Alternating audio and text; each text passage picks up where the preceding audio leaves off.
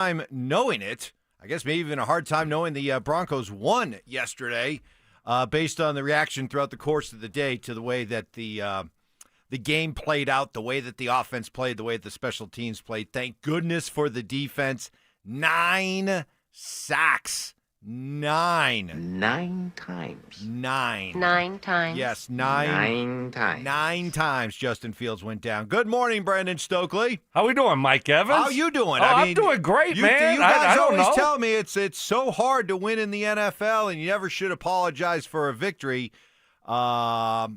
I'm not apologizing. I feel good. I love where the Broncos are at right now. That's a win to feel good about. I feel, yes, any win you can feel good about. And I'm going to look at the positives here. The defense was special. Yeah. And this is what I thought we would see from the defense. And, we've come in here this year after, I think, week 2 and 3, questioning this defense. Are they as good as we thought they were? You were talking about, well, I knew I shouldn't have bought all that hype on this defense. And I thought they had a chance to be special. And they showed it yesterday. So there's a lot of positives there. Offensively, yeah. That second half was really bad. We let them hang around. Special teams-wise, it was not good at all, obviously. So there's things that you have to improve on, but, man, you won. And then you also have to look at the challenges that we haven't really talked about. They just went on the road to Philly. They had to pack up. They've been gone for 10, 11 days. They went over to London after that. So that's been a long trip for them. And you are playing other NFL teams. They found a way to go 2-0 on that road trip. They're sitting at 4-2. I'm not going to be too negative here after a win today. And you look up and see Chargers won, Chiefs won. Broncos got to win, and that defense was special. How good was the defense? The Broncos had as many sacks as Justin Fields had completions, 9. The Jets' passing was, when you factor in sacks, minus 10 yards passing. Negative 10 yards passing for the Jets. The Broncos had more sacks, 9, than the Jets had first downs. They held them to 82 yards of total offense. It was... it was the kind of performance, especially when you consider that they were the only phase of the 3 phases that were actually playing at a high level yesterday. This brought back memories of 2015 for me, the Super Bowl year, where the defense just made play after play, and when they absolutely had to make a play, they did. Like when it looked like the Jets were going to be in prime position to kick at least attempt a game-winning field goal, they pushed him back. Yeah, well, this is what great defenses do. And that's why I was so disappointed in week 2 and week 3. And then they go out there. They closed this game out, Mike. And this is what great. It didn't matter. Offense was bad in the second half. Special teams were bad. They played their tails off. And, sometimes it's not perfect. You just got to go out there and do it. And that's a game they could have easily have lost. Well, we'll give you a chance to react to it throughout the course of the morning, of course. It's a Bronco Reaction Monday, and we want to hear from you. RamosLaw.com text line 303-713-1043. A lot of things to unpack from this one. Also, other things that happened over the weekend. Local college football. Wow, was that a season-saving win for CU? They beat Iowa State, who had been ranked. It snapped a streak of 8 straight losses to ranked teams. Deion Sanders had been 1-8 against a ranked opponents, but they get the win, and now maybe the narrative flips, right, Stoke, as opposed to, wow, we can't win these close games. We keep losing these close games. We don't know how to win these close games. Now you win in one of them, all of a sudden maybe you look at those other close losses and say, hey, we're not that far away. Yeah, that was awesome. Great job. Deion had some health issues that he was dealing with during the week, battled through those, had a procedure, and then his team goes out there and finds a way to win probably the biggest game since maybe Deion's first game of his career. Yeah. That Hail Mary game was a pretty cool comeback win a year ago against Baylor, I believe. But big-time win. And they needed it. You need to get some momentum going. You saw the stands. I mean, it was still packed. Yep. The students rushed the Sell out. field. You got to keep that momentum going. So you got to win football games. So great job, CU, being able to finish that one off and beat an Iowa State team that was ranked 22nd. Same thing with CSU. Where did that performance come from on Friday night? My son, who's fireworks. I mean, it was unbelievable. Unbelievable. My son's a freshman there, and I'm texting him during the game. I'm like, where did this come from? He's like, I don't know. We're all stunned. It was like the whole crowd was stunned at like what they were watching. Like, where's this been? So maybe, just maybe, this might signal a turnaround there up in Fort Collins. And then you had the Avalanche in Dallas.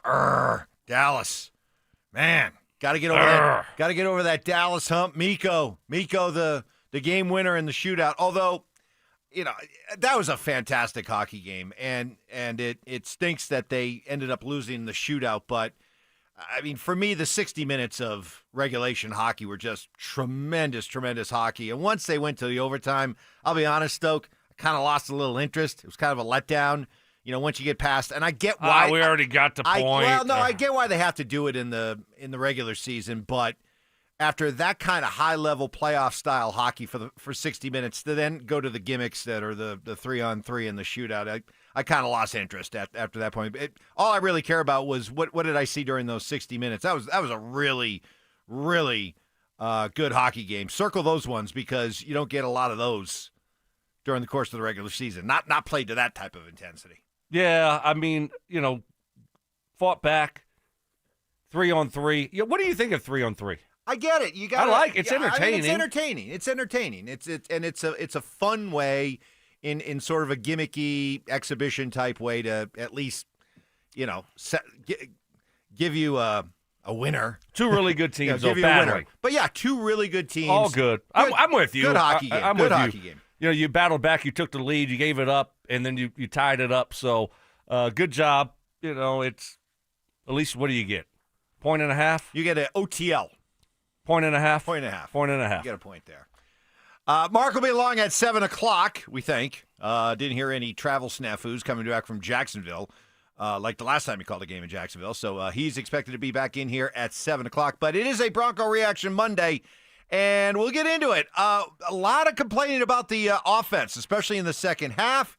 Was it Sean's play calling? Was it Bo? Was it the offensive line? We try to make sense of it next. Follow us on YouTube, Instagram, and TikTok at Denver Sports 1043 to stay up to date on all your local teams. Denver Sports 1043. The Fan. What is happening? Stoke here for my friends at Roller Auction, a leader in Colorado auctions for over 40 years. And they got some great auctions that are ending this week. Got one ending today. Don't worry, you still have time. All you got to do is go to rollerauction.com to get logged in, to get signed up. It's free, it's easy, it's open to the public. Best part about it is you're going to get some great deals on great items. Got a reconditioned Power Tools office furniture auction that's ending at 1 o'clock this afternoon. Over 600 items in it. Also got a Farmer Boston Market headquarters auction that will be ending tomorrow. And they got two auctions that will be ending on Wednesday. You got to check this one out today. Power 2 office furniture auction, 1 o'clock in the afternoon, over 600 items, all kinds of tools and other great items. Some really cool auto mowers. These things are unbelievable. You got to check those things out. They got chainsaws. Mike Evans is going to want one of those chainsaws. I might have to get him one of those, and all kinds of other tools. Love this auction ending at 1 o'clock in the afternoon. That's what I love about Roller Auction, is they're always updating and adding new auctions every single week. Go see it all and get yourself a great deal at rollerauction.com. This is Hall of Famer Terrell Davis here to tell you about my friends at Colorado Credit Union. Great plays start with a solid game plan, and the same goes for home ownership. Whether you're buying your first home, refinancing, or tapping into your home's equity, Colorado Credit Union has the mortgage and home equity options to fit your needs. Ready to make your next big move? Visit ccu.org to learn how Colorado Credit Union can help. Colorado Credit Union. Love where you live, love where you bank. Membership eligibility required. Federally insured by NCUA. Equal housing opportunity. Hey guys, Mark Schlereth here from my friends at Xfinity, and the other day I'm over at a friend's place. He's pumped to watch football, but his setup, total mess. Lagging, buffering, switching between apps, trying to find a game. He claimed to be a big fan, but I feel like I was being fan-fished. See, if you call yourself yourself a football fan, you gotta have Xfinity. It's the ultimate sports destination. I can find the best games and my favorite teams all in one place. And the way I watch, well, it's next level. It's the perfect fan flex. I've got all the action right in my living room, plus Xfinity's best picture and sound with enhanced 4K, so clear it feels like I'm in the stadium. Sometimes I've got 4 games going on at once. Why? Because why not? On top of that, I get real-time notifications, live stats right on my TV. It's the best seat in the house every single time. Next game day, make sure that big fan isn't a big fail. Learn more at Xfinity.com. Xfinity, imagine that. Restrictions apply. Multi-view requires Xfinity 4K cable TV box. What's the biggest mistake you could make when selling your home? Settling for less money. Not with Orchard. Orchard gives you cash up front so you can buy and move into your new home first on your timeline. Then they sell your old home on the market for top dollar. One customer said, I made way more than I expected, and it couldn't have been easier. Don't settle for less. Buy before you sell. And get top dollar with Orchard. Get your free home valuation at Orchard.com. Orchard.com. Ever tried fixing an outlet yourself? First, you watch a DIY video, then you grab your tools. Next thing you know, sparks are flying and your hair looks like you just licked an electrical socket. Let's avoid that, shall we? Piper Electric has been providing expert electrical service since 1983. Repairs, upgrades, EV charger installations, even commercial and industrial. They do it all and do it right. They're giving you $50 off your next service. No fried hair required. Call 303-422-9219 today. Piper Electric. Leave the electricity to the experts. It's the Medicare Advantage annual enrollment period, and Humana knows not everyone has the same needs when picking a Medicare Advantage plan. Now that I'm retired, I want to enjoy the life I've worked hard to build. So I want a plan that covers me when I'm traveling the country. Humana has a plan for that. As a veteran, I want a plan that fills in the gaps my VA coverage doesn't provide, like dental care. Humana has a plan for that. I feel good about my health. I just want care and coverage with predictable costs. No surprises. Humana has a plan for that. With a Humana Medicare Advantage plan, you get coverage and benefits that focus on what matters most to you. Learn more at GetHumana.com. Humana, a more human way to healthcare. Humana is a Medicare Advantage HMO and PPO organization with a Medicare contract. Enrollment in any Humana plan depends on contract renewal. Payton Manning here. Throughout my football career, staying healthy was a big priority, but bumps, bruises, and injuries were part of the game. And for me, it's not just the clinical excellence and expertise that sets a medical team apart. It's also the compassion, kindness, and empathy they show. At Common Spirit Health, healing is quality care and human kindness. And my friends at Common Spirit are teaming up with their partners to spread human kindness and create healthy communities. Common Spirit Health. Hello, human kindness. Planning out your holiday pictures? Let's move you to the front because at Soda Weight Loss, you could drop the belly fat and gain your confidence back, just like Ramon. I used to dread those pictures. I'd position myself behind someone taller or make sure I was holding a plate so nobody focused on my belly. But that was before Soda. Soda gave me more than a smaller waistline. It gave me back the confidence to wear what I want. And they make it simple. No injections, no hunger, just a plan that works. Soda Weight Loss is built for busy people like you. I lost 82 pounds in just 16 weeks. No hunger, no drugs, just steady, real-life progress with the nutritionist who helps you every step of the way. That's why Soda has nearly 9,000 Google reviews. And right now, the most popular offer of the season is back. Join today, and your partner joins free. Visit SodaWeightLoss.com. That's SOTA weightloss.com. Soda is, say it with me, state of the art. Stay up to date on the Broncos and the latest news from around the league with our NFL insider James Palmer, exclusively on Denver Sports 104.3 The Fan. Mondays on The Rundown with Richie Carney, Tuesday afternoons on The Drive, and Friday mornings on Stokley and Evans with Mark Schlereth, all season long. Denver Sports 104.3 The Fan, DenverSports.com, and the Denver Sports app. It's Reaction Monday, powered by Silter Har Motors. On utter nonsense. This thing has gone totally off the rails. Some Cajun seasoning. Gree-gree? And the occasional anatomy lesson. Yeah, we're tight. Okay. We're like tire mouse nuts. It's Stokley and Evans with Mark Schlereth on Denver Sports 104.3 The Fan. I think they played well up front. We'll look at the tape. They certainly defended the run well, and we got some heavy fronts, maybe a little bit more than we saw on film from the Dallas game, but nonetheless, we have to adjust to that. I'd say they played a lot of man, and yet there were still snaps to cover two and some zone. But I would say, yeah, especially in the second half as they were chasing a lead or the game was close, I think you'd be right. Yeah, a Broncos offense that looked really good in the first half. Bo Nix was 15 of 20 for 125 yards, a touchdown.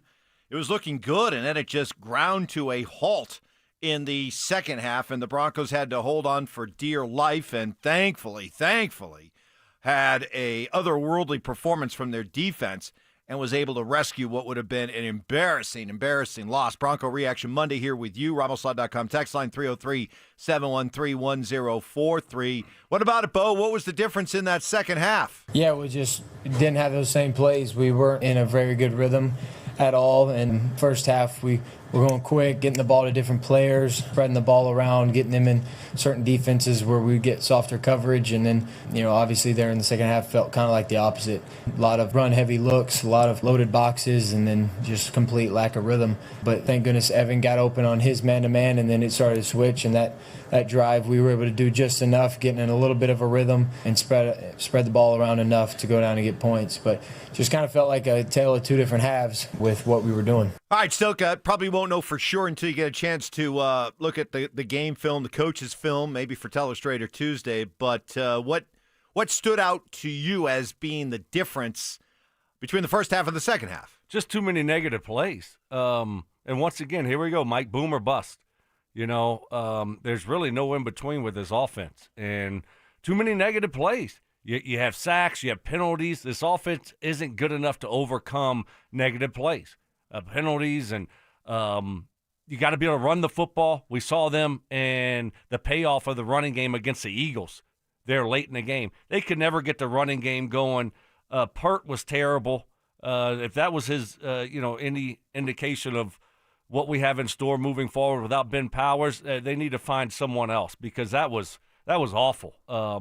Taking over for Powers there at left guard. So they got to just – you can't have those negative type of plays, whether it be sacks or penalties. They're not good enough to overcome them. And, that's what you see from this offense. When they aren't able to stay on schedule, they're going to look like they did in the second half. When they're able to stay on schedule, then all of a sudden now you do get in a rhythm.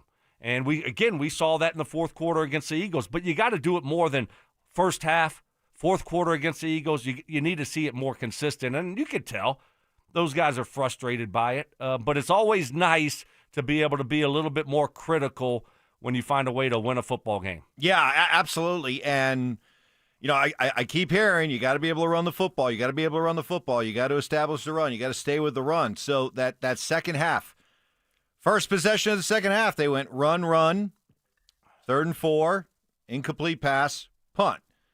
Then the second drive, and at this point I was starting to get kind of frustrated because in my game notes before that second drive, they were at their own 3. I wrote down in the margins, put the game in Bo's hands. And then you had a holding in the end zone for a safety.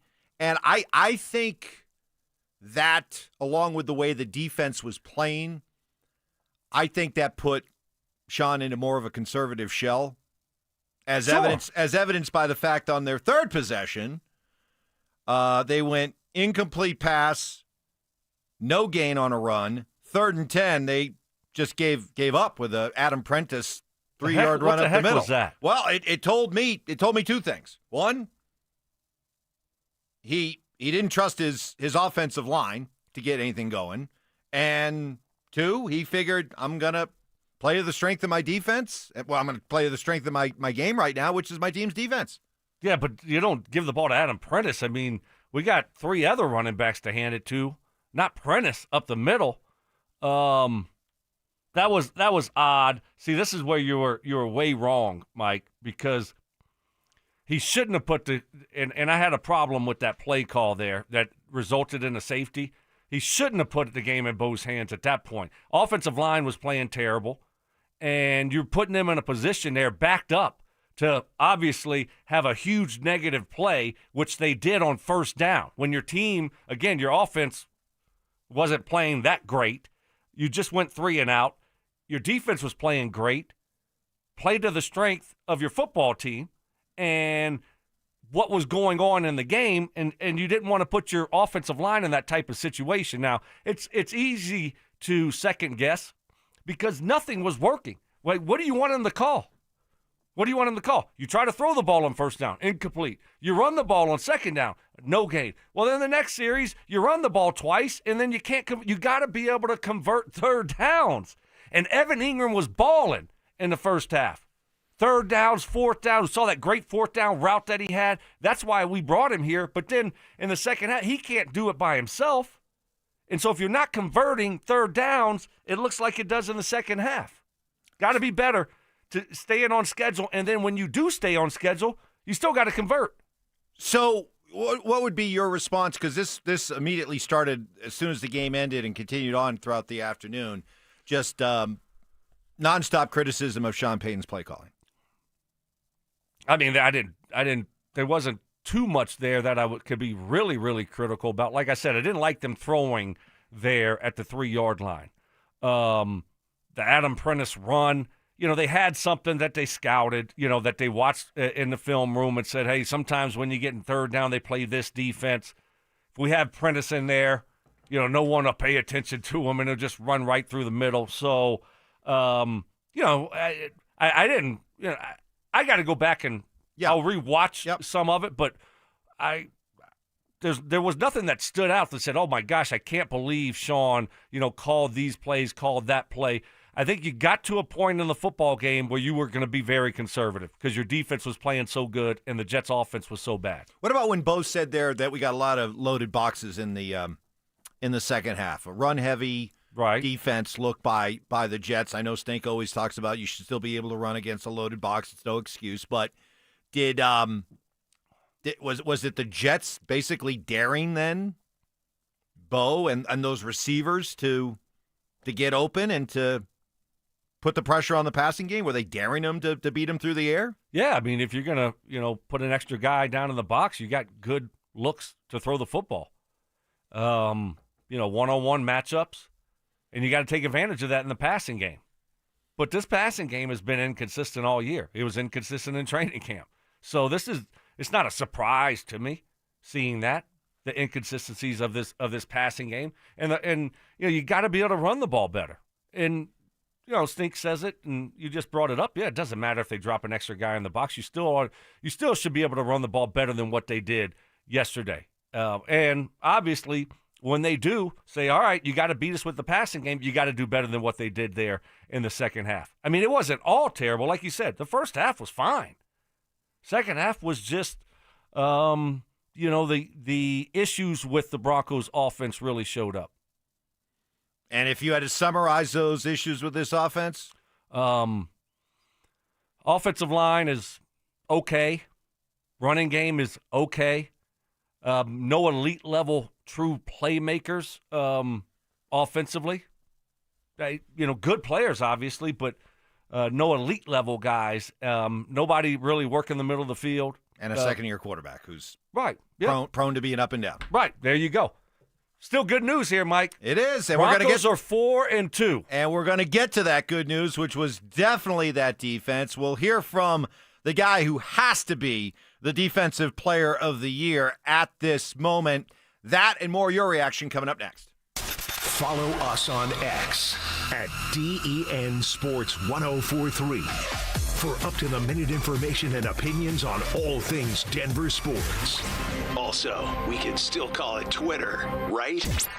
Denver Sports 1043 The Fan, DenverSports.com, and the Denver Sports app. What is happening, fella? Stoke here. If you're like me, you know fall golf is hands down the best golf Colorado has to offer. I absolutely love it. The air is crisp, the courses are pure, and it's the perfect time to fine-tune your game before the season ends. And the best place to do that, Embers Golf in Westminster. What I love about Embers Golf, it isn't your big box golf store. No, it's boutique style, family-owned, and built for true golf enthusiasts. They're not just selling clubs, they're crafting a full journey personalized to you and your game. They got 2 private hitting bays, all the major brands, Callaway, G4, TaylorMade, Titleist, whatever you need. They got you covered, and they specialize in custom upgraded shafts that take your game to the next level. Do what I did and go get a full bag fitting. I'm telling you, you can feel the difference. Seriously, there's nothing else like it around here. So before the snow hits, get yourself dialed in like I did. Go visit embersgolf.com. That's embersgolf.com, where your golf journey begins. If you're 55 or older and into that whole saving money thing, T-Mobile has an exclusive phone and internet bundle just for you. Right now, get 2 unlimited phone lines plus 5G home internet for just $30 each per month with autopay, plus taxes and fees. And with 5G home internet, setup is easy with just 1 cord and no technician needed, which is great if you're also into that whole keeping it simple thing. Switch now and experience the best mobile network in the U.S. Visit your local store to start saving. T-Mobile, it's better over here. Based on analysis by Ookla Speed Test Intelligence data Q4 2024 to Q1 2025, Ookla trademarks used under license. Unlimited on our network. Customers on voice plan may notice speeds lower than other customers and further reduction if using more than 50 gigs a month due to data prioritization. Video streams and SD on this plan. Home internet pricing after $20 in monthly bill credit plus $5 per line without autopay. Debit or bank account required. See 5G device coverage and access details at T-Mobile.com. Hey guys, you feel your energy slipping away, losing what makes you you? It could be low testosterone. Take action now. Synergetics and Low T Center can help reclaim your energy with a quick and simple free T-test. Visit a local Synergetics Low T Center and receive pharmaceutical-grade testosterone never compounded like other clinics. Experienced providers increase your testosterone to the level that's right for you. Treatment is covered by most major insurance, and affordable self-pay options are available. Book your free T-test at trtmvp.com. That's trtmvp.com. Hey, Mr. C, it's me. Well, I just picked up the ring. I actually went to Hellsberg. Thanks for that recommendation. Kate's gonna love that hers is from the same jeweler you got Mrs. C's ring from. They were so helpful throughout the whole process. They even knew your family by name, and the ring looks great. Anyways, I just couldn't wait to let you guys know. Call me back and wish me luck. Hellsberg, designed with care and craft since 1915. Shop in store or at hellsberg.com. Peanut butter and jelly, music and dancing, salt and pepper. At Excel Energy, we believe some things just work better together. Like a heat pump, the 2-in-1 unit that can both cool and heat your home. And better yet, it does so using energy more efficiently than a traditional HVAC system. Better yet, you can also save money on a heat pump with rebates at excelenergy.com/heat pumps. Cooling, heating, and savings. That's a lot to get pumped about. All in one package. Hey guys, it's Zach By here for 5280 Exteriors. Right now, they've got a great deal on windows, so take advantage before the snow starts falling. Order your windows in October, finance your project with them, and you won't pay anything until November of 2027. Be warm during the holidays. Don't wait to upgrade your home. Order windows or siding from 5280 Exteriors before the cold weather arrives. Call 5280 Exteriors now and see how low your monthly payment can go. 5280 Exteriors, the altitude of quality. You've got your whole life ahead of you, so choose a Medicare plan you can count on. And that's what you get with a Medicare Advantage plan from United Healthcare. With more than 45 years' experience serving its members, United Healthcare has plans with low monthly premiums that fit your life today and as your needs change tomorrow. The Medicare annual enrollment period ends December 7th, so go to uhc.com/Medicare today. United Healthcare Medicare plans. It's Medicare coverage Colorado can count on. Upgrade your hunting arsenal with premium brands at great prices during the Shields Hunting Sale event happening now through October 19th. Scope out savings on your favorite brands in camo, rifles, ammunition, and so much more. Like $200 off the Sitka Fanatic jacket and up to $500 off the Leupold VX5 HD rifle scope. Join the community of hunters who trust Shields experts to outfit their adventures and get more bang for your buck now through October 19th at Shields.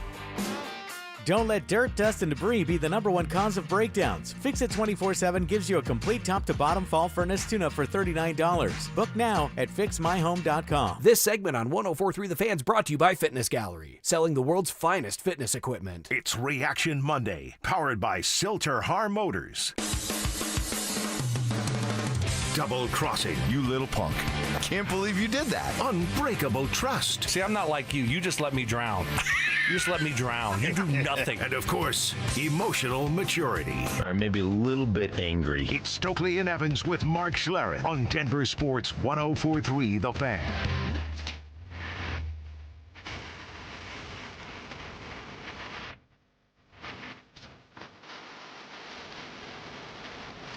It's a long season. I still have a lot of room to grow in my game and just a lot of games to just keep playing and keep trying to stack these wins. So I got a lot of ways to go before we start even having those conversations. Really, Nick Benito? There's even more room to grow in your game. I don't know. What you're doing right now seems pretty darn good.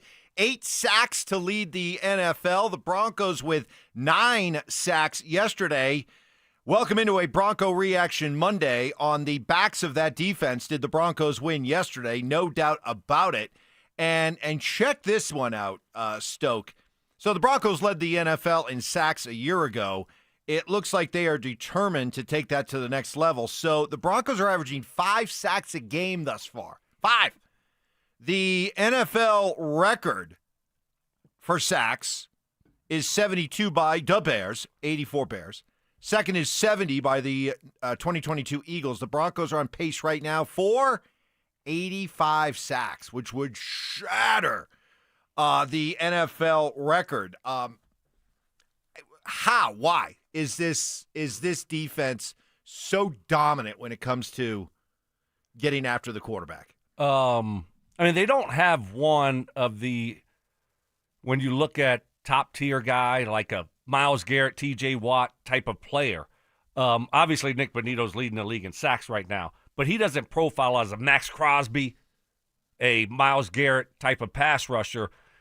I think it's because they have so many just really good guys that can get after the quarterback. It's not one, it's not two, and they're relentless. So you look inside, they have guys that can get after the quarterback, John Franklin Myers, Zach Allen, and then you pair them with your two outside guys, Cooper, Benito, and then you throw Ellis and those other guys in there, and they just have a bunch of really, really good guys that can get after the quarterback. They don't stop. Motor never stops. And then on the back end, you got to have guys that cover. So what does that do? That makes a quarterback hold the ball a little bit longer and gives them a little extra time to get to the quarterback. So it's not just those guys up front. It's also the secondary members doing a good job of covering guys. Are you getting 2015 vibes at all with this defense? No, I'm not, the kind of defense that can carry you to a Super Bowl? No, not right now. I'm not going to take that far of a leap. I think they have a chance to be a great defense. That 2015 defense was special. They carried a football team to a Super Bowl victory. So that was that line up. Yeah, they were really good during the regular season, but when it mattered the most in the playoffs, they were lights out. This defense was able to close out this football game. They weren't able to do that weeks 2 and week 3. Colts, Chargers. So that's what great defenses do. But certainly, these last couple weeks, they've been great. Now, the next step, Mike, all right, I want to see you do it against Josh Allen. I want to see you do it, against one of those top-tier offenses, top-tier quarterbacks. That's the next step here. I do think, and I guess I'm maybe a little bit surprised with the overall negativity that seemed to surround the win yesterday, at least, what I was seeing on social media. And by no means is social media the end-all, be-all when it comes to capturing the mood of Broncos country. But this is a fan base that has seen a dominant defense, what a dominant defense can do, and you would think would be able to celebrate that. Like our guy Zach Bye took to Twitter after the game yesterday. I don't think the Broncos should do the blaring music and smoke machine after today's win, but that's just me. Why not? Why can't you celebrate a dominant defense? what, the defense is supposed to just kind of walk around in hushed tones and give each other little pats on the back and little high fives, but don't make too much of a scene because the offense didn't play well or the special teams didn't play well. Heaven forbid we celebrate and play the loud music and club dub and everything for a dominant defensive performance. What, you can only be happy if the offense is carrying you to a victory? Or you beat the Eagles, supposedly a good football team. That's the only time that you can do it. You don't do it. I think what they should have done, Mike, the offense and the special teams players, they had to go to the training room. Right. Okay? You're not allowed. You're not allowed to take part in the party. Right. Make them stay outside the locker room. Sure, listen to the music. For 5 minutes. Yeah. That's your punishment. That's your because punishment. y'all didn't do a good enough job. Defense, club dub. Right. Let's get the smoke and the music for the defense. Right. Offensive guys and special teams guys, they have to stand outside of the locker room and wait with the media. I'm with you, Mike. I mean, hey, you celebrate wins. They're hard to come by. No games are perfect. And sometimes, throughout the course of a season, you got to win football games like this. We know that, right? We know that. This offense, what were your expectations for this offense this year? Do you think it's going to go out there and put up 35 a game? Both throws for over 3? I didn't. I expected to see some of these games. You found a way to win. You're 4-2. And you just came off of a 10, 11-day trip that you were gone for, Philly, straight to London, and you found a way to come back 2-0. Now you can take a little bit of a deep breath, hopefully get settled back in and get ready for a team, the Giants, that are playing pretty good football these last few weeks, and believe that they can beat anybody right now. Well, at least I asked for your reaction, Broncos' reaction Monday. Well, how do you feel? I mean, how do you feel about the win? Here's the general rule that I have, okay? In short spurts, can your defense carry you? Yes. And it can carry you to a Super Bowl. And that's awesome. I think, though, that if you're looking at sustained success and the idea that this is going to be something that just every year we're right there in the mix, I don't think you can do that on the backs of a defense. You have to have an offense. You have to have a quarterback. You have to have a quarterback play caller combination that is above average. That is elite if this thing is going to be sustainable. And so in the short term, absolutely. Love. That's all we're talking about, Mike. We're not looking 3 years down the road. If that's the case, we're looking right now. If that's the case, then that's an awesome win. But it is funny how, because I'm watching Sean's press conference afterwards, and he sounded morose. He sounded kind of morose. Seriously. Okay. On a Monday, it's morose. You're right. That's just you trying to flex. You're right. Like, look, I know a big word. Stokely's not going to know. Let me throw this in there. Morose. My bad. Okay, thank you. I'm tapping the chest. Okay. Gee, what are we doing? I've never heard of that word. He sounded down. He sounded like put it this way. That was a 2-point win. Sean, after that game, a 2-point win, did not sound anywhere near what he would have sounded like if that was a 30-28 win. It was still right. that still would have been a 2-point win, but the offense is his baby. They stunk on the offense. The offense right. is his baby, and he's offensive coordinator. And so it was. Thank God for the defense. Thank you for the defense, because we stunk on offense, and I think it really took away from the joy that he felt about the game. I mean, if you were in control of the offense, I would feel the same kind of way, though. Yeah. I was the one calling plays. I didn't do a good enough job. Yep. That wasn't good enough. But I guarantee you, he's still fired up for the win. Yes, but what I heard from him yesterday. Well, we'll talk about what I heard from him, because I think what I heard yesterday after the game. I know what I heard after the game was he wishes he could have a mulligan on something, and I'll tell you what that is next. Stream Stokley and Evans with Mark Schlereth, Dover and Cecil, The Drive, and all your favorite shows on the Denver Sports 104.3 The Fan app. Denver Sports 104.3 The Fan, DenverSports.com, and the Denver Sports app.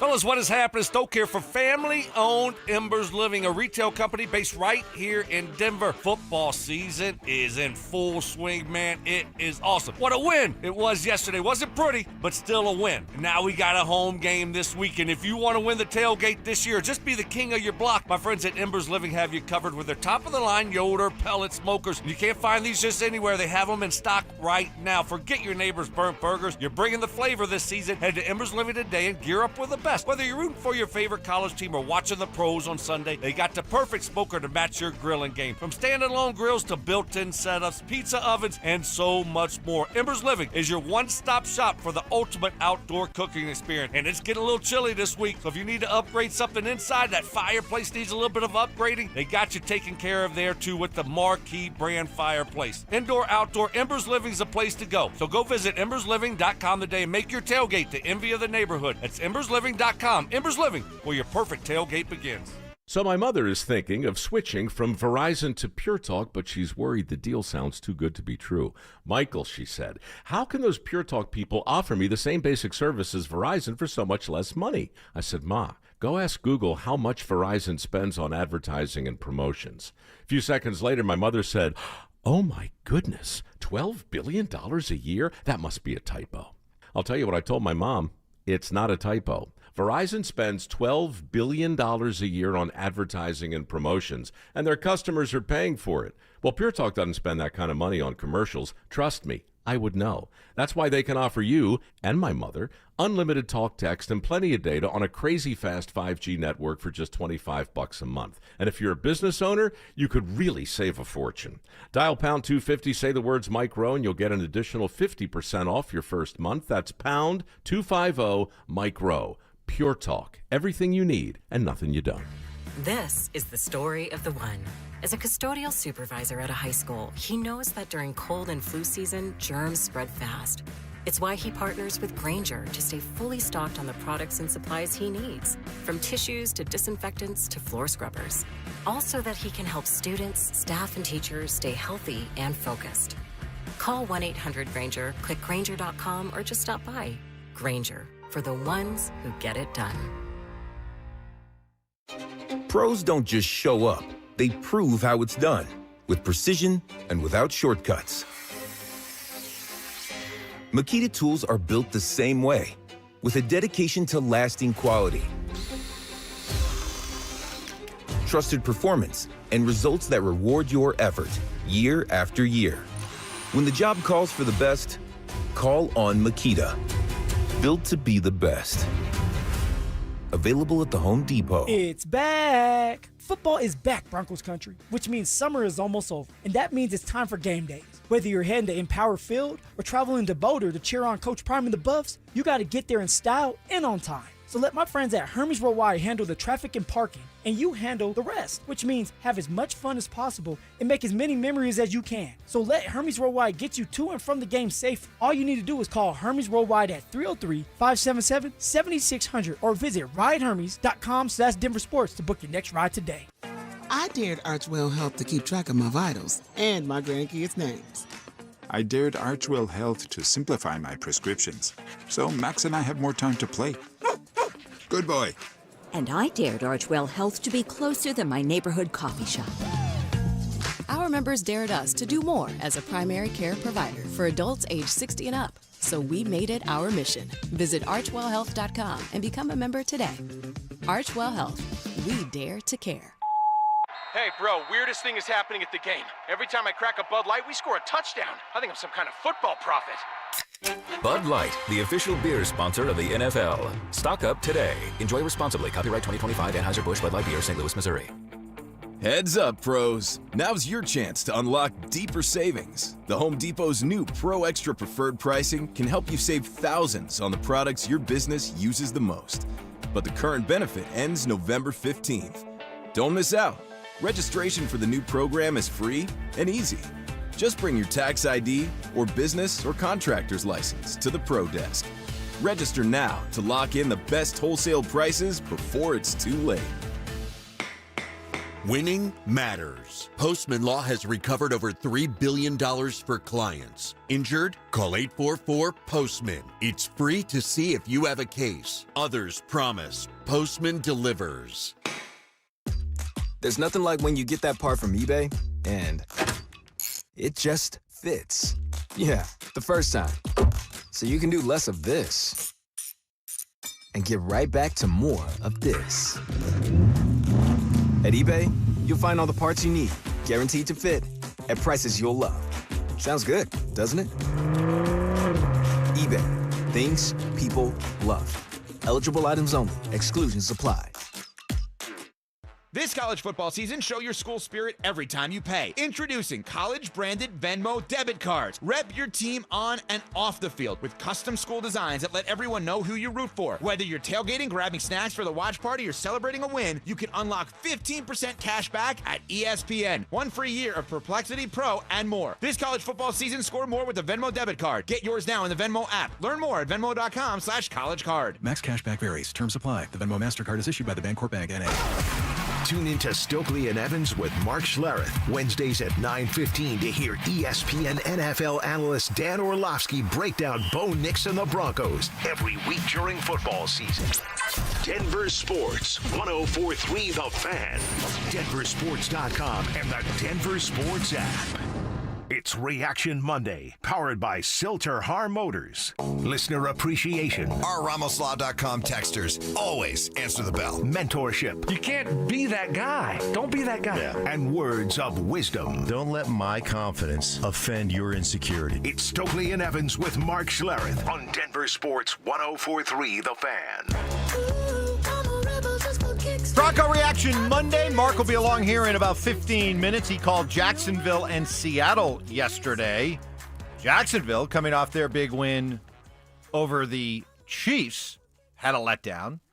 The Broncos, coming off their big win over the Eagles, able to avoid a letdown, but just barely. And reaction here on the RamosLaw.com text line. Gentlemen, the problem with this win is that we see the writing on the wall about how this season ends. I love Sean, but there's no way that this team gets out of the first round of the playoffs playing this bad offensively. He wants to talk about Super Bowls. He needs to fix the offense if he wants to get out of the first round. Yeah, let's not try to fast forward this thing. You know, I mean, football is a sport where you look back. We'll look back in week 15 and 16, and hopefully we see a different team then, a different offense. An offense is playing much better. Don't you know that you improve, hopefully, during the season? Things change. There's seasons within the season. You know, I mean, I won the Super Bowl my second year in the NFL with the Ravens. I never even crossed my mind that we were a Super Bowl team. And we just got going late in the season. We were just finding ways to win football games. We didn't score for like 4 weeks. An offensive touchdown. We kicked field goals. You think anybody thought we were going to the Super Bowl? So, and then we got hot, and we figured some things out, and we got better. And you had a great defense. Yeah, we had a great defense, of course. So we just got better. We improved. And so that's what you want to see here. So let's not look from and try to project, oh, my gosh, you know, off of one game, week 6, and say, well, yeah, their offense stunk, so we're going to lose in the playoffs first round. Let's just not do that. Why not be happy that the Broncos are 4-2? They won football games. You can be critical. The offense, we didn't have any passing yards in the third quarter. None. Zero passing yards. That's hard to do in the NFL. They got to get better, and hopefully they will. But right now, there are a lot of positives to build off of course, and you're winning football games. But listening to Sean yesterday after the game, you know, you would not think that you were watching and listening to a guy whose team had just won. And the offense is his baby, and Bo is his handpicked guy. And what I heard yesterday, and the question was, and it was actually asked by one of the British reporters about, hey, you made your comments during the preseason about you've had 6 teams in the past that you thought could win a Super Bowl. This is number 7. Do you still feel that way? Here was his response. Each year you set your goals relative to, I think for every team, it starts with winning your division, right? I mean, there's 4 teams in each division, and that's catching Kansas City, and respectfully, they're one of those teams. And then it's your best seeding and then to play for a championship. And I felt like we had made a number of acquisitions.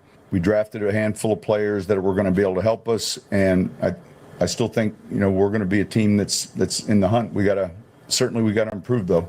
There's a lot of things that you can't do to beat yourself, and I think our penalty numbers are still poor. Our turnover ratio is still, it's not anything special. Those things, and I think our players understand that.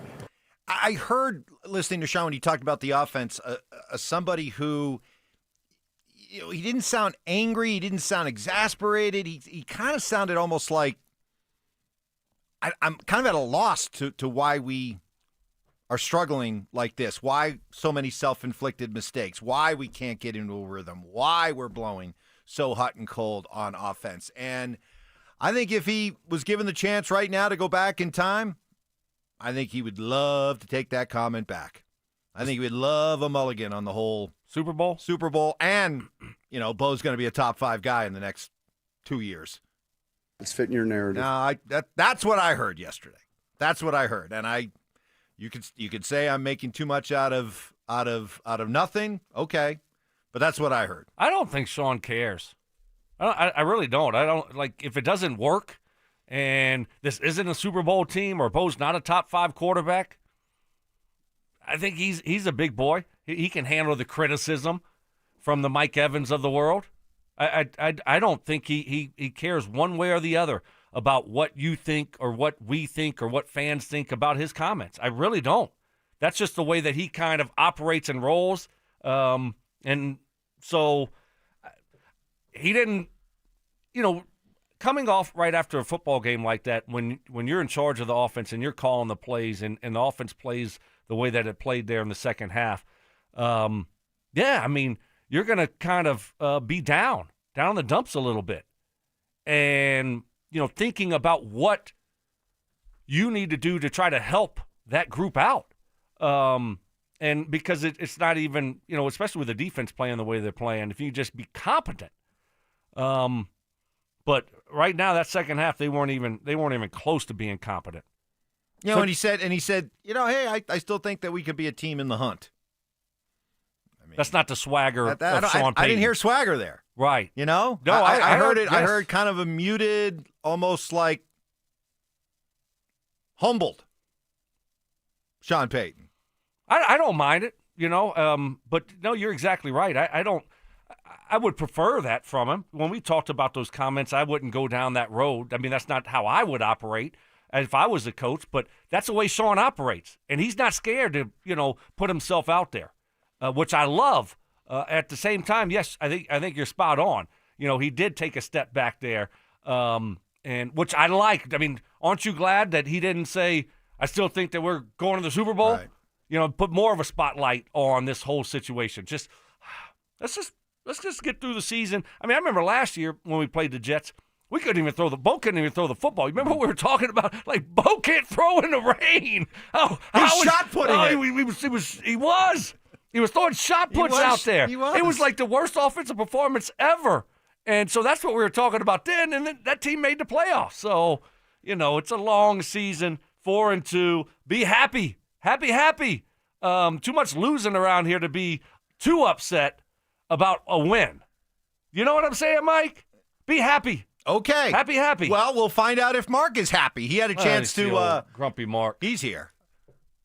He just kind of lumbered in. Big old tired bear after. But he did get a chance after calling the Jacksonville game to watch the Broncos game as he flew on home. His observations coming up next. Follow us on YouTube, Instagram, and TikTok at Denver Sports 1043 to stay up to date on all your local teams. Denver Sports 1043. The Fan. Worried about market losses? If headlines are keeping you up at night, it's time to take control. Hi, I'm Jeff Jr. with Cajun Wealth, and I know you've worked hard to save. But in times like these, what if can turn into what now? If you're planning to retire or are in retirement, you need a strategy that helps protect your future. At Cajun Wealth, you can capture market gains, protect your account from losses, and guarantee income for life. Right now, you could receive a bonus of up to 30% or annual growth of up to 10% for retirement income. You heard me right. An upfront bonus of up to 30% or annual growth of up to 10%, all guaranteed to boost your lifetime income in retirement. Don't leave your future to chance. Plan with confidence. Call Trajan today at 720-405-3300. That's 720-405-3300. Annuity guarantees are based on the claims paying ability of the issuing insurance company, DBA, in most states as Trajan Wealth Insurance Solutions. Hey, Mr. C, it's me. Well, I just picked up the ring. I actually went to Hellsberg. Thanks for that recommendation. Kate's gonna love that hers is from the same jeweler you got Mrs. C's ring from. They were so helpful throughout the whole process. They even knew your family by name. And the ring looks great. Anyways, I just couldn't wait to let you guys know. Call me back and wish me luck. Hellsberg, designed with care and craft since 1915. Shop in store or at hellsberg.com. Marketing can feel overwhelming. Where to start? What works? What doesn't? That's where your marketing experts at DenverSports come in. Audio, video, online marketing, and we know how to cut through the noise so your customers finally hear your story. You don't have to waste time guessing or spinning your wheels. We'll guide you with a proven plan that turns your marketing into growth. Let us handle the hard part. You do the easy part. Head over to DenverSports.com and click Advertise with Us and start growing your business today. This is Terrell Davis, two-time world champion and Hall of Famer. I learned early in my career that winning takes teamwork. And in banking, that means choosing a partner that has your back. That's why I trust Colorado Credit Union, a local financial institution that has spent more than 50 years investing in our community and helping families build a strong financial future.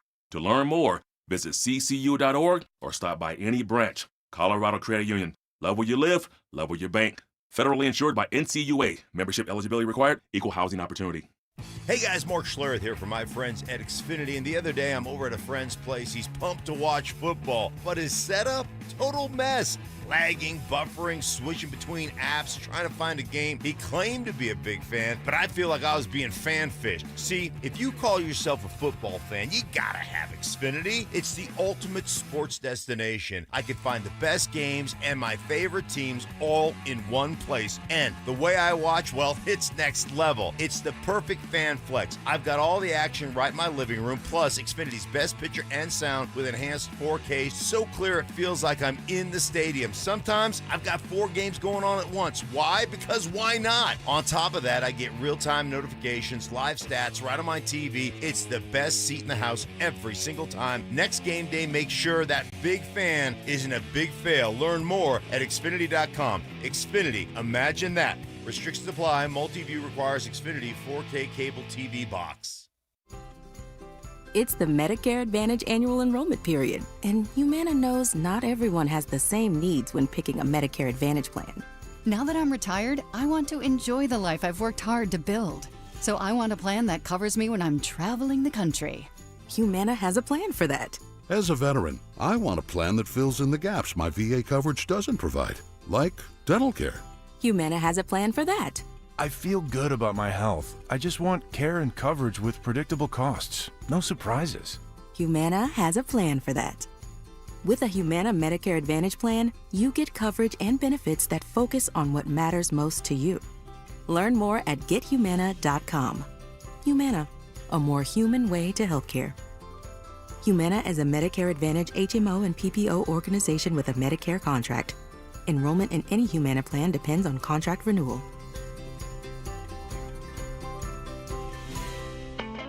We're hiring at Don's Garage Doors. No experience? No problem. We provide full training, a brand new van, top-of-the-line tools, a gas card, and steady jobs with weekly pay. This isn't just a job. It's a career with real growth, great pay, and job security. Our team members go from training to 6 figures, and we're ready to help you do the same. Don't wait. Apply now at donsgaragedoors.com. Coach Saban here, and let me tell you, every second matters. Preparation is everything, and that's why I trust Kidde Smoke Alarms. And as North America's #1 home fire safety brand, they're built to respond over 25% faster to smoke detection. Kidde helps protect what matters the most. Find it at the Home Depot. How doers get more done. #1 claim based on total household installations as of December 2023. 29% faster average smoke detection based on internal testing of smoldering wood fires for Kidde 9th edition versus leading competitor 8th edition products. The post-crib assembly press conference, brought to you by Progressive. Michael, you had some trouble putting the crib together today. What went wrong? You know, those instructions can be tough, and, well, you saw the outcome. Were you upset when your wife pulled you and called in the backup? No, I mean, the baby needs a crib to sleep in, so whatever it takes. You've got a changing table to put together next. It's got a lot of drawers. What's your comment? You know what? We're done here. Like it or not, sometimes you need a backup. That's why there's Progressive to protect your home and auto. Progressive Casualty Insurance Company affiliates and other insurers. Not available in all states or situations. Your favorite song shouldn't have to wait for Wi-Fi. Switch to Straight Talk and get real unlimited data on Verizon's 5G network. Straight Talk, available at straighttalk.com or Walmart. KKFN and KKFN HD1 Longmont, Denver. You're listening to Denver Sports 104.3. The Fan. It's Reaction Monday, powered by Silter Har Motors. Denver Sports 104.3 The Fan presents Stokley and Evans with Mark Schlereth.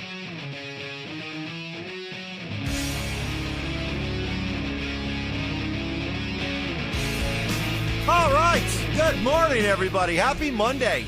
Hey, I need to remind everybody, the Broncos did win yesterday, okay?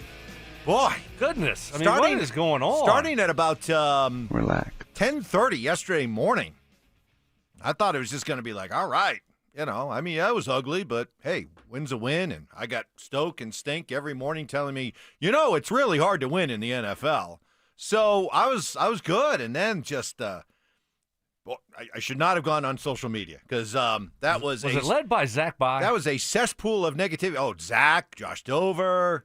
Just, what about Marilat? Oh, of course. Just a cesspool of negativity. Marilat's like if we only had Russ back. Right. Twitter is populated with idiots. Right.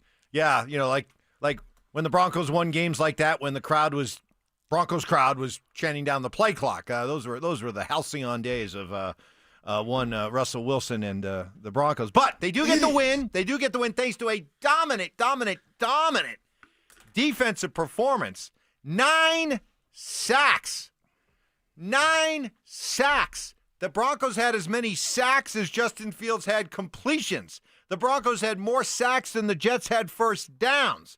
They held the Jets to just 82 yards, and shades, for me, of 2015, the Super Bowl year, when you were like looking at a situation like this looks bleak, I need the defense to make a play, and they do on command with those 2 sacks on the drive when it looked like the Jets were going to be put in position to win kick a game-winning field goal. The defense came through. I got Stoke, I got Stink here, so we'll start with you, Stink, since you just rolled in, fresh off your trip out to Jacksonville to call Jags and Seattle. Give me some observations of what you saw yesterday. Is this a win to feel good about? Well, I think you always feel bad about if you don't perform on one side of the football. And they truly didn't perform on special teams. You mean, you look at that first half, they didn't get their first down. The Jets didn't get their first down until late in the second quarter. And they still had, 6 points on the board at that point? I mean, it was ridiculous. And they got the field position on some returns. And ultimately the Broncos offense just stunk. I thought they stunk up front. They couldn't run the ball. It was just a bad performance. Yet you still got a victory. And so you always feel good because it is hard to win in the National Football League. You do have to go across the pond. You did play against Philadelphia. All those things, pile in. But at the same point, man, yeah, it's a good win. It's a win. It's not a good win. It's a win. But it feels disappointing. And I get it because I've had some of those offensive stinkers that even though you won the game, man, you walk out of there feeling pretty bad about what you guys didn't accomplish, what you guys didn't do. And there was that feeling going into this game, Stoke, where you go, man, we just came off a fourth quarter where we put it together, 2 touchdown drives. We were orchestrating. We didn't have third downs. Woo, let's go. And we've got the Jets. And I did tell you guys last week, they've got some good players on the defensive side of the ball. But they're still giving up 32 points per game. You just can't go down that road and have that bad a performance. Yeah, the first half was fine. I thought it was good, overall. I mean, they had the fumble on the first drive, which, you can't have from Troy Franklin. Then they got a field goal and a touchdown in the first quarter. So what you hoped that they would build off of in Philly, they were doing that in the first quarter, the fourth quarter there in Philadelphia, and then it just kind of went away. You in the second half was terrible. Obviously, you didn't have a completion in the third quarter, so that's disappointing. But at the same time, we're going to probably see more of this. So just buckle up offensively. I mean, so I'm not surprised by this because this is what we saw in training camp offensively, a team that's really inconsistent, an offense that's really inconsistent. Pert was terrible. He's bad. I don't know. I didn't really think that, left guard position mattered that much on a football team. Yeah, you can see it's the most important position in football. I thought you could just see that. put anyone there. Yeah. And just kind of be fine, right? But, oh, my gosh, are we going to have to start – do we need somebody in there to start chipping? Can we put can we put a chipper for the guard? Have we ever had that? But he was flat out terrible. Did I not tell you guys, though, yesterday or last week that put Palcho in there because he's your best offensive lineman, and I understand that he's one of those guys that can play all the different positions, but put him in there, he's your best one, and live with, hey, man, if we get an injury, we'll figure it out in the game. But, that was I don't know what they got to do, but they got to try someone else there because that's not sustainable at all. Yeah, 12 first downs. And what's going on with our kickoff team? I mean, that was brutal. Terrible. So a recipe to be successful in the NFL, okay, be competent on offense. If you're the Broncos model, be great on defense, right? Which they were. And for the majority of the season, they have been. Great on defense, competent on offense, okay? Competent. Just don't screw this thing up, make a few plays, and then play good special teams. Well, right now, they're doing one of the three. Too many negative plays on offense, and you just can't have penalties. You can't have turnovers offensively, and then now you can't give the other team points, whether it be pick six or fumble, scoop and score. Oh, holding in the end zone. What are we doing? You gave 8 points. You flat out gave them 8 points. Exactly. You just can't do those types of things, and you can win a lot of football games with the Broncos model right now. Overall, though, I'm fired up, man. They're 4-2. They just won this game. You're fired up? Oh, gosh, You're yes. fired up about this team. You're fired up about the way they're playing. I am. Look, I see now. I am fired up that the Broncos are 4-2, Mike. Okay? So I'm telling you what I'm fired up. You can try to twist your words. No. Yes, you got to answer the question. You're fired up that they're 4-2. Are you fired up about the way they're playing? Defensively? Defensively? Well, yes, of course you're fired up about that. I am. But overall, are you fired up with the defense? I mean, the offense? Are you fired up with the special teams? I just went through I'm not fired up with the offense. I'm not fired up with the special teams. So when I hear that and I hear Mark's response about how, even after wins sometimes, the offense walks off. So you guys are both admitting to me that I was right all along. Oh, gosh. And that style points do matter. Come on. If you don't think style points matter, I mean, then style points. Just look at the reaction to this so-called win yesterday. I mean, of course style points matter. He's annoying. Of course style points matter. The way you play on offense, especially with such a dominant performance. You look at that dominant performance by the defense. Mm-hmm. You should have won that game 40-6, 40-3. Easily. You should have hung at least 35 on them. I mean, that was a pathetic offensive performance. Pathetic. You did not think about what you didn't throw the ball well. You didn't pass protect well. You didn't run the ball well. You didn't protect the ball well. You didn't avoid penalties well. I can't point to one thing offensively. I'll take that back. I can point to one thing offensively that I thought, well, at least that's progress. There does feel like there's a little bit of a connection between Ingram and Bo Nix. Beyond that, I can't really think of anything they did well. And that wasn't like they did that. It just that was one thing I looked at and said, wow, that's decent. Well, all right. Then coming up next, I'm fired up. Yeah, you're fired up. Yeah, now you're fired up. You're just fired up. Yeah, they're 4-2, man. I'm fired up to be 4-2 after 6 games. They just won 2 games on a 11-game road trip. Broncos country, 11-day road trip. fired up. Yeah, this is the first time. They're back home for the first time since October 3rd, so it has been a while. Stink, I want you to go into a little bit more coming up about the biggest issue I heard yesterday, complaints about the offense, and that was Sean's play calling. What you thought about that next. Follow us on X at DEN Sports 1043 for up-to-the-minute information and opinions on all things Denver sports. Also, we can still call it Twitter, right? Denver Sports 1043 The Fan, DenverSports.com, and the Denver Sports app.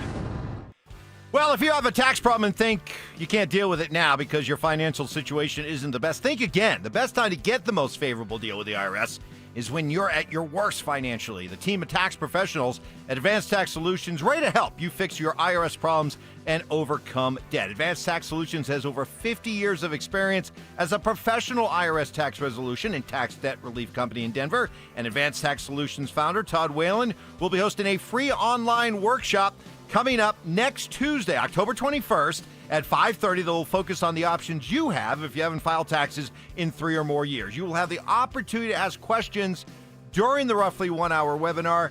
To sign up for the free masterclass, visit advancedtaxsolutions.com/thefan or call us at 303-753-6040. Again, Todd Whalen, the best CPA, enrolled agent, certified tax resolution specialist with over 30 years of experience, passionately helping individuals resolve serious IRS problems and going to battle with the IRS and kicking their butt repeatedly. So again, get signed up for this free masterclass. Visit advancedtaxsolutions.com/thefan or call us at 303-753-6040.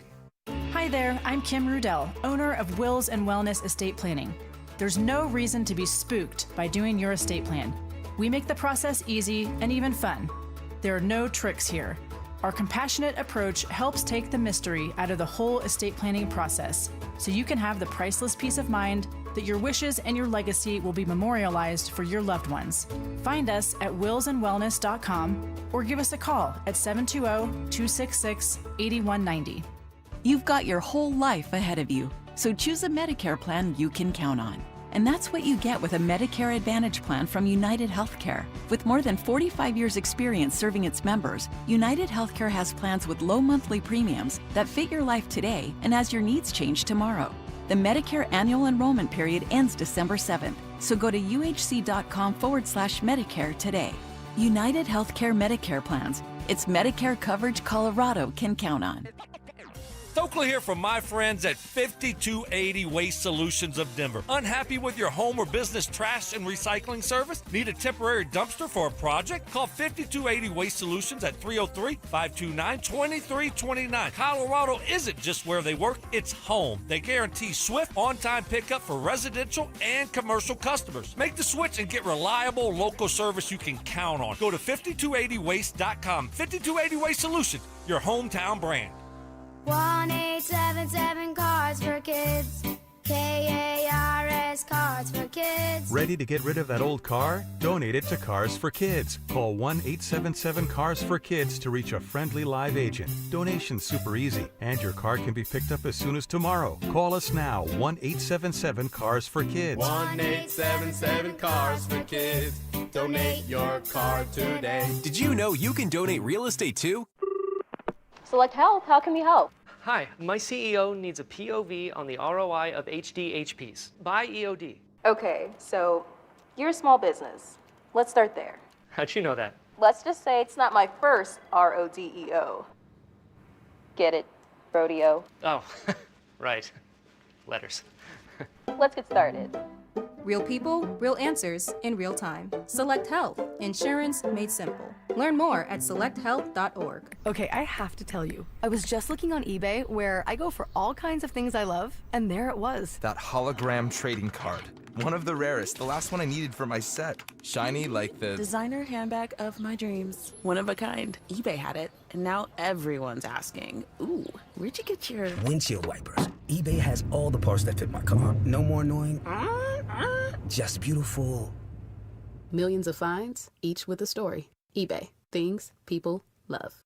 Go from daydreamer to industry leader with Amazon Business. From office supplies to IT essentials, Amazon Business provides tools that help you save costs and make insight-based decisions. Learn how to bring your visions to life at AmazonBusiness.com.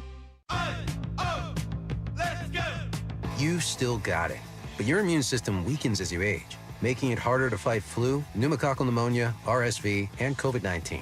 Ask your doctor or pharmacist which vaccines you need.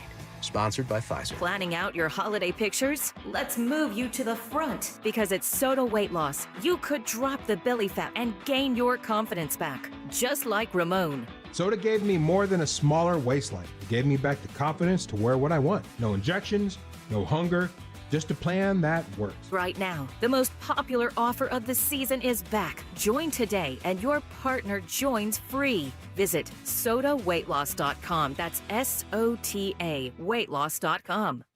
This segment on 104.3 The Fan's powered by Hellsberg. Shop in store or at hellsberg.com.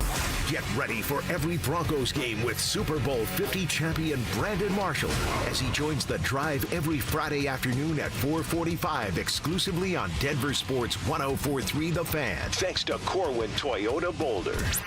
Denver Sports 104.3 The Fan. DenverSports.com and the Denver Sports app. It's Reaction Monday, powered by Silter-Har Motors. Delusional confidence. I'm tougher than Mark. Strong detective work. Something was way off with him, like some kind of bad gummy bear or something. I don't know. It was just Gummy bear. And personal hygiene. Holy Moses. Guy's excited about showering. It's Stokley and Evans with Mark Schlereth on Denver Sports 104.3 The Fan. I think they played well up front. We'll look at the tape. They certainly defended the run well, and we got some heavy fronts, maybe a little bit more than we saw on film from the Dallas game, but nonetheless, we have to adjust to that. I'd say they played a lot of man, and yet there were still snaps to cover two and some zone. But I would say, yeah, especially in the second half as they were chasing a lead or the game was close, I think you'd be right. Well, it was definitely a tale of two halves for the Broncos offensively. And we will get to the defense. Don't worry. I mean, we are going to talk about how great this defense was. But the win yesterday, you know, for at least the reaction that I saw yesterday was a lot of dissatisfaction with the play of this offense.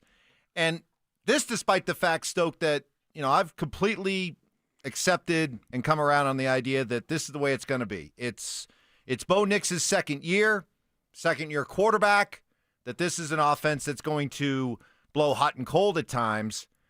So I understand that the offense is going to have its inconsistencies. But is Sean Payton holding this offense back at all? And you know, I'm one that I always lean towards the players. I put far more responsibility on the players than I do the coaches. My rule has always been coaching matters, players matter more. But I heard a ton of criticism of Sean's play calling yesterday in the second half. Do you have a problem with Sean Payton's play calling? You know, I look at it pretty much the same way that you do it. You know, I got to go out there. When I played, I got to go out there and execute whatever the coach calls. You know, and I got to do it at a high level and make plays. And so that's when I'm looking at this. That's kind of how I view it.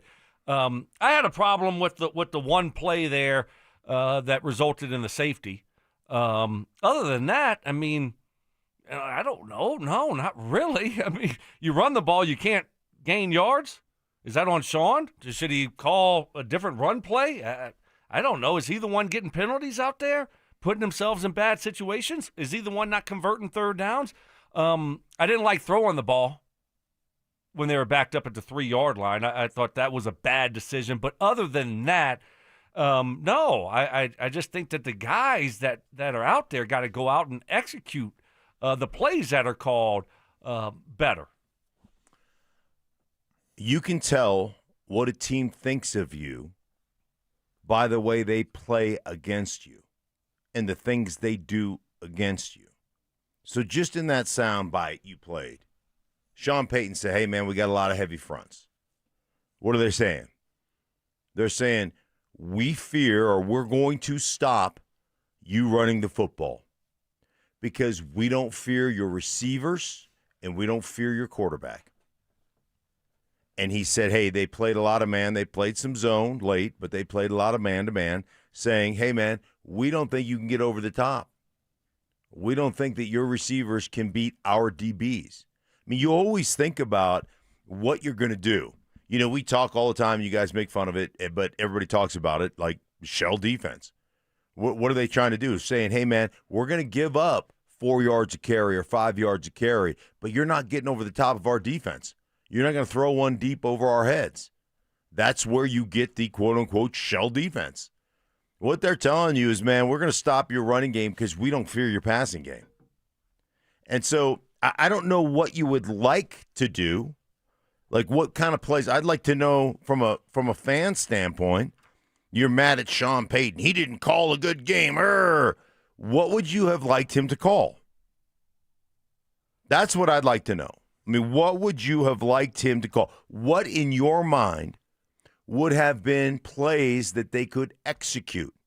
Because if they're shutting down your run and they're going to commit all those guys to the box and saying you're not going to run it against us, then at what point do you look at your quarterback and say, dude, you got to play better?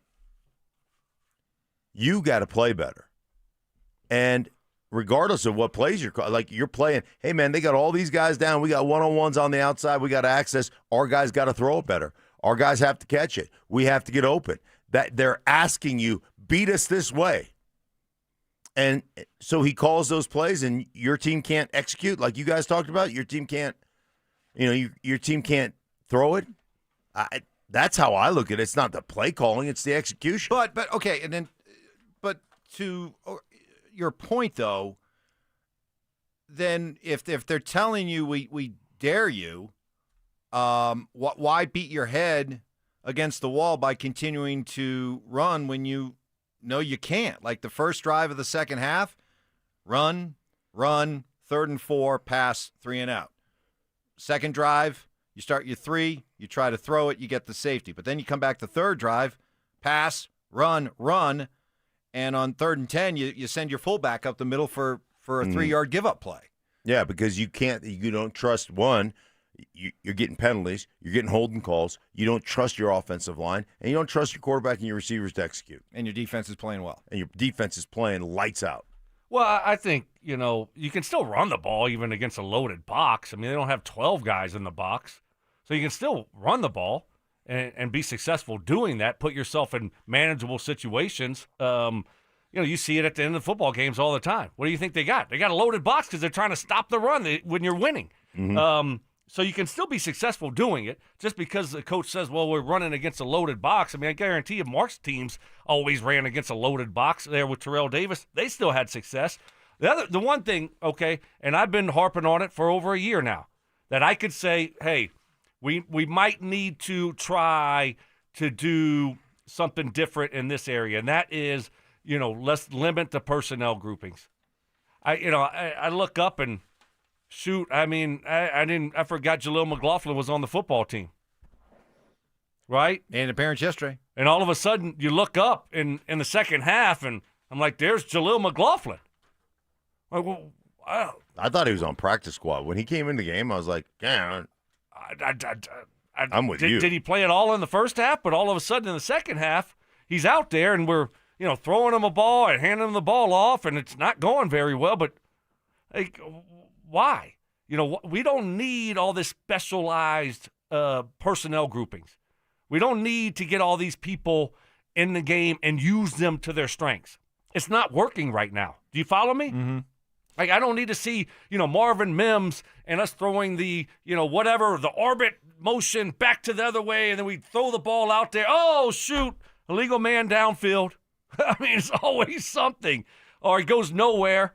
When it works, it's, oh, yeah, but when it doesn't, it looks like we have really the last 2 weeks besides the fourth quarter. So it's just sometimes you try to do too much in these situations, and instead of going forward, you go backwards. All right, Mark, you said, what would be your response? How can he call the game better? I know what drives me crazy and what drives fans crazy are all those screen passes. and all those throw the ball behind the line of scrimmage, throw the ball into traffic, and then hope that a receiver can break a tackle. I mean, let me ask you this. Did you guys like the touchdown to the fullback? What was that? Atkins. Did you like that? Mm-hmm. That's a bubble screen and go play. They swing pass off of orbit, fake the bubble screen, and he goes wide open. You like that? Because if you like that play, that was set up by doing exactly what you're talking about. We like it when we score. We don't like it when we get a 4-yard gain or a 3-yard gain on a bubble screen. I get it. I understand it. But you're trying to set things up. And that play was set up off of a couple of bubble screens early that didn't go anywhere. And then all of a sudden he comes in and stock blocks and fakes like he's going to block in the corner, jumps up on the little swing that they fake it to, and all of a sudden he's running down the sideline wide open for a touchdown. And all the fans go, man, that's great design. Yeah, but great design. I go, it comes off. But we do it more. We throw more of those darn ball. I mean, we've been setting up that play for 2 years. And I guess, my response to that would be, and it paid off. Thank goodness it paid off. It'd be one thing if you I'd take the pain of a few ugly screens if it led to a 35-point game, but I got to take the pain. We all have to take the pain of all those little bubble screens, and at the end of the day, score 13 points. I understand. I understand the frustration, and I'm not saying it's good. It was piss poor yesterday. That was bad, and it was bad all the way around. From running the ball, from execution up front, from Pert was bad, and so ultimately, I get the frustration. I really do. I totally understand it, and I'm with you. Listen, I want to see us create more of those big plays, right? And I want to see better execution on those things. And it's always something, It's like, hey man, we got something set up, and a legal formation. Oh, we got something set up. Oh, we got a holding call on that one. Oh, we got something set and that's kind of what went down. And I think one of the things you saw in the second half was almost the frustration of Sean going, our defense is playing so good and our offense sucks. And, we're just going to go ahead and let the clock run and trust our defense to win this game. 4-down territory coming up, including what went down over the weekend on the college football scene. 2 season-turning changing momentum victories for the local teams, and observations from a terrific regular season hockey game on Saturday. That's next. Stream Stokley and Evans with Mark Schlereth, Dover and Cecil, The Drive, and all your favorite shows on the Denver Sports 104.3 The Fan app. Denver Sports 104.3 The Fan, DenverSports.com, and the Denver Sports app. Well, as we roll into the fall, as you look back on your summer, summer's supposed to be fun. It's supposed to be getting out, being active, doing a lot of things. Do you feel like you were just missing something? Something was off? Could be an easy explanation. Could be low testosterone. Simple way to find out. Take the low testosterone quiz at RockyMountainMen'sClinic.com. 10 questions. Yes or no. Easy. Takes 2 minutes. But the answers could be revealing. Could go a long way towards figuring out if you have low T, like putting on weight, not sleeping well, feeling sad or depressed, loss of sex drive. Well, the next step, reach out to the experienced, professional, and compassionate staff at Rocky Mountain Men's Clinic. I did a couple years ago. I was running out of gas later in the day, got my T levels checked. They were a little on the low end, so got set up on a customized low T plan, and here we are 2 years later feeling great. Low T more common than you think, guys. Early to mid-30s, we start losing 2 to 3% of our testosterone production every year, so schedule that consult. It's just $99. Start low T treatment that day. Your office visit is free. Got 5 locations, including Fort Collins, Colorado Springs, a new and improved office in Castle Rock. Give them a call today, 720-440-7900, and at RockyMountainMen'sClinic.com. Comcast Business can help turn your small business into a connected, secure, modern business. It's how restaurants become reliably up and running neighborhood favorites. How healthcare offices become the data-protecting caregivers that we all depend on. And how wealth management firms become cyber-securing guardians of your information. With reliable connectivity, enhanced cybersecurity, and Wi-Fi backup, your business can stay connected and get threat-ready with Comcast Business. Powering possibilities. Now through November 16th, New Comcast Business customers can get started with 150 megabit internet plus security for $59.99 a month for 12 months with a 2-year agreement. Plus, ask how to get a $500 prepaid card on a qualifying gig package. Call today. Restrictions apply. Requires enrollment in paperless billing and auto pay with bank account. Early termination fee applies. Equipment, taxes, and fees extra. Fall is a season of change, but at Postman Law, one thing never changes: results. With no out-of-pocket expense to you, we deliver with speed, ease, and results. Call 844-POSTMAN now. This is attorney advertising. Hey, Brandon Stokley here. Colorado Joint Replacement is part of Advent Health, one of the nation's largest healthcare providers. They offer innovative hip and knee replacement surgery with expert, compassionate care. To schedule an appointment, visit coloradojoint.org. Individuals and businesses with tax problems, listen carefully. If you owe over $10,000 in back taxes or have unfiled tax returns, U.S. Tax Shield can help you take back control. The IRS can seize your bank accounts, garnish your paycheck, close your business, and file criminal charges. Our team of tax attorneys can stop collections and get you protected. U.S. Tax Shield offers a price protection guaranteed quote to get you protected today. U.S. Tax Shield is A+ rated with the BBB, so call 800-494-6139. U.S. Tax Shield, 800-494-6139. Coach Saban here. On the field or on your walls, coverage matters. That's why I go with Behr Marquee Interior Paint and Primer from the Home Depot. Exceptional hide, advanced stain blocking, and over 1,000 colors to choose from. Behr Marquee delivers one-coat coverage that stands up to real life. One-coat coverage, no overtime. Behr Marquee, only at the Home Depot. How doers get more done. Valid only when tinted to colors from the Behr Marquee Interior One-Coat Hide Collection. It's Reaction Monday, powered by Silter Har Motors.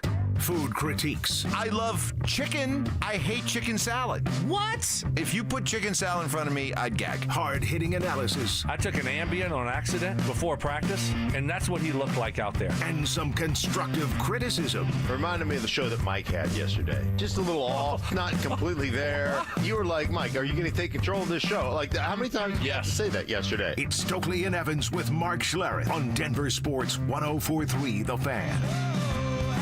On this Bronco Reaction Monday, we get to some college football. Real good game that, once again, did not end the way Avalanche fans wanted to against those dastardly Dallas Mavericks, Dallas Stars.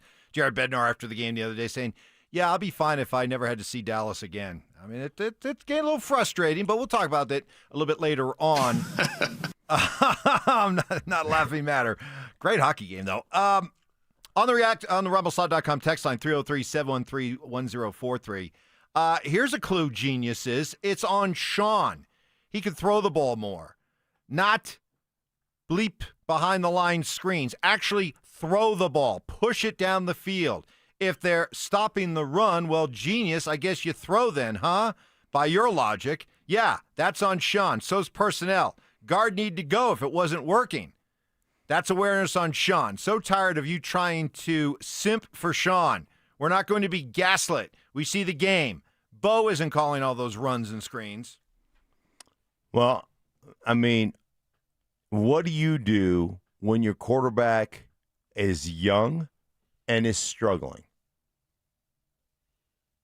Like, I'm asking you, Mr. Simp for Sean, what do you do if you've got a kid that isn't playing very well?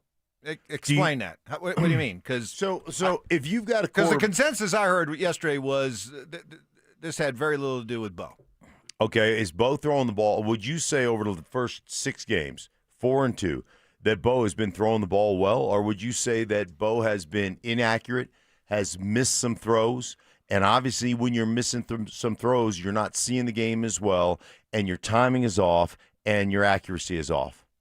So what are you going to do to help your quarterback that's a young player? What do you try to do? Hey, we try to throw it in the middle of the field at tight ends. Hey, we try to run the football, take some pressure off of them. You look at, and to the texter's point, what happened against Philadelphia that created those 2 touchdown drives? Was it just throwing the ball, or were they running it well? Did that take the pressure off of Bo? So, I mean, I do look at it like I understand that you want to simple it to its, you want to make it to its simplest form.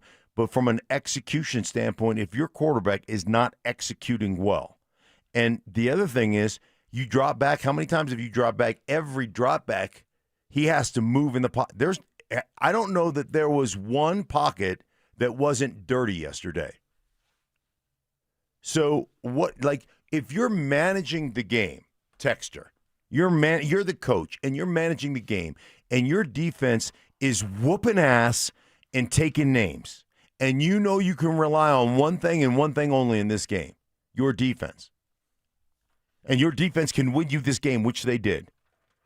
All right, if my defense is playing that well, we can't protect. We're getting holding calls. We've got a backup left guard that is just getting spun like a top. What are we going to do? Let's run it. Let's let the clock run. Let's manage our quarterback who is struggling right now and doesn't have a clean pocket. I mean, again, it comes down to how are we going to win the game? And from a coaching standpoint, it's not like, how are we going to create more style points so our fans aren't pissed? There's not one coach that's going, man, if only we got some style points, then our fans would be happy. You do have to be happy. I understand. I'm not happy with I'm happy with the win, but I'm not happy with the way the win looked. Stoke, I mean, it's just, you're not. Style points. Go ahead. I'm sorry. Style points. Did I say that out loud? I'm sorry. Doesn't equal performance. I'm sorry. It doesn't equal, just going out there and playing good football. So, look, I think, when you look at it, like I said last segment, I think the one thing that I would do here, and we can't forget, the first half wasn't bad. What was Bo in the first half? 15 for 20 or something like that, 100 and something yards. Yep. It wasn't like, we watched the second half, and we just think the whole game was just awful. And Bo was throwing the ball all over the football field, and it was just terrible.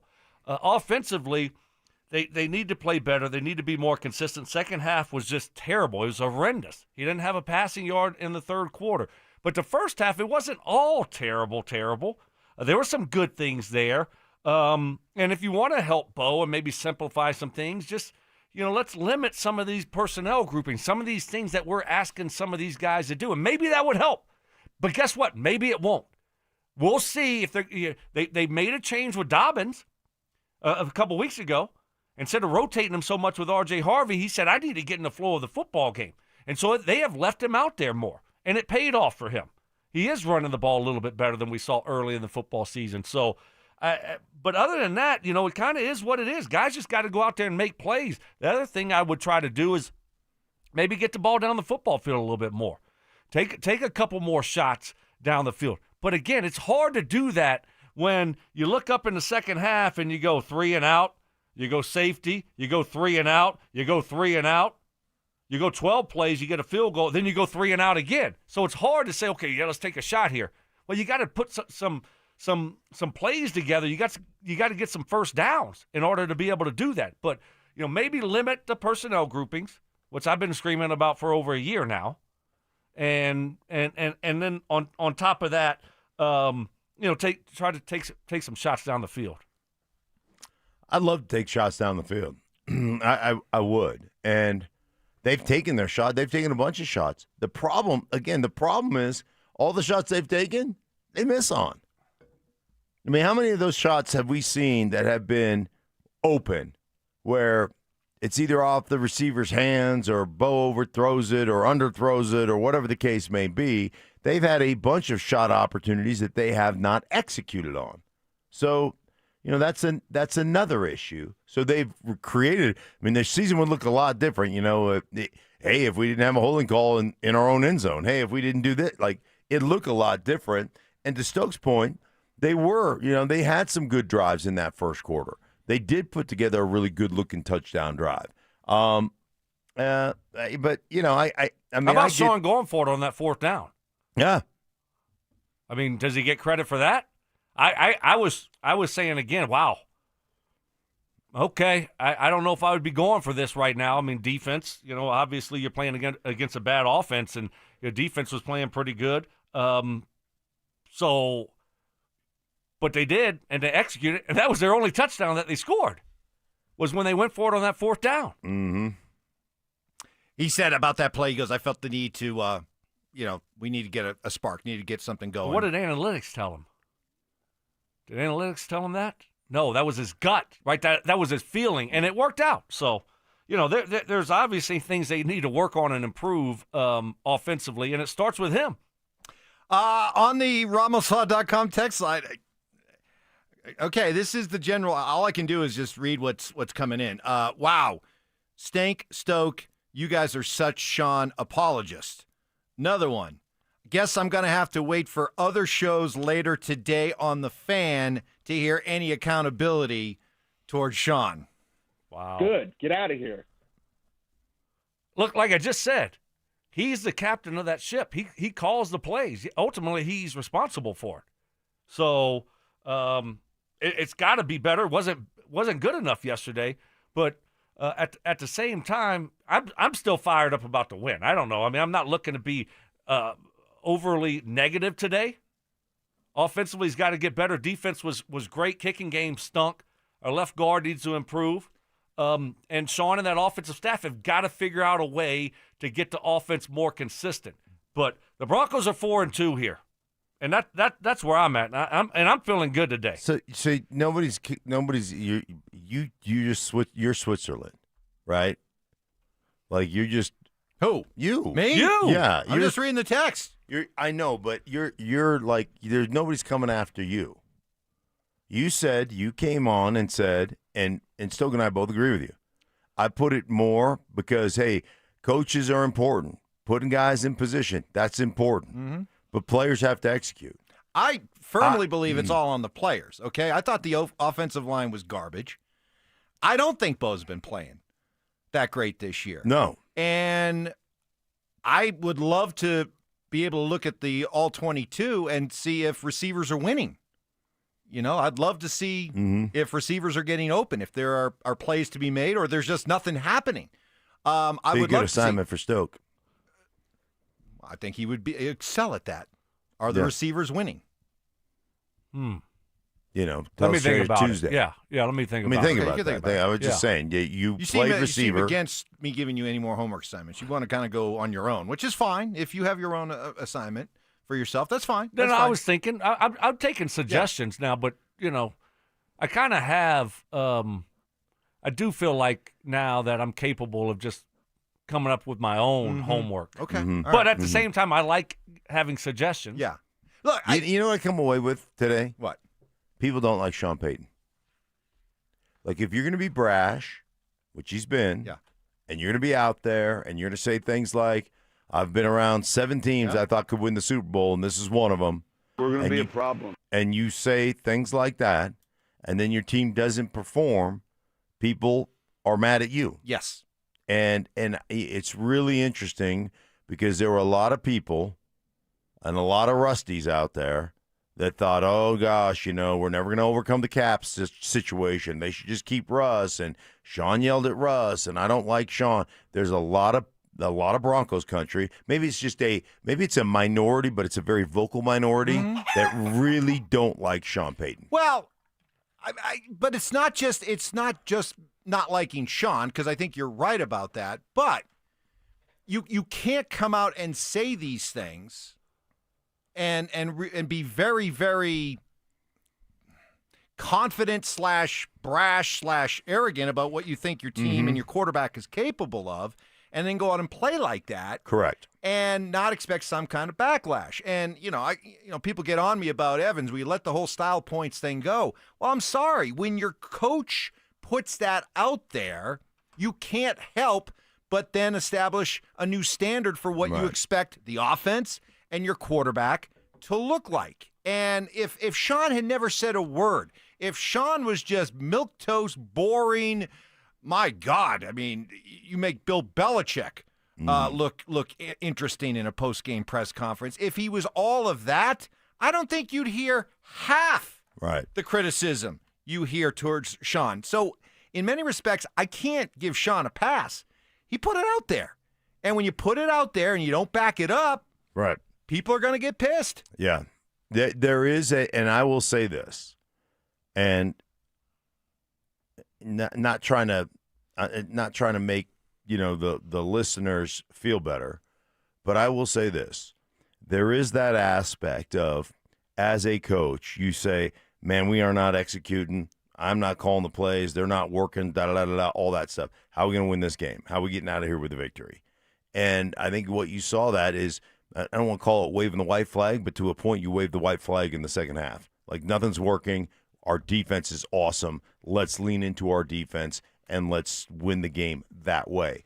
But with that said, man, you're an offensive kind of guru. You're in charge. We expect you to figure that out. And this offense has not looked good. This offense has not played well. They have not been consistent. Like, you look at all the quarters that they've played. How many good quarters in 6 games?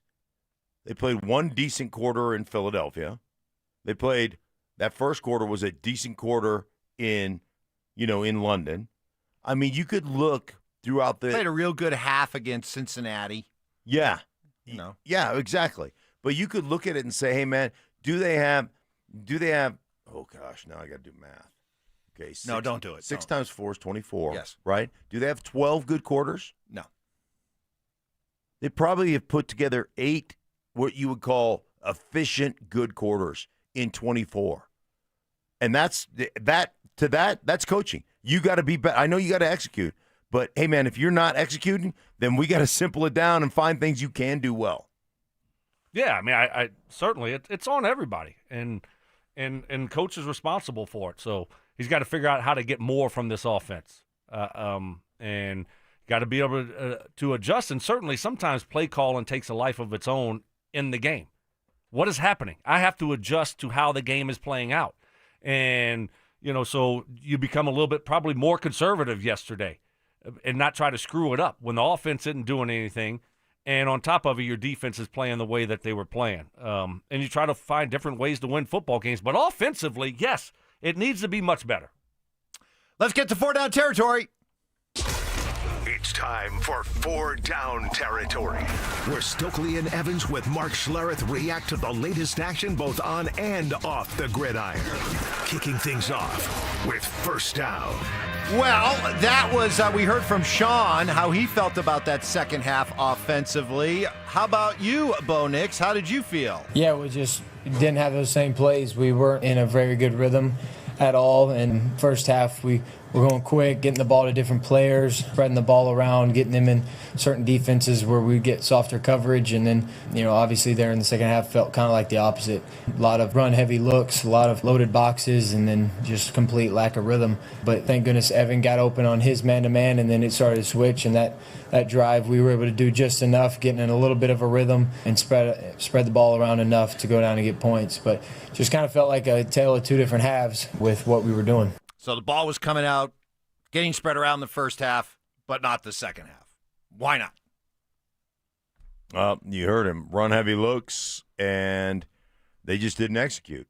And I don't know. I haven't gone back and looked. Hey, man, were they in a bunch of man coverage where they weren't getting open? And, you're trying to spread the ball around, and what the defense is doing is saying, hey, man, we're going to take away that first look from you. We're going to jam you at line of scrimmage. We're going to play, we're going to play heavy on you with heavy hands. We're going to reroute you and take away that first look, that quick look by Bo, and he's got to get to that second look.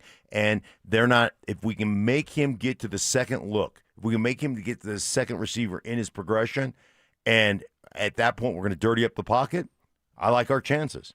And because their offensive line, did not perform as well, like if that's the plan and they executed it well, and we'd have to go back and look at that stuff. But, yeah, if that's the plan, and it certainly seems like that's what went down in that game, then – tip your cap to the Jets and look at the Broncos and say, well, how do you adjust? Why couldn't you adjust? Yeah, too many mistakes, and, when you start making those mistakes, it looks like bad football. First half, a lot cleaner. They're not putting themselves in, bad situations. A little bit better running the football, better down and distances, converting third downs, staying on the football field, not getting all these holding calls, not getting sacked, not giving up a safety. So, when you do those things, you make it tough. And they're not good enough offensively to make it tough. Next. Second down. Hey, come on. We have to talk about this defense. I know that, you love to dwell on the negative out there at times, but this defense was awesome. Shades of 2015. Like, there were those games where you just were like, oh, boy, it looks bad. Boy, it'd be great if the defense could get a sack here. Oh, it'd be great if they could force a fumble. And like that, they would do it. And none better on that last drive where it looked like the Jets were in prime position to kick a field goal. And if it was going to be anything less than 60, I think Nick Folk would have made it. So the fact that they came up with not 1 but 2 sacks when they absolutely had to have it and win the football game, well, Patrick Surtain, proud of the defense. All or none, back against the wall. We got to shine in those opportunities, shine in those stages. In order for us to be a great team further down the line, we got to be able to concentrate and focus and, win those big-time snaps in those series. We know how critical it was to get a stop at the end of the game. It was in good territory to get a field goal, and we pushed them further back from field goal range, and that forced them to go for it on 4th down. We were trying to allow them to play into our hands. At the end of the day, we got the job done. I'm very proud of this unit for sure. Stoke, was that defensive performance that dominant, or was it just Justin Fields and a terrible Jets offense? No, I mean, you got to give them credit. I mean, it's the NFL. Benito and Cooper, they're beating guys in front of them. They're making plays. Surtain, those guys are out there making plays. Garrett Wilson's a really good wide receiver. Breece Hall's a really good running back. So, yeah, Fields, has his limitations. But, the Jets have played in some close games this year, some high-scoring close games. So to your point, Mike, you brought it up all last week. They have scored a lot of points this year. The Jets offense has. And the Broncos made them look like they were Pop Warner. And so, no, give that defense a lot of credit. Give Vance Joseph a lot of credit. Dialing up the right pressure, especially on that 4th down. He didn't just play conservative and say, okay, let me hope that Benito and Cooper can get there, and let me play conservative in this situation. No, he brought some heat on Fields, and it paid off. So give Vance a lot of credit. Give that defense a lot of credit. I don't care who you play against. They were unbelievable yesterday. They were great. 9 sacks. And think about this. Justin Fields, the one thing that you worry about when you play Justin Fields is what? Run. Him scrambling around, him making plays with his feet. He had 1 carry for 6 yards. Yeah. He was under duress the entirety of the game. And they brought pressure, and they got, even when they didn't bring 5 or 6, they got there with 4. They got there on a consistent basis. They muddied that pocket, and they had rush lane integrity that he could not get away from. You want to talk about executing. It's exact opposite of what our offense did. Executing the game plan to perfection. Their players did it on defense. Our players did it on defense. Our players didn't do it on offense. 3rd down. Rest of the AFC West, the Chargers nearly chargered and lost their 3rd in a row, but the ineptitude of the Dolphins eventually shined through, and the Broncos were able, or the Chargers were able to get the win. Guys, I watched the Chiefs last night. That offense is starting back. to hum, right? It's starting to hum again. I don't want to say I told you so, but I know. I'm here. To the point where the defense seems now to be the weak link for Kansas City. That they offense, got their weapons back. That was the good. thing that people forgot last year. They were really banged up. And now, all of a sudden you got Worthy. He's healthy. Hollywood Brown is healthy. Kelsey's just doing his thing. So when you get those weapons back, now they look like a different offense. But we can't forget they just lost 2 weeks ago. No, I know, but I came away from watching last night. The road to the AFC West goes through Kansas City again. Every week it's different, right? I think it's wide open. Well, after 3 weeks, It's over. What? We are screwed. Sorry, never mind. After 3 weeks, it looked like that the Chargers, Mark's Chargers. Oh, it looked like. Yes, it looked like Mark's Chargers had everything. Totally speculative. No hard and fast statements were made. No. It looked like they were in total control of the AFC West. But things change quickly in the NFL, Mike. You should know that. That's right, Mike. But no, I think you're right. Yeah. I think you got to say it still goes through Kansas City. And I can't wait, man. It's going to be buckle up, because the Broncos aren't scared of the Chiefs. They think they match up well with them.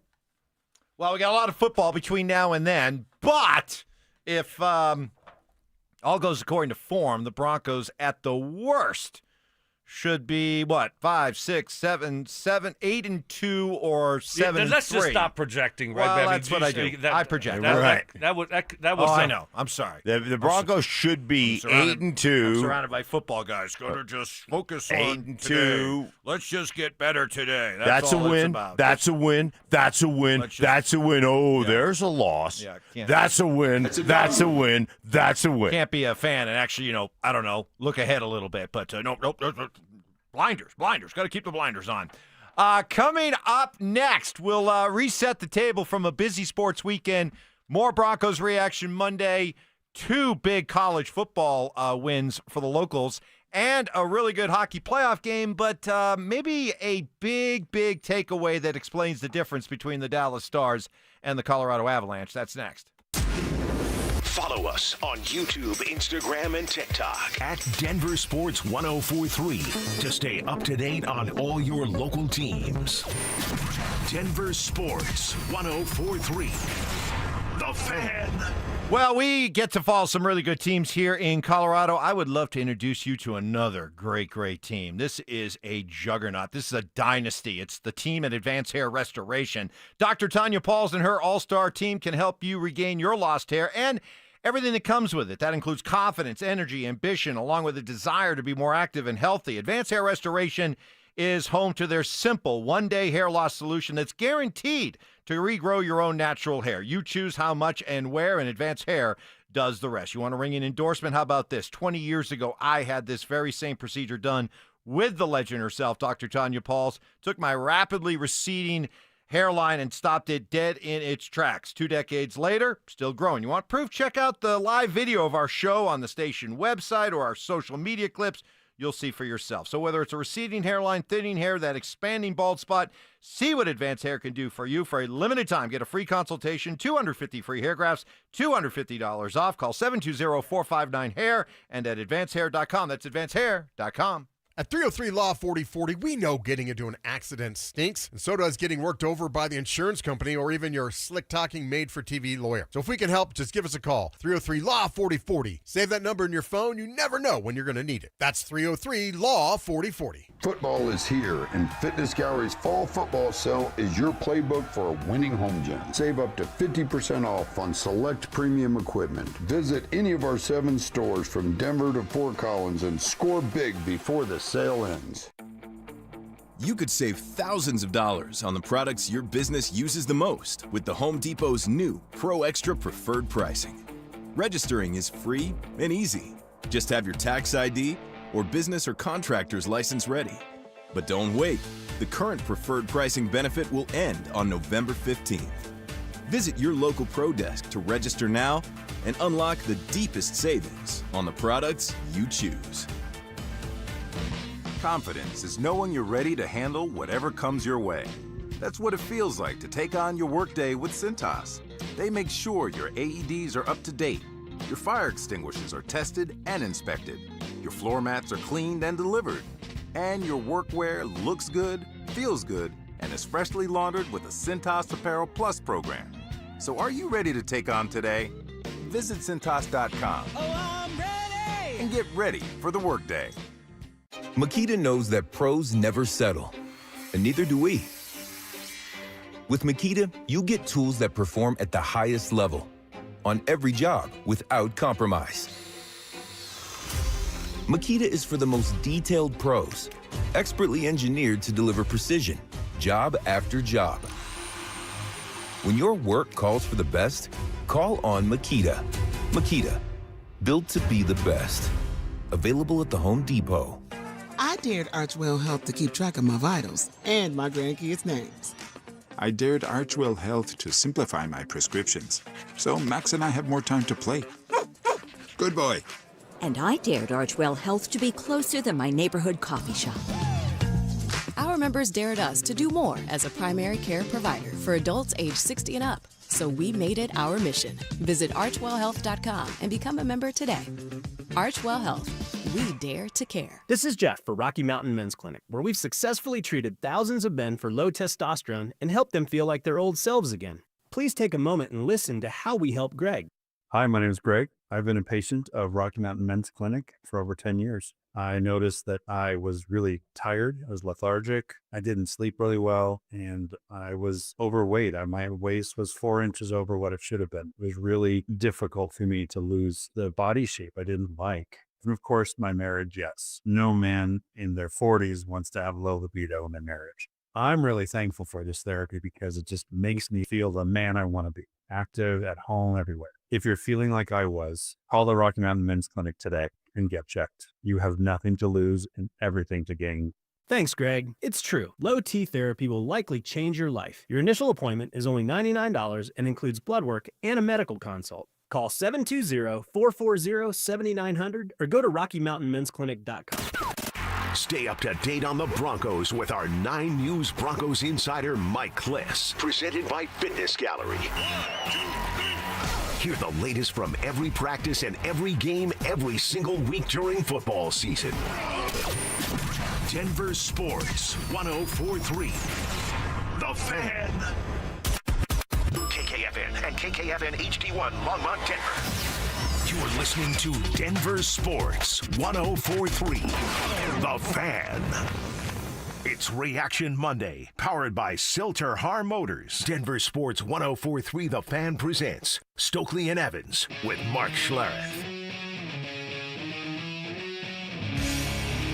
All right, welcome to it. It is a Bronco Reaction Monday, and I feel like it is important to stress that the Broncos did win yesterday.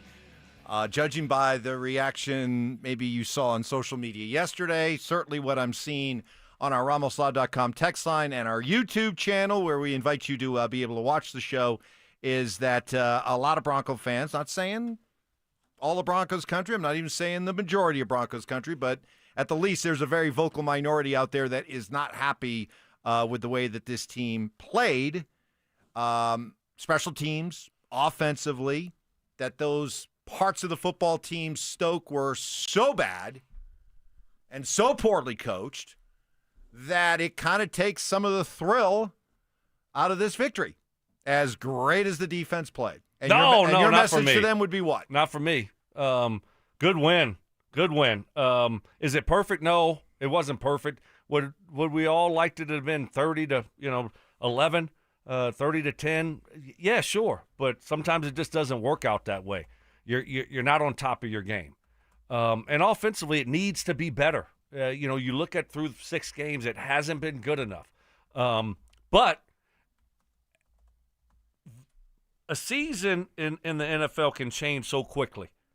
And what you see now, hopefully offensively, is not what you're going to see in week 15, 16, 17. They can improve. They can get better.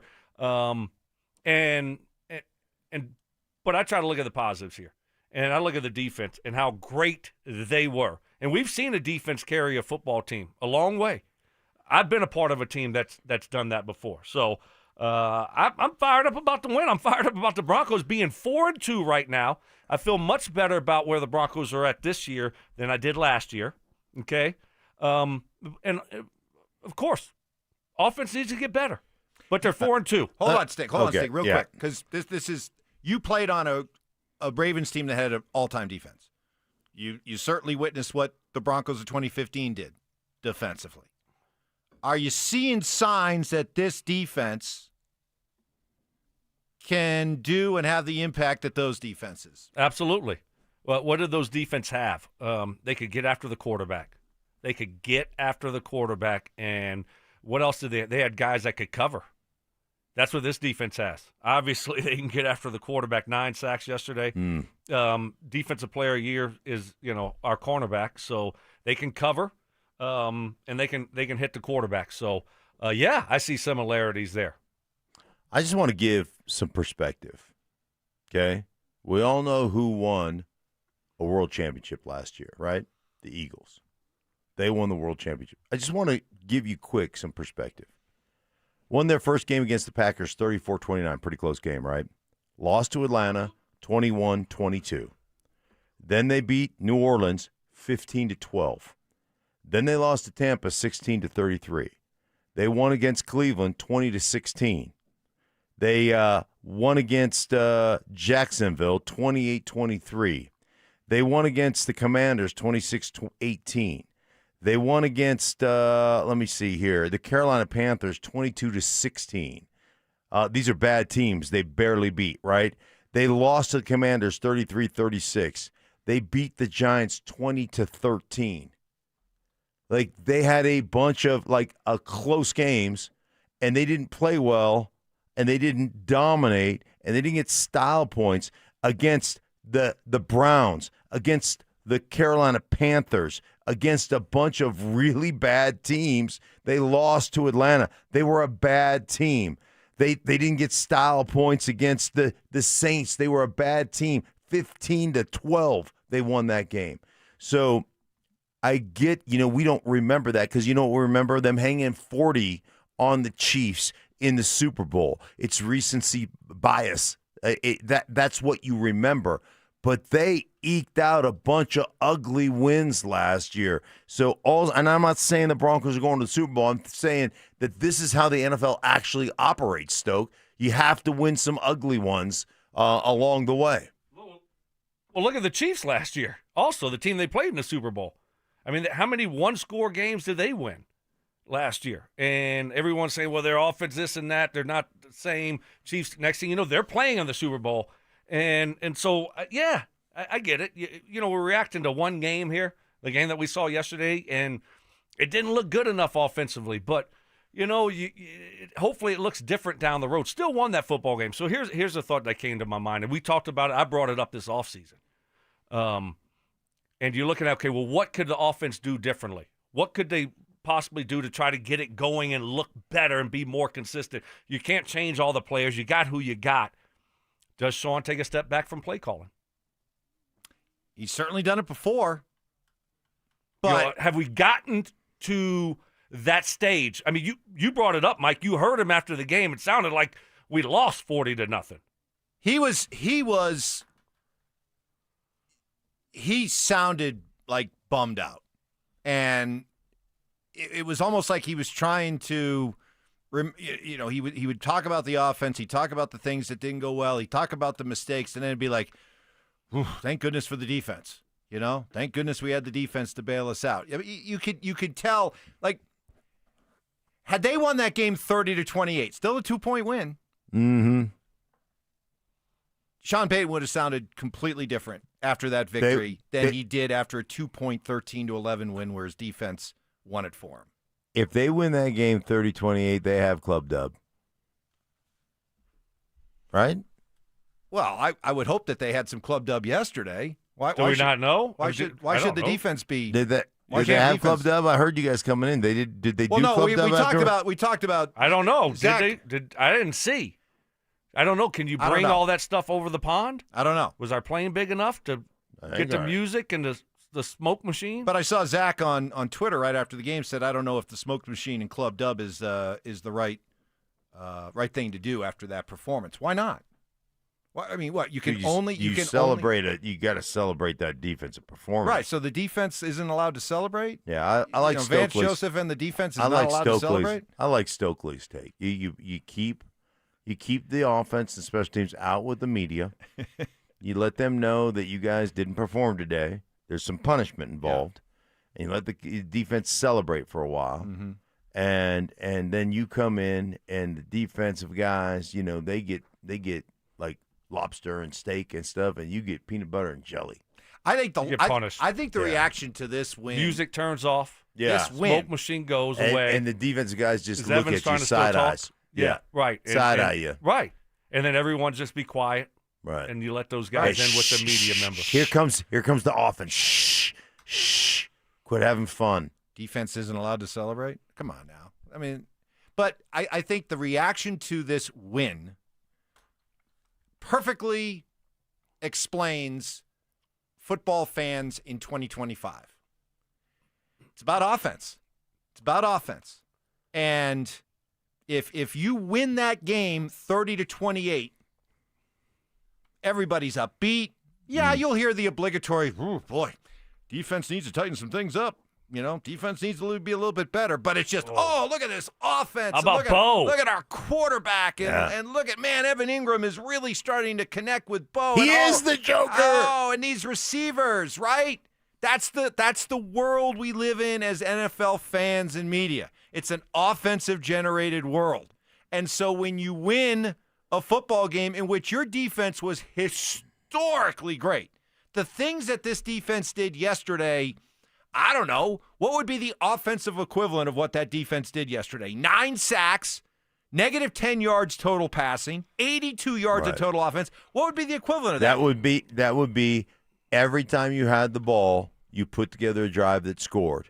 Well, just go look at like one of Payton's games in 2013. Exactly. That's what it would be. That's what it would be. Yep. Probably, against the Ravens. Yes. Yeah, 5 touchdowns, 3 field goals, whatever. That you come away with that. It's like exactly right. And if that win was a 37-34 win, everybody is just pumped. Right. Our offense all is day cruising. yesterday, cruising. Bo's the man. Right. But we you got win, our quarterback. But you win 13-11.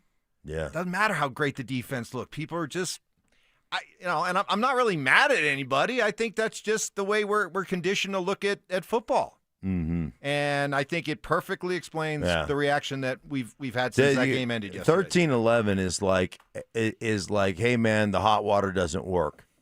You can still take a shower, and you can still scrub, right? And you get clean, but it doesn't feel good. Doesn't feel good. No, it really doesn't. But I'm still fired up. I keep telling you that. I'm good. I'm good with the win. But getting back to the play calling, do you think that crosses Sean's mind? Do you think at some point, I don't think it's going to happen now. But if this thing doesn't get much better, he's got to look to do something to change something up, don't you think? I mean, he's not going to continue just to call plays when it looks like it's looked here the past couple weeks. Yeah, I think he should, but be careful when you say, well, he's done it before. Well, yeah, but that was kind of like, the Saints offense is rolling, and, let's give this guy a chance to, shine up his resume a little bit. Let's give Pete Carmichael a chance to call some plays, and it was always kind of with the idea coming from a place where, hey, this offense is in a good spot. I think his answer to a struggling offense is to grind even harder himself. But that's what rather than stepping back and saying, let's give somebody else how many more weeks a fresh shot at it. Because I guarantee you, this is going to be the next topic of conversation.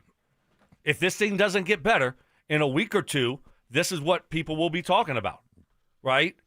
And so it's going to happen here, but unless the offense starts to improve, because what else can you do to jumpstart the offense?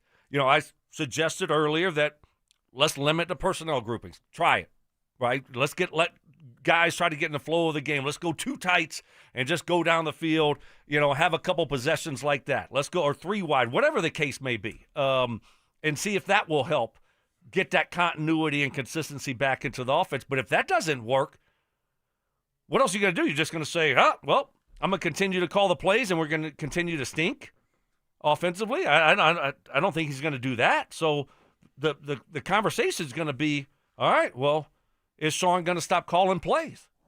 Yeah, I think you're on to something from the standpoint of, all right, what's the next step? Do we just get into a personnel grouping, say, hey man, we're going to run this 4 times. We're going to run 4 or 5 plays out of this personnel grouping, and then we'll switch as opposed to switching personnel groupings every time? Because ultimately, if you feel hurried, if you feel rushed, and you're moving players in and out, and all of a sudden you're like, hey, man, I only got, 11 seconds left on the clock. We got to go, hurry. That's been better, though, by the way. Yeah. Last game, I mean. That operation has been better, yeah. But you're still making the holding calls. You're still having some procedural penalties. You're still having some issues on the offensive side of the ball. What do you do at left guard, Mark? What do you do at left guard? Because Pert I miss Ben Powers. I never thought I'd say that. Pert was bad. Super duper bad. I mean, you were like, if there was one guy, you remember last week, your whole, and this is why you guys owe me an apology. Oh, well, there's one guy you can definitely overcome is your left guard. Like, nobody cares about that guy. I'm not going to let you do that. You did. No, You said no, if there's no, I one think guy. you know where I'm going. that. You did. said, out of all 5 of their offensive linemen, the one that they can afford to be without the most is Ben Powers. You Right. said that. Yeah, you guys said left guard. You can just get rid of. And I said Ben Powers would be the one guy that I would say is the most interchangeable. Okay. Has Pert always been a guard? No, he's always been a tackle. That's what I'm saying. He doesn't profile as a guard. He's like a big, tall guy, not like those, most guards are like squatty, heavy guys that, just can, like Mark there. Yeah. I mean, but Squatty heavy? Yeah, he's like a taller guy. He doesn't profile to me to be a guard. Now, you can speak on it better than me, Mark, but, I mean, what do we have? We have Forsythe. I mean, Palczewski, you mentioned him, but Pert, to me, I don't see guard. Yeah. Got to figure that out. You can't roll him back out next week, can you? You wouldn't think. I mean, I think there are a lot of guys, when you look at tackle, it's easier to move from outside to inside. So it's easier to move tackles into guards. And there's been a lot of guys who have had tons of success moving from outside to inside. But the one thing I said last week on this program was Palczewski has had an opportunity to play, and he's been your best player. I said the one thing they may not want to give up is he's their heavy tight end. He comes in and plays that position, and he is the best from the standpoint of, hey, he can play right, he can bail you out of left, he can bail you out of guard. So he's a guy that can bounce around and play multiple positions, and you might want to keep him as your swing guy. But Forget again, that. That's what I'm saying. Swing guy, no more. You got to. Yeah. Listen, that was, now you got Quinnen Williams in there, but wait till you start seeing some of these, Dexter Lawrence for the Giants, right? Chris Jones. Chris Jones. I mean, Max Crosby. Yeah, well, Crosby's on the outside. Yeah, but it doesn't matter. But, right, they might move him inside. It's not going to get any better. No. A couple of times he was skiing. Yeah. He's like skiing on the back of the defensive tackle's jersey. He's like, you're facing the wrong way, buddy. Yeah, you're going the wrong way. How do they know which way I'm going? I mean, that's a big issue. Do you mind if I look ahead a little bit to answer your question about Sean and the play call? And I know with you two, I'm only supposed to focus on the next game, and I'm not allowed to look forward. For their next 5 games going into the bye week. We can do this as long as we have the green light to just crush you. Yes, if you we do. decide to. Okay. You do. All You right, do. good. All I'll right, give you that permission. Let's look forward. 4 of their next 5 are at home. Then you have your bye week. If this offense isn't showing much more improvement, then I think going into your bye week, coming out of your bye week, you definitely flirt with the idea of changing play callers. Good job. That was we can handle that. You give me 5. You gave me 5. It's not like if they don't do it next week, with their home game against the Giants. I like that you gave us 4. So you saying you're giving Sean 4 or 5 more games? 4 or 5 more games to get it right. Yes. All right. 4 or 5 more. 4 or 5 more. There you go. Oh, that's good, Stoke. All right. Very nicely done. Very seamless. Man, Seamless. That's what we call a segue. Day number 277 of the Zach By Sensitivity Smear Campaign. No, you're right. I think that's fair. That's fair. Yeah, sure. 4 out of 5 at home against the Giants, Dallas, at Houston, home against Vegas, and then the big one against Kansas City. If by the time the Chiefs come in here for a key, huge game, if this offense is still looking like the one we saw in the second half yesterday, by all means. Mm-hmm. At that point, you got to do something. Change for change's sake. It doesn't matter what's going on. It doesn't matter how much you want to say, well, the player's got to do this, the player's got to do this, quarterback's got to do this, quarterback's got to do that. At some point, you got to try something because the season's starting to slip away. So yeah, I mean, the players do have to go out and execute better, right? That's 100%. But also, it's a coach's job to put the players in the best possible position to be successful. So it's everyone involved offensively. And it wasn't good enough, but on a day like today, I like to take a step back and say, all right, take away the positives because it was. They left, last Friday to go to Philly, went straight from Philly to London, and they're 2-0 on that 10-11 day road trip there. And they're sitting at 4-2. Their defense just had one of the best games that we've ever seen. And so they're in a really good spot here. They got 4 out of their 5 next at home. Yep. And you still got room to improve. That's the way I'm looking at this thing. A lot of positives. I don't want to sit here and just dwell on the offense and the offense stunk and the offense wasn't that bad in the first half too. We also got to remember that. A lot of other things happening over the weekend. Good positive stuff as well. How about 2 really good wins for the local college football team? We'll start with CU. Deion Sanders finally gets that big win over a ranked team. He had been 1-0 when they got the first win against TCU. Then they lost 8 in a row against ranked opponents. That changed the other day. They beat Iowa State, and Prime wonders if this might be the spark that turns the season around. I hate to say it's one win that can turn it around. We should have been winning, man. And we're still upset with that. I mean, the locker room has a different vibe today, and it's a different challenge given at the conclusion of the matter. But we're better than what our record says. It's amazing how one performance can kind of change the narrative. So as opposed to, oh, man, we keep losing these close games. We don't know how to win. Our players don't know how to handle the big moments. Now you win a game like this, and now you can sort of look at it, hey, all these other close games we played shows we're not that far away, and this was the game we get over the hump. Yeah, hopefully that's the case. I mean, same things for the Broncos offense. I mean, all it takes is 1 or 2 good games, good performances to forget about the bad second half against the Jets. So, yes, absolutely. Hopefully that does it for this football team. They know they can win these close games now, and they can finish off games. But they needed that win bad to keep some momentum going, and it was a big win for them. You talk about it all the time, Mike. You talk about, hey, man, learning how to win is a really difficult aspect of playing football. Like all these games, not so much in college, but in professional football, they're all close. They're all one-score games. And to learn how to kind of execute when execution is what's required, right? Like to be great when greatness is required at the end of the game, at the end of the half, in critical situations, on third downs, situationally, and to be able to have all those things come together and find a way to win against a ranked opponent, that's a big-time thing that can propel you and give you confidence. I don't know how many of you were watching the CSU game on Friday, but was everybody in the same state of disbelief? Like, what is happening here?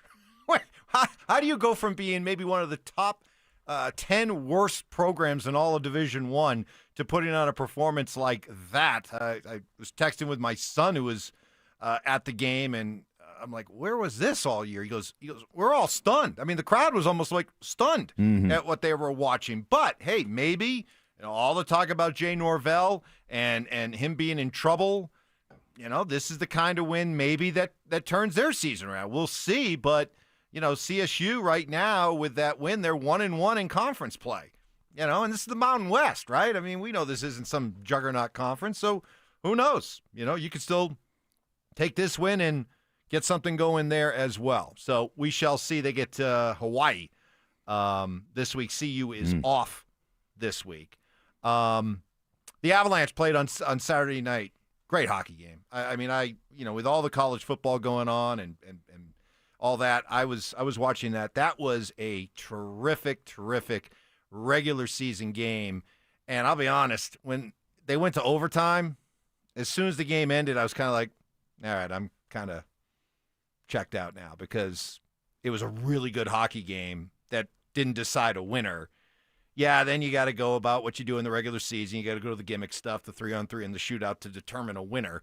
But the 60 minutes is what mattered to me. And the fact that they lost the game doesn't really bother me. Yeah, because you still get a point? Well, yeah, we had a point locked up. It's not so even whatever. that you get the point, guys. Come on. It's just the idea that when they were playing real hockey, that was a really, really good game that showed why these two teams are on the short list of Stanley Cup contenders. Yeah, So, well, you still get the point. I know, mean, you still that's get the all you really care about is just feeling good, participation. We worked hard, and we got we got a trophy at the end. And did they get one of the stars? Who got the 3 stars? Did they get one? Did at least one guy get a star? Did we get at least a third star? You know, we did. We got multiple stars. We got McKinnon with the 1 star, and the 2 star was Brock. And then they got the 3 star. Oh, but we got the 1 star and we lost? And the 2 star. 1 and 2 star, and we still lost. Which just goes somehow. to show that. How do you get the 1 star and the 2 star? Because you base it on the 60 minutes of real hockey, not the 5 minutes of phony hockey, gimmicky hockey. And I understand. You two are funny. If you guys were hockey players, you guys are hockey players, and if a game regulation ended in tie and you had to play like 10 minutes of overtime to try to determine a winner, after a while you could be like, I got to go to my players union. This is too hard. They're asking too much of us. All this extra hockey is really going to wear us down. We wouldn't say that. We wouldn't say that in the NFL. There's more. No, I'm talking about if you were hockey players. Oh no, but I'm saying we would if we just got a point, if we got a couple of points for, like, we got a half a win for losing in overtime in the NFL. So instead of saying, hey man, you guys are 4-1, you lost that overtime, you're like, hey guys, you are 4 1/2. We're going to win some tiebreakers, get some participation trophies. It's when you look at the NHL standings, there's a lot to kind of cringe at. I'm not going to lie to you, but 82 games, man, you gotta come up with some way to figure out these ties at the end of regulation. I like their overtime though. I like the 3-on-3. Oh, it's entertaining, and then I like the shootout. Yeah, it's all entertaining, but the real hockey, stopped after 60 minutes, and that was a draw. So. That's kind of what I'm choosing to focus on. It is a Bronco Reaction Monday. You can react to those CU, CSU, and Av stuff as well. RamosLaw.com, text line 303-713-1043. James Marilat will join us coming up in about 20 minutes. More Broncos Reaction Monday from you next. Follow us on X at DEN Sports 1043 for up-to-the-minute information and opinions on all things Denver sports. Also, we can still call it Twitter, right? Denver Sports 1043 The Fan, DenverSports.com, and the Denver Sports app. Terrific weekend. My wife out of town, so I was a bachelor all weekend long. I just enjoyed all kinds of sports all weekend, and I had all kinds of great food and snacks, and I had my Daisy dips along with everything, because Daisy dips, whether it's the Daisy French onion dip, the Daisy ranch dip, everything goes better. They are game changers. They are as delicious as a homemade dip. They're made with real herbs and spices and other ingredients you'd find in your own kitchen. So for your chips, your wings, your veggies, all your favorite foods, look for Daisy French onion dip and Daisy ranch dip at a grocery store near you.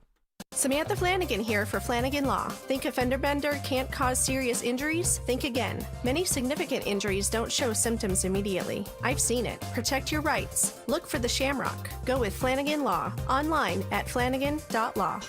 The right financial strategies can make a huge difference, especially if you're nearing retirement. Adam Mueller talks retirement strategies with Mile High Money. Saturday mornings at 8 on Denver Sports 1043 The Fan. Hey guys, Mark Schlereth here from my friends at Synergenics and Low T Center. Guys, the original MVPs of testosterone replacement therapy. What makes them the MVPs? Well, to start, they use pharmaceutical-grade testosterone to increase your testosterone to a level that's just right for you guys. Synergenics and Low T Center are the real experts you can trust for quality care. Also, they're one of the only providers to accept most major insurance. Guys, you walk in, you take a simple test. They're going to have their on-site clinic right there to give you exactly what you need. And I'm telling you what, guys, if you're feeling tired, you're feeling grumpy, you're feeling lack of energy, lack of gains in the gym, these could all be signs of low testosterone levels. At Low T Center and Synergetics, man, they make it so easy. Like I said, they'll test you. They'll make sure you're a candidate for testosterone replacement therapy. Then they'll get you back to feeling your best. You ask anybody that goes there, they'll tell you, man, they have changed my life. Check them out. Set up an appointment right now at TRTMVP.com. That's TRTMVP.com. TRTMVP.com. Check them out. Cake Mortgage Corp. Equal Housing Lender. NMLS number 1734623. Licensed in Colorado by the Division of Real Estate. Terms and conditions apply. These days, we expect everything fast. Streaming, food delivery, even same-day shipping.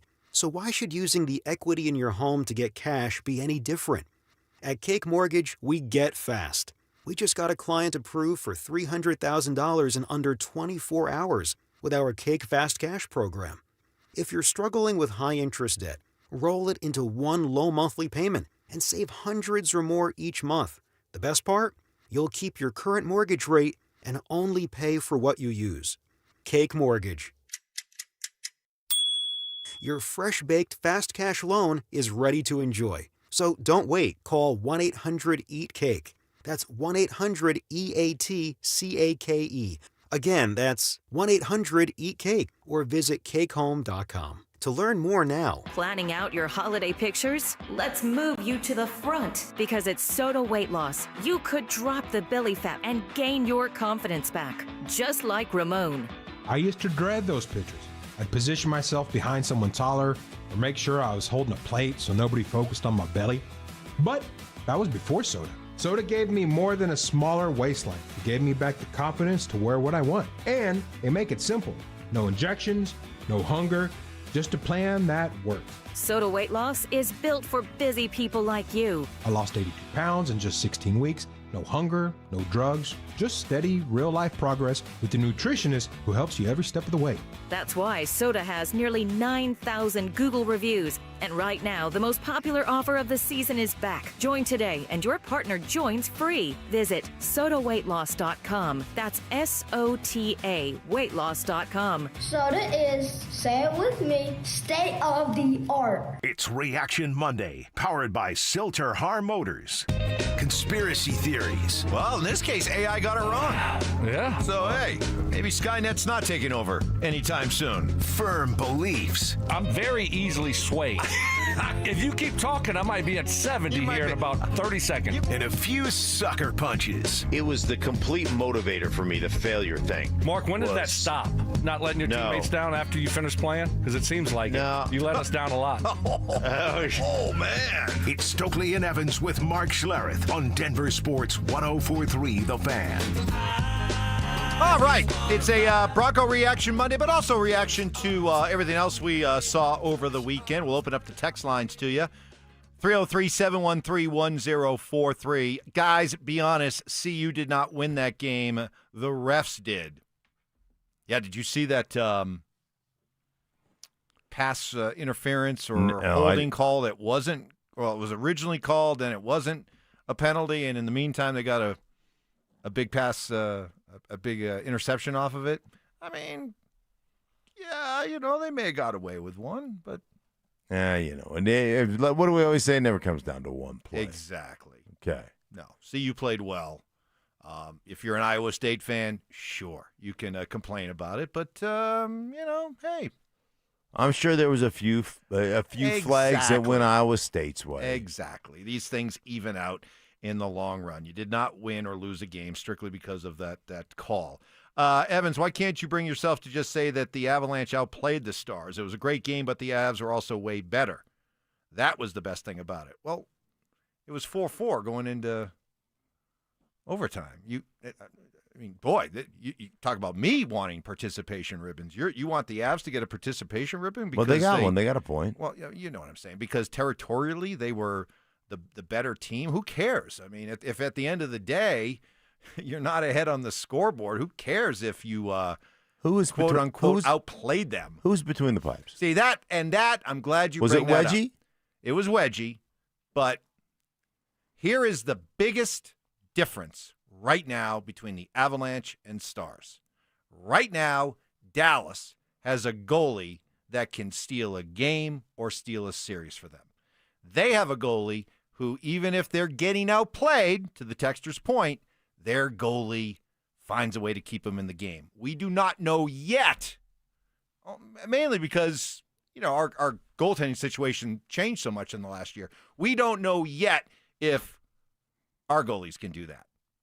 Dallas does know that, which allows Dallas sort of to be able to play that rope-a-dope where they're getting outplayed. They know their goalie's going to back them up, and then they can make the most of their chances and beat the Avalanche in a game in which you feel like the Avalanche outplayed them. So Well, that's the fundamental difference between these two teams. And that's been the biggest issue we've had since we won the Cup. And remember, with the Cup, that was an issue then too. With Kemper and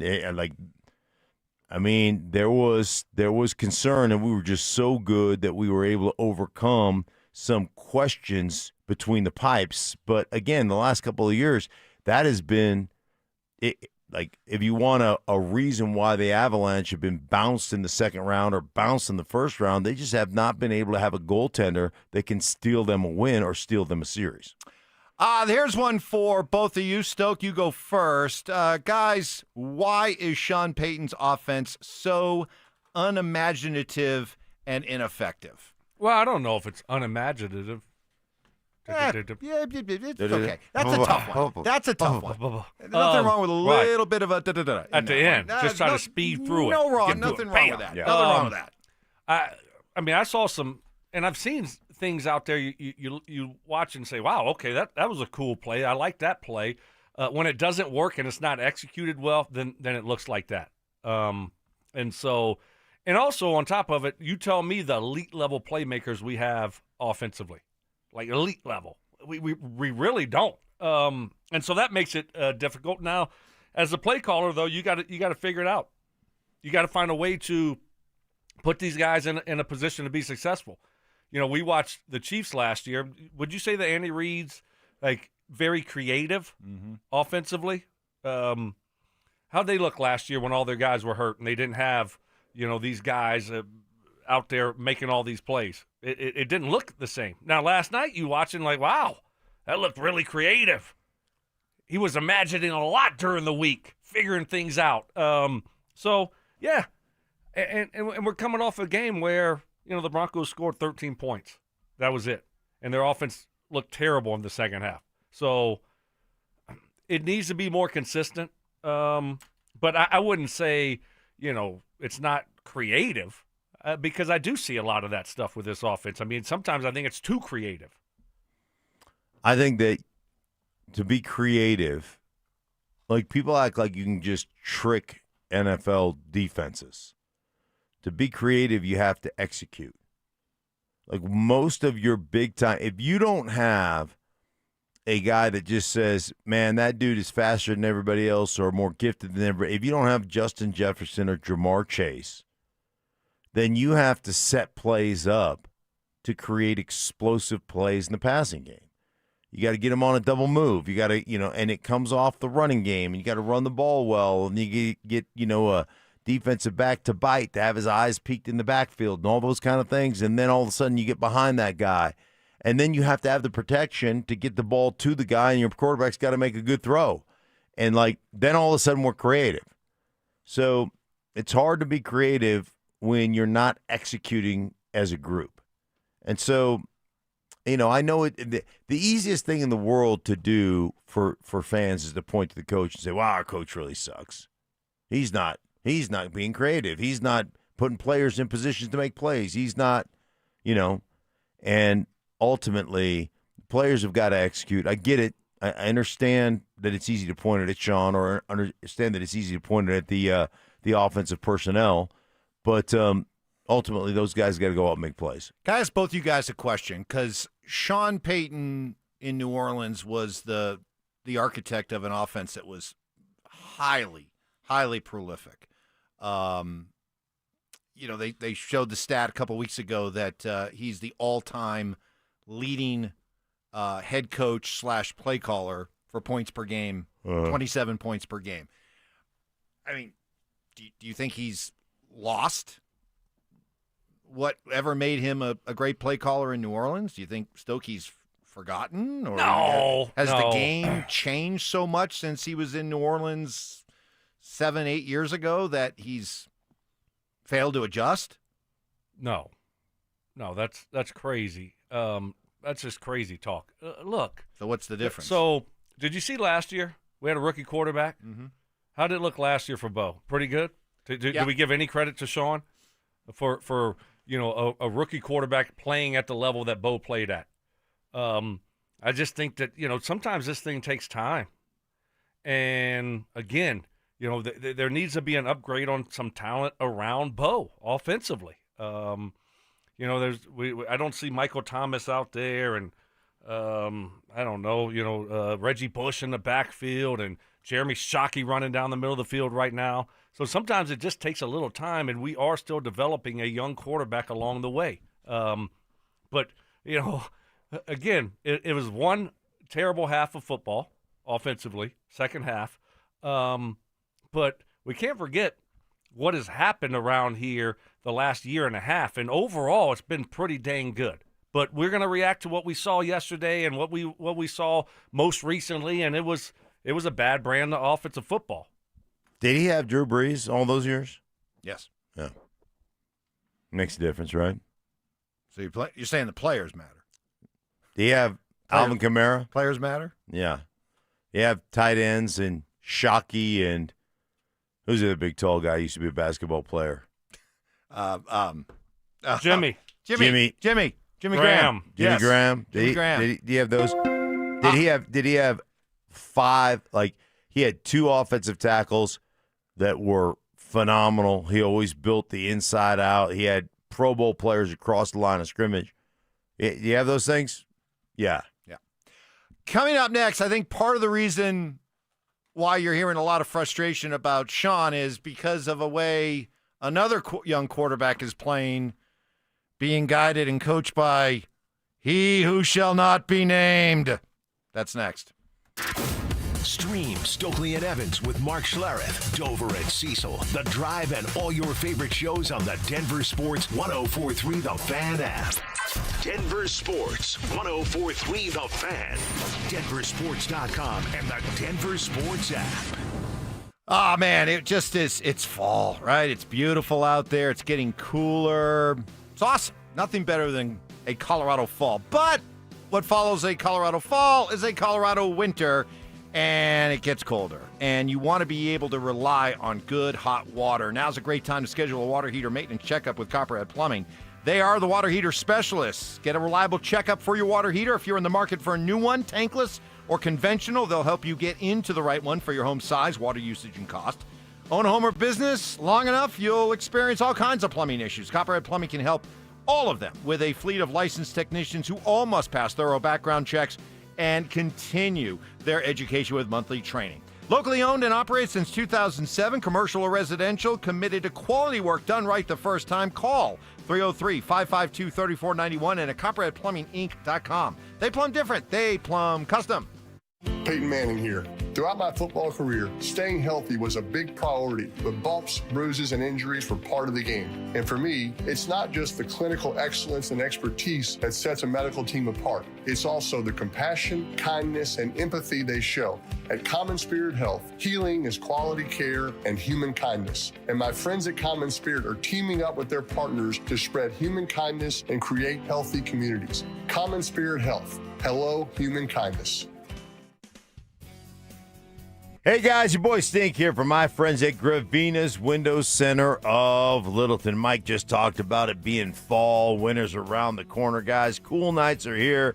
Winter on the way. Protect your home with the strength and beauty of Infinity by Marvin Fiberglass Windows. Guys, from Gravina's Window Center of Littleton, this month only, you're going to save 25% on windows and 20% on James Hardy siding with flexible financing, no interest options, zero down. Upgrade has never been easier. Gravina's Window Center of Littleton, trusted by Colorado homeowners for over 50 years, guys. Why? Because white glove service, they come in, they do all the work, they never subcontract out, and they're with you every step of the way. Guaranteed, guys, and they're going to beautify your home outside, give you that curb appeal, also safety, strength, and efficiency with the fiberglass windows from Marvin Windows, guys. So check them out. That's 25% off of Marvin Windows, 20% off of James Hardy siding, zero down, no interest financing. Call them 303-794-0490. That's 303-794-0490 or online at windowsforyourhome.com. More than a few of our patients have talked to me about their first time, but it's not the first time you're probably thinking about. It's the first time that erectile dysfunction ruined the moment. This is Jeff for the Rocky Mountain Men's Clinic, and if you're over 50, it's likely you've had that first time yourself. But the good news is that if you're like most men, that first time can be the last time that ED impacts your sex life. At the Rocky Mountain Men's Clinic, we're experts in treating ED. We've treated tens of thousands of men using protocols with success rates well over 90%.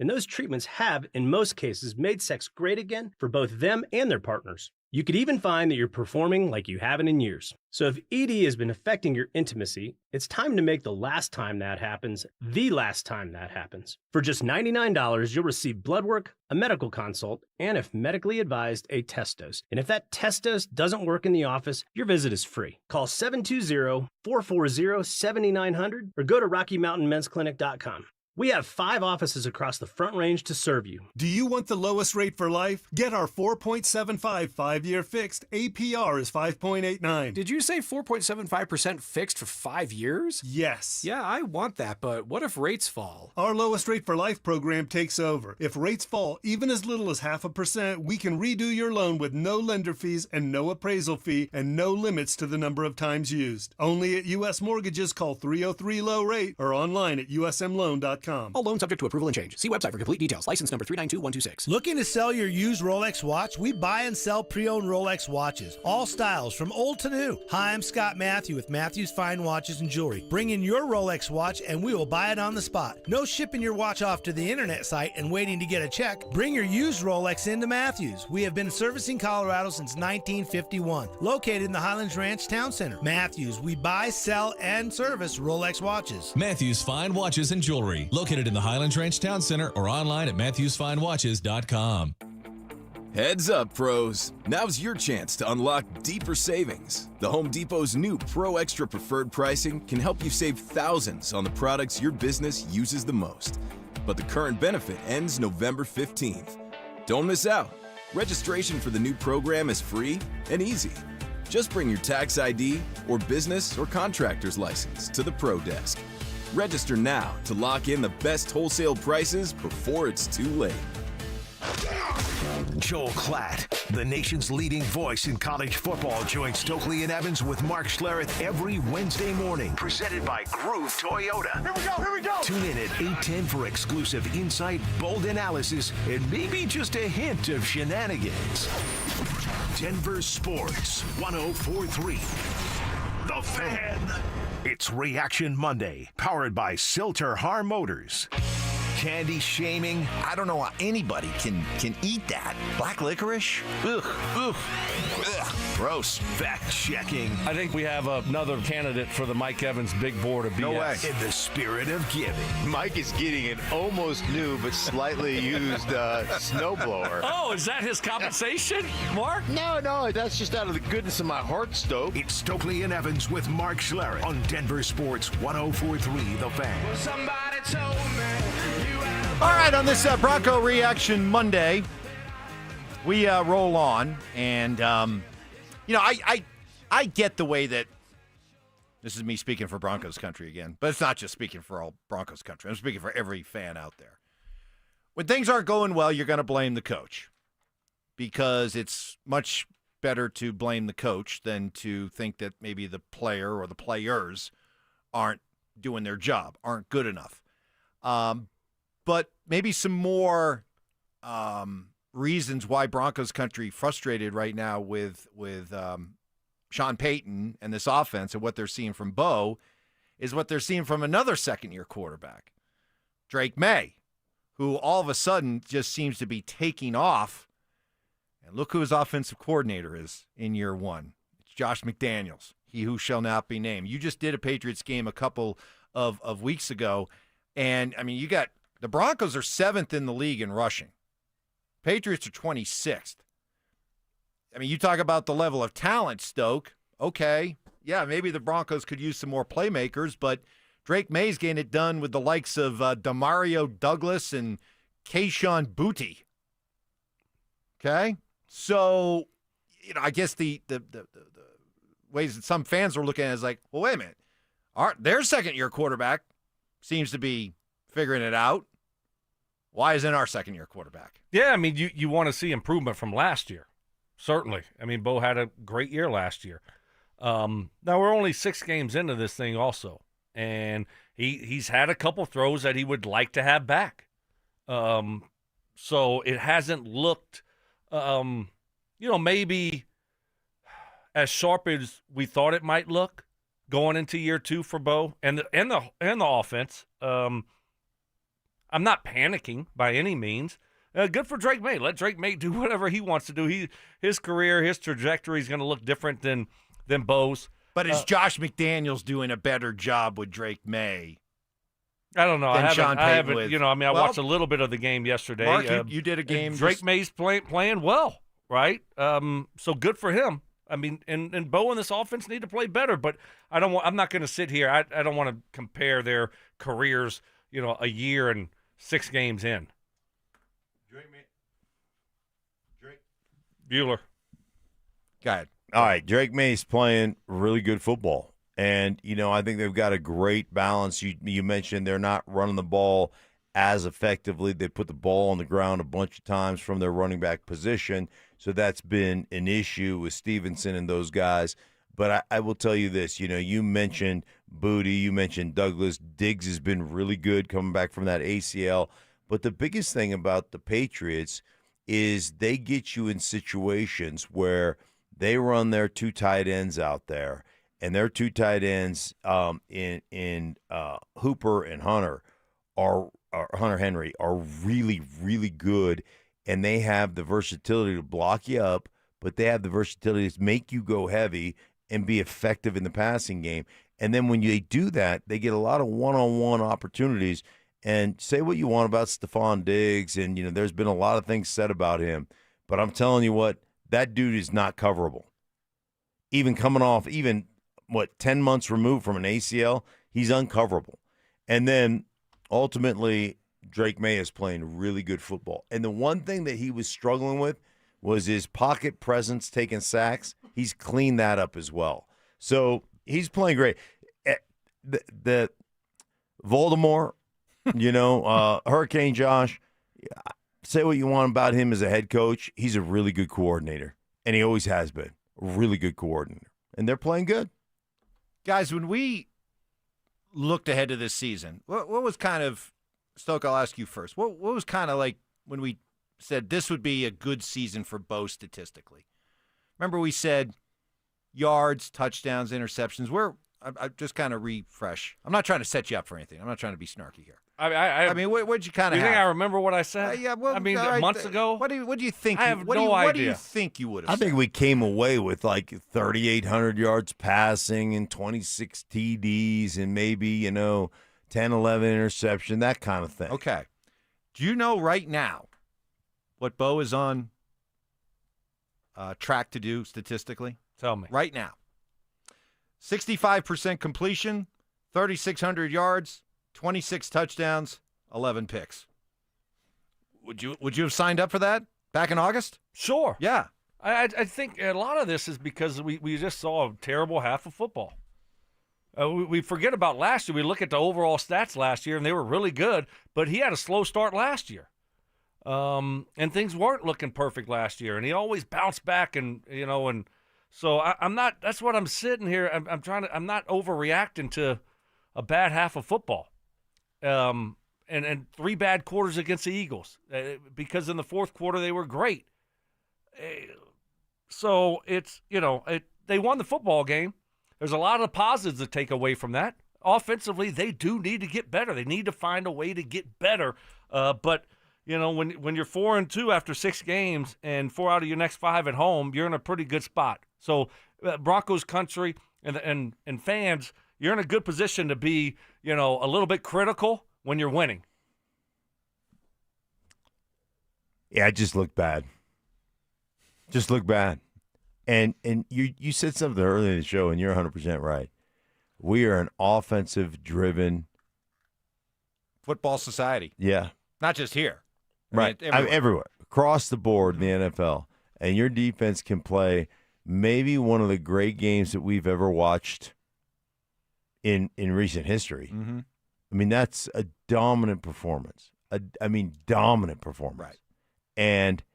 And talk about being clutch and making a play when you need to make a play. Like, that is the definition of clutch. And yet, we have no focus on what they were able to do because the offense just did not produce in the second half. Think about it. That defense was so great yesterday. That was the defensive equivalent of an offense going out and winning a game 47-45, racking up 590 yards of total offense and going down and just marching down to score the game-winning touchdown to put it away.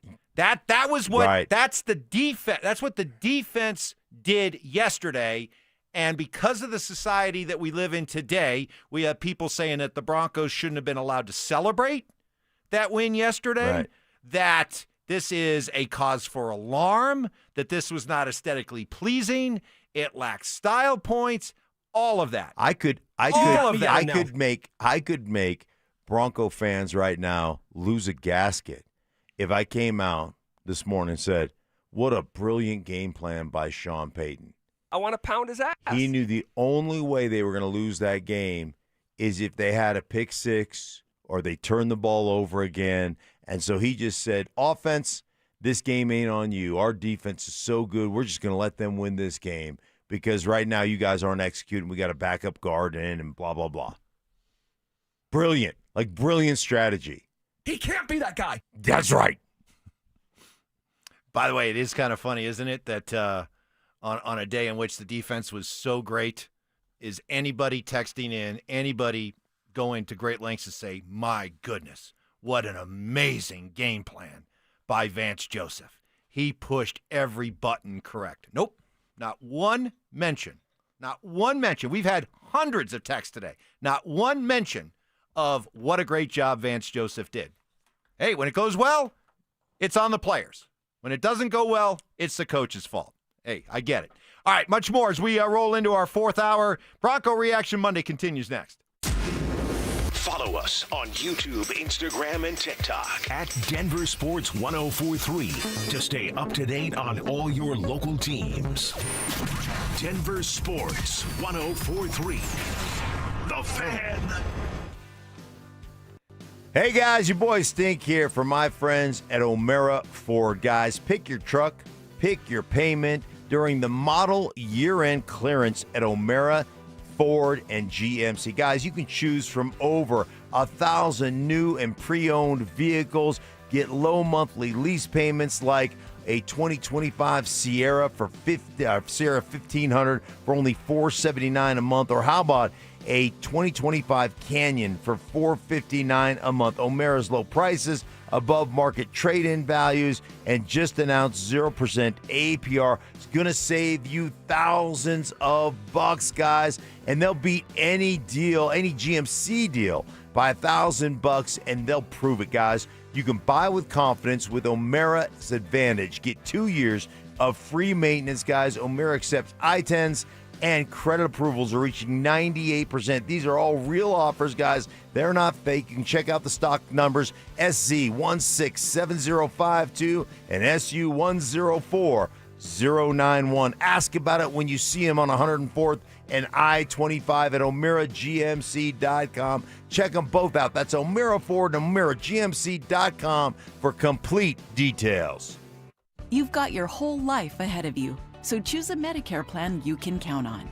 And that's what you get with a Medicare Advantage plan from United Healthcare. With more than 45 years experience serving its members, United Healthcare has plans with low monthly premiums that fit your life today and as your needs change tomorrow.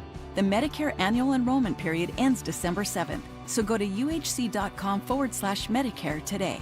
United Healthcare Medicare plans. It's Medicare coverage Colorado can count on. Hey, Stoke here for my friends at Trades and Wealth. I thought I had things in good shape until Trades and Wealth gave my plan a second look. Turns out there were some big opportunities I was missing. Now, I've got a clear path to retirement and way more peace of mind. They're fiduciaries, which means they'll put your needs first. I trust them with my future. You should too. Trades and Wealth understands the importance of diversified portfolios, focusing on capital preservation, growth, and low-cost investment options. Let Trades and Wealth fiduciary advisors help you craft a plan to meet your goals and your needs. Call my friends at Trajan Wealth today, 720-405-3300. Your consultation is complimentary, absolutely free. What is it going to hurt? Always great to have a second opinion. Call 720-405-3300. That's 720-405-3300, or you can find them online at TrajanWealth.com. That's TRAJAN Wealth.com. Trajan Wealth. Plan smarter, dream bigger. Advisory services through Trajan Wealth, LLC, SEC registered investment advisor, client, paid advertisement, additional disclosures at TrajanWealth.com.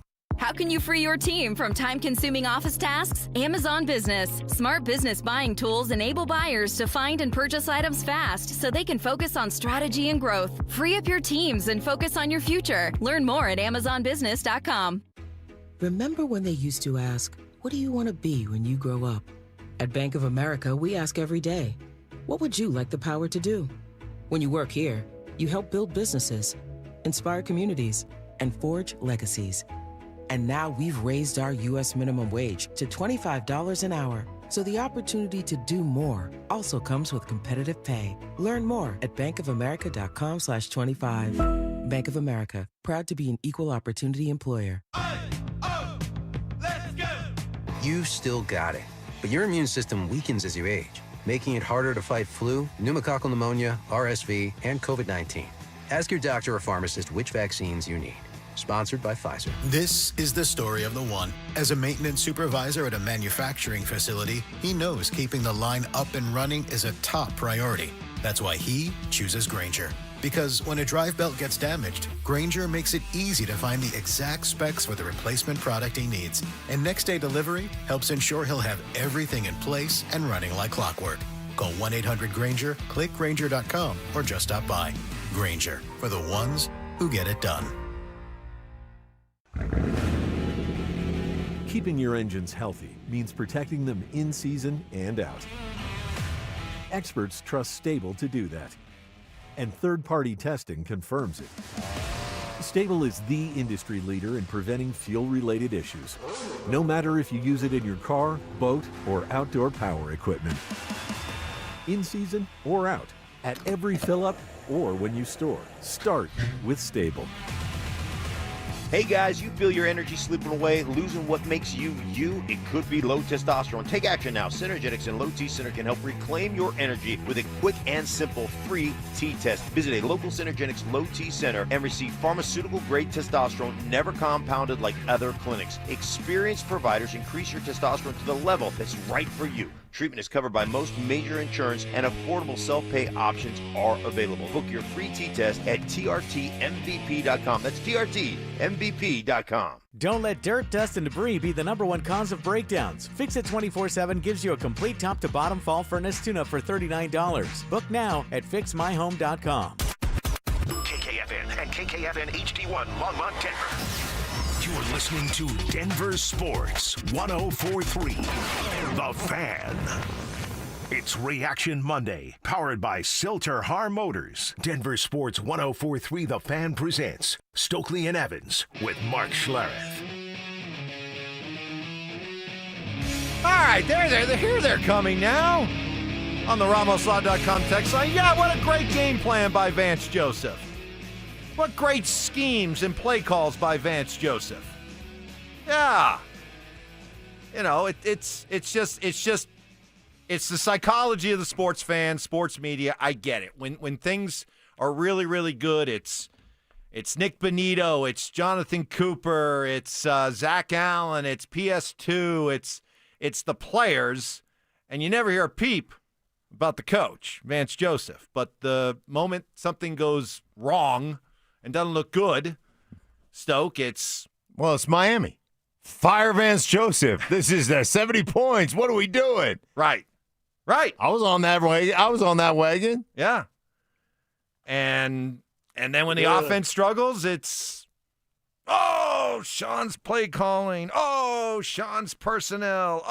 He's got to give up the play calling. It's fitting your narrative. I mean, I get it, but it's just funny to me how Stoke, some fans just don't want to put the onus on the players. They don't. They want to believe if it's going bad, it's got to be the coach's fault. It's just got to be. You know, you can't change all the players. And so if it's in the middle of the season, you got what you got with the players. And so who are you going to blame? You're going to blame the coach. And that's just the way it goes. And that's fine. But it changes so quickly in the NFL. That's what we got to remember. The team, the offense, that we're seeing right now will look different later in the season. I referenced earlier the year that we won the Super Bowl. I mean, our offense stunk. We've talked about it. I mean, we didn't score a touchdown for 4 games. All we did was kick field goals, and I think we were 3-1. But we never looked at that team as a Super Bowl team. But we got better, and all of a sudden we got on a roll late in the football season, and and then next thing you know, we won a Super Bowl. We saw a great defense here carry a team to the Super Bowl in 2015. So it's I don't want to overreact to one football game, to a bad half. The first half was fine. They need to try to be more consistent, but still, a lot of football left to be played. And last year, through 4 games, it seemed like this offense, 4 or 5 games, this offense was terrible, and it got better. And you look up at the end of the year, and Bo had good stats. So it's not going to always be perfect. We got to win. Be happy with the win. Broncos are at 4-2 right now in a great position. I like the win. I'd like to see better offense. I get it. But Stokes 100% right. And I went through Philadelphia and their wins on the way to a Super Bowl, and how many 1- and 2-point victories over Cleveland, over New Orleans, over the Giants, close games against bad teams, barely beat Carolina, yada, yada, yada, yada, yada. And yet what we remember is, hey, man, they're the world champions. And, man, and if you go back revisionist history-wise, because of them scoring 40 points against the Chiefs in the Super Bowl, and it was a dominant performance, revisionist history, you would think they won every game by 30 points. Mm-hmm. They didn't. Man, they played a ton of close games, and they lost to Atlanta by a point. They lost to Tampa Bay, blew them out. They lost some games along the way against some teams that you're like, what are they doing? And so, pump your brakes. Everything's going to be okay. I understand the offense didn't perform, but like you said, Mike, that defense was freaking phenomenal. You got to take some pride in that. Are you guys getting 2015 vibes from this defense? I need to see more. They have that potential though, because they got guys up front that can rush the passer. I think we haven't seen them really tested on the ground yet. Their rush defense, we've seen that kind of get exposed a little bit. But I think overall, their run defense is going to continue to be good. But you have guys that can rush the passer and make a quarterback uncomfortable, inside and outside. And then you got guys in the secondary that can cover. So they have that type of potential to be a great defense.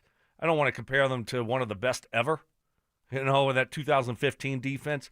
But this defense can carry a football team. They can carry a football team a long way. And they showed that yesterday. They have that type of potential because they have great talent all over the place. And, by the way, hopefully they stay healthy, and hopefully at a certain point they get one of their biggest free agent acquisitions into the lineup, and Dre Greenlaw. He is active. He is eligible to come off the IR this week. Yeah, we'll see what that looks like, but they're doing it without him ever really being in the lineup. I don't know how much we can count on him coming in all of a sudden and playing great football, but there's that addition that they might get at some point in the season. Can they put him on offense? That would be my question. Yeah. Can they put him on offense? Can you give him a spark on the offensive side of the ball? This defense has been phenomenal. I will say this, though. If they're the ones that keep having to bail you out and bail you out and bail you out and bail you out and bail you out like they did last year while you're trying to figure out your offense, eventually what happens to the defense? They get tired. It's the battle of attrition that is playing defense in this league. So I don't think they only face what they face? How many plays did they have? 57 plays or something like that. So as long as you can keep the plays down, you should be okay. So anyhow, I bet again, it's great. It's fun to see. Offense has got to start to produce. Yeah, I think if you got the right guys in there too, and we were, when I was in Baltimore, we were, the defense never pointed fingers. And then I was on the flip side of it in Indy, where we had a great offense and not such a great defense. And I think they got the right guys in the locker room to be able to go through this, especially, but when you're putting up the numbers they're putting up and the stats they're putting up and you playing that way and you're winning football games, then you know what? I don't think there's going to be any issue there with infighting or pointing of fingers between the defense and the offense because you have the right guys and you're winning football games. Sean said after the game, as bad as I feel about the way the offense played is probably the way that Darren Rizzi feels about the way the special teams played. Ooh. Guys, what are we watching here? Is this just these new kickoff rules have just and Rizzi, by the way, Rizzi basically invented them. You realize that, right? Yes, he was one of the driving forces behind what we're watching. He right was now. the driving force behind what we're watching. I want to, by the way, congratulate the NFL because they've brought the kickoff back into the game. I mean, it had died the last couple of years, and to see it is awesome. But why are we so bad at it? I thought we were going to be good at it, Mark. I mean, that was the one thing that we looked at this football team, and we looked at preseason. We're good in preseason because we got a lot of depth. Right. I mean, that's where your depth shows up is special teams, right? Your backups. A lot of them are playing special teams, and I don't know, but, you can have a recipe to win in the NFL with special teams and defense. And be competent on offense. But special teams has got to play a part in that, and they almost cost the Broncos a win yesterday. I thought for sure that the Jets were going to line up for a 60-yard field goal at the end of that game. We're going to get a leverage call. I mean, I was just like, running into the kicker. Right. There's no something question. Bad was going to happen. No question we're getting a leverage call here. The Jets averaged 34 yards per return. The Broncos 26. Now, I mean, that doesn't sound like a lot, but you think about the hidden yardage, that's basically a first down difference. Well, they had a couple there that were, it seemed, that. Yeah, they had a long as 72. Yeah, exactly. And so you just can't have that when you're playing the style of football the Broncos are playing. And I can't believe the Jets didn't try that field goal, by the way. And I get it. Their kicker is, like my age. He's good, though. But and maybe his distance is 55 yards. I don't care. I'm still trying to kick the field goal because their offense, there was no chance they were getting 7 or 8 yards. It was 61. They were at the Denver 44 with a 4th and 8. Yeah, it'd have been a 61-yard field goal. 62-yard field I would just goal. said, hey man, just kick it low, and like Mark said, maybe they'll leverage again. I was stunned they didn't try the field goal. When they went for it on 4th and 8, I was like, Right. okay. Thank you. Yeah, thank you. Right. He must have had no chance. Did he have some type of groin injury? A groin?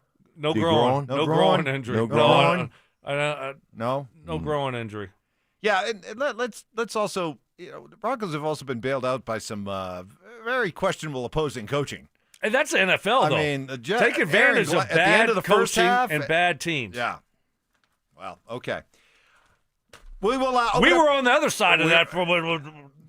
And you know what? I'll tell you what. With your guy Hackett. I'll tell you what. A lot of gloom and doom out there following a victory. I'm going to give you a silver lining. I'm going to give you a silver lining that you as a Broncos fan can run with and enjoy and use all day long. That's next. Follow us on X at DEN Sports 1043 for up-to-the-minute information and opinions on all things Denver sports. Also, we can still call it Twitter, right? Denver Sports 1043 The Fan, DenverSports.com, and the Denver Sports app. Hey guys, your boy Stink here. Recently talking to my buddy Troy Hansford about the housing market. Said, hey man, crazy housing market. It's gone from one of the hottest it's ever been last summer to things declining. Lots of inventory, not a lot of buyers. So if you're thinking about selling your house for any reason, now's the time to sell it. Still get top dollar. Believe it or not, Troy's still offering his $5,000 guarantee. If he can't sell your house at your price on your timeline that you agree upon beforehand, he'll cut you a check for $5,000. Come on, who else makes that offer? The answer is nobody. And he makes that offer because he continues to spend a bunch of money marketing his listings. Guys, has about 100 families right now approved and ready to buy. And if for any reason you need to sell right away, Troy can buy your house all cash, and he can close in as little as 7 days. You have a house to sell, Troy probably has the perfect buyer for you right now, waiting for you to pick up the phone and to call him at 720-900-4433. Call Troy, get your home sold for the most money. 720-900-4433. That's 720-900-4433. Troy Hansford of RE/MAX Professionals, a Colorado licensed broker. Some restrictions do apply. Want to sell your house? Then pick up the phone and call my buddy Troy, 720-900-4433. Samantha Flanagan here for Flanagan Law. Think a fender bender can't cause serious injuries? Think again. Many significant injuries don't show symptoms immediately. I've seen it. Protect your rights. Look for the Shamrock. Go with Flanagan Law. Online at flanagan.law. At Colorado Joint Replacement, your hip or knee replacement is their top priority. Since 2005, their expert surgeons have performed over 27,000 joint replacements, helping patients get back to the life they love. With 4 convenient locations in Denver, Lone Tree, Littleton, and Cheyenne, Wyoming, they offer personalized care plans, the latest technology, and compassionate support every step of the way. For expert care and peace of mind, visit coloradojoint.org and schedule your appointment today. That's coloradojoint.org. Comcast Business can help turn your small business into a connected, secure, modern business. It's how restaurants become reliably up and running neighborhood favorites. How healthcare offices become the data-protecting caregivers that we all depend on. And how wealth management firms become cyber-securing guardians of your information. With reliable connectivity, enhanced cybersecurity, and Wi-Fi backup, your business can stay connected and get threat-ready with Comcast Business.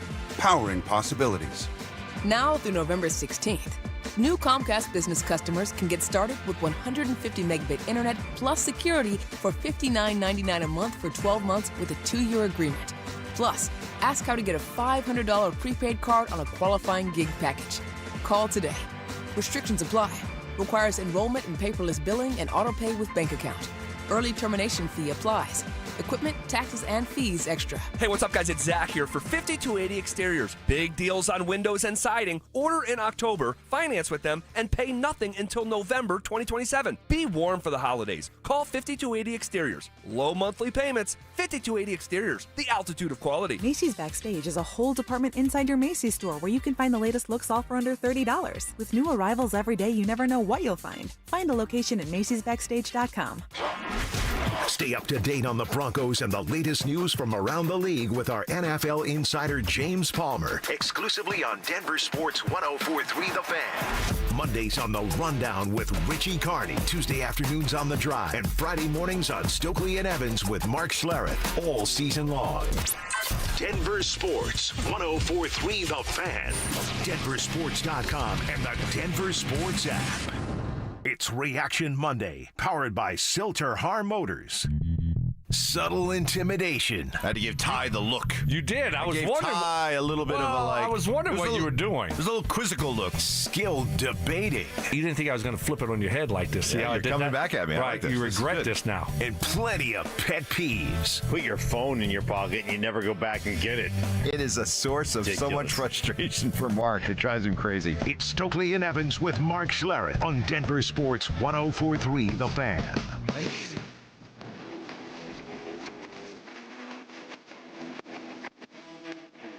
You guys want a silver lining to everything yesterday? Yeah.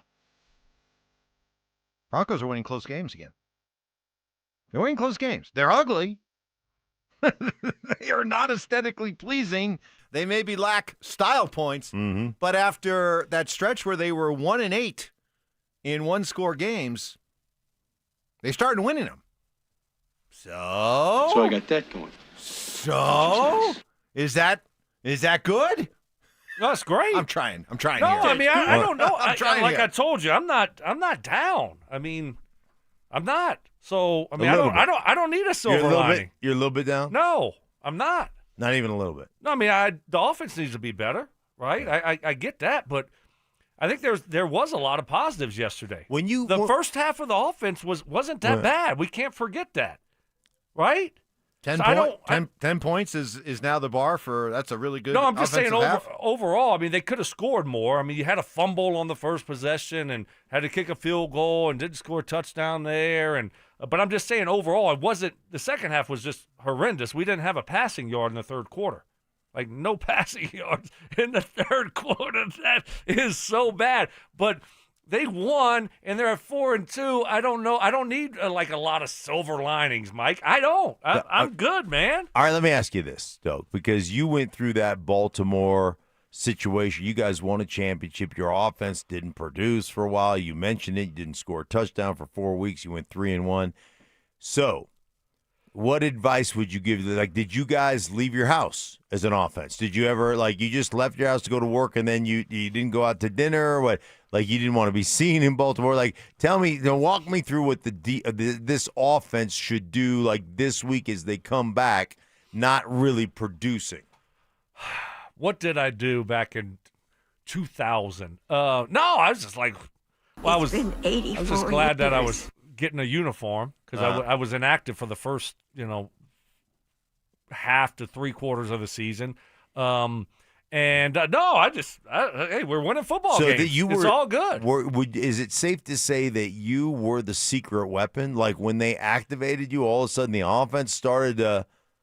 Well, I didn't want to say it, but if you wanted to bring it up, right?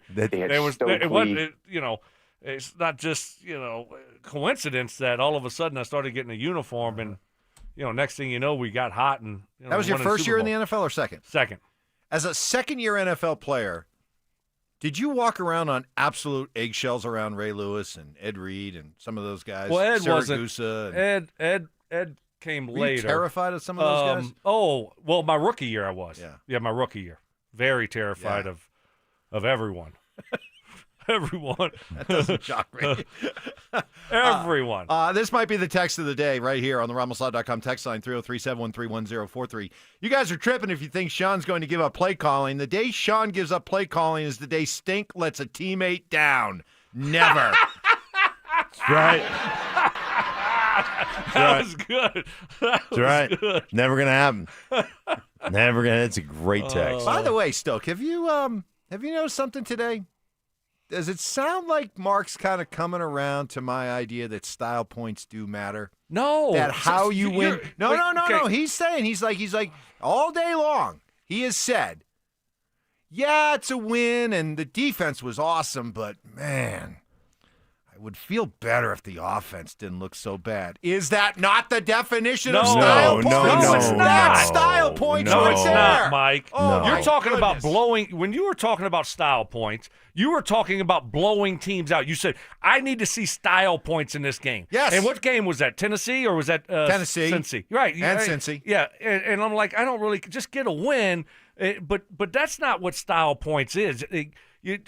Like competent football, competent offensive football that we want to see, that's not necessarily style points. Oh, I'd have craved competent football. That's not style points. At this point, with this offense, I'd take competent offensive football as style points. Yeah, I would like to see. I would like to see. Right. No, because you're thinking He's annoying. your style points conversation is about you feeling like, oh wow, like whoa, we really put it on them. Watch it. Like, right. My style points is like I'd like to see them play better, more efficiently, so they have some confidence, and and it's not so much about hanging 40 on somebody, although I'd love to see it. Right. But it's about executing. It's about blocking people. It's about, setting up plays and all the things they're not doing right now. Okay. I'm going to take one last swing at it, then I promise I'll leave it alone. Yeah, Okay? Okay, this is it. You know what the reaction's been around this victory, 2-point win, 13-11. Do you both agree that the reaction to yesterday's win would have been entirely different if it was 40-38? Absolutely. Okay. 100%. Style points matter. The end. Defense rests. Okay. Prosecution rests. Great job. Great job, Mike. All right, Bozo, thank you. I'll leave it at that. I can't wait for Dover and Cecil to come up at 10 and tell us how they would call the offense. What specifically they would do. For all the people who've been critical of the play calling, I just can't wait to hear what their game plan would be instead. I will die on this hill. What would happen specifics. what would happen if it didn't work? I want specifics. Well, obviously, if it would work. Yeah, but I want to know how. I think the only thing that you could do. Play calling was bad. Tell me what you would do if differently. you're Sean Payton, because they tried to run in the second half, they tried to throw it in the second half, nothing worked. Right.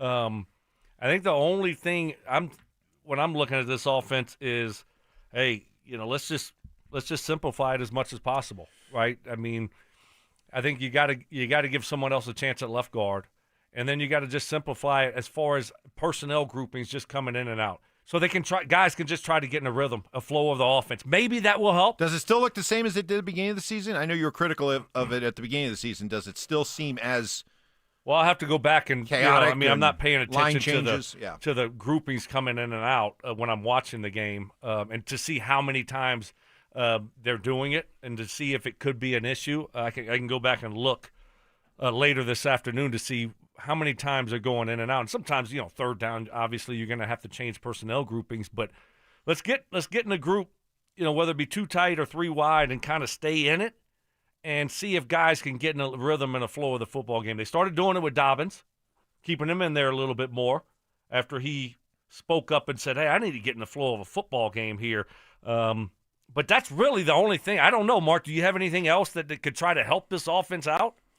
I always, especially when you have execution issues, and you have penalty issues. Penalty issues to me come from confusion. Like you get a holding call when you're late. You're late because you're thinking. Well, but what about this? Penalties also come from you're not very good. Yeah. And so you get whipped, and I you understand tackle that. the guy. But for me to be like, if I'm not at my best, then I better be simple, right? Like I better there's no confusion. There's none of this. Hey man, we're gonna have 4 different plays we're gonna potentially run, or 3. Everything's gonna be a kill it package. Sometimes let's just line up on first down and go for it. So I'm with you, Stoke, 100%. When you're struggling as an offense, usually my first response as a struggling offense is to simple it down. Make it as simple as possible so we eliminate the pre-snap confusion, because pre-snap confusion leads to post-snap penalties and just lack of execution. All right, I want to follow that thread here a little bit more, because it sounds great. Simple it down. Simplify the offense. For all of us who are watching a Denver Broncos game on TV, what does that look like? You guys will answer that next. Stream Stokley and Evans with Mark Schlereth, Dover and Cecil, The Drive, and all your favorite shows on the Denver Sports 104.3 The Fan app. Denver Sports 104.3 The Fan, DenverSports.com, and the Denver Sports app.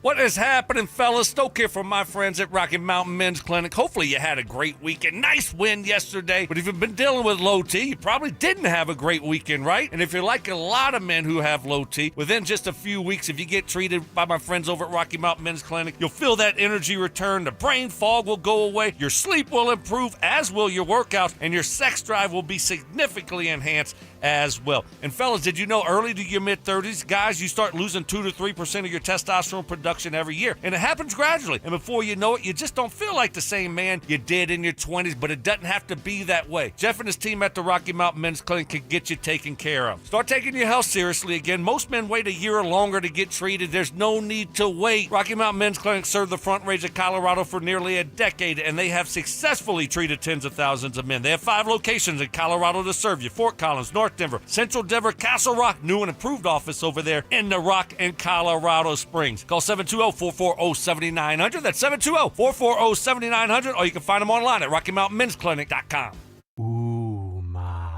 What was that? That is business phone bliss with the Ooma Cloud phone system. It handles all our voice, video, and messaging needs. You sound very... Calm? I am. Ooma has everything I need to run my business more efficiently, like virtual receptionist, call routing, and video conferencing. And it starts at just $19.95 per month per user, plus taxes and fees. Ooma. Nice. Find your business comm at ooma.com/radio. This message comes from Viking, committed to exploring the world in comfort. Journey through the heart of Europe on an elegant Viking longship with thoughtful service, destination-focused dining, and cultural enrichment on board and on shore. With small ships that bring travelers closer to the destination, there's more time to explore. And every Viking voyage is all-inclusive, with no children and no casinos. Discover more at Viking.com. Your air duct cleaning experts, Ductworks. Hey guys, Mark Schlereth here. Fall has arrived, which makes now the perfect time to call your air duct cleaning experts, Ductworks, at 303-425-0985. Ductworks complete ventilation cleaning packages, scrapes and vacuums every inch of your system, removing dirt, dust, and debris other companies leave behind. Here's why that matters. Your heating system kicks on in the fall. Dirty ducts can reduce efficiency, raise your energy bills,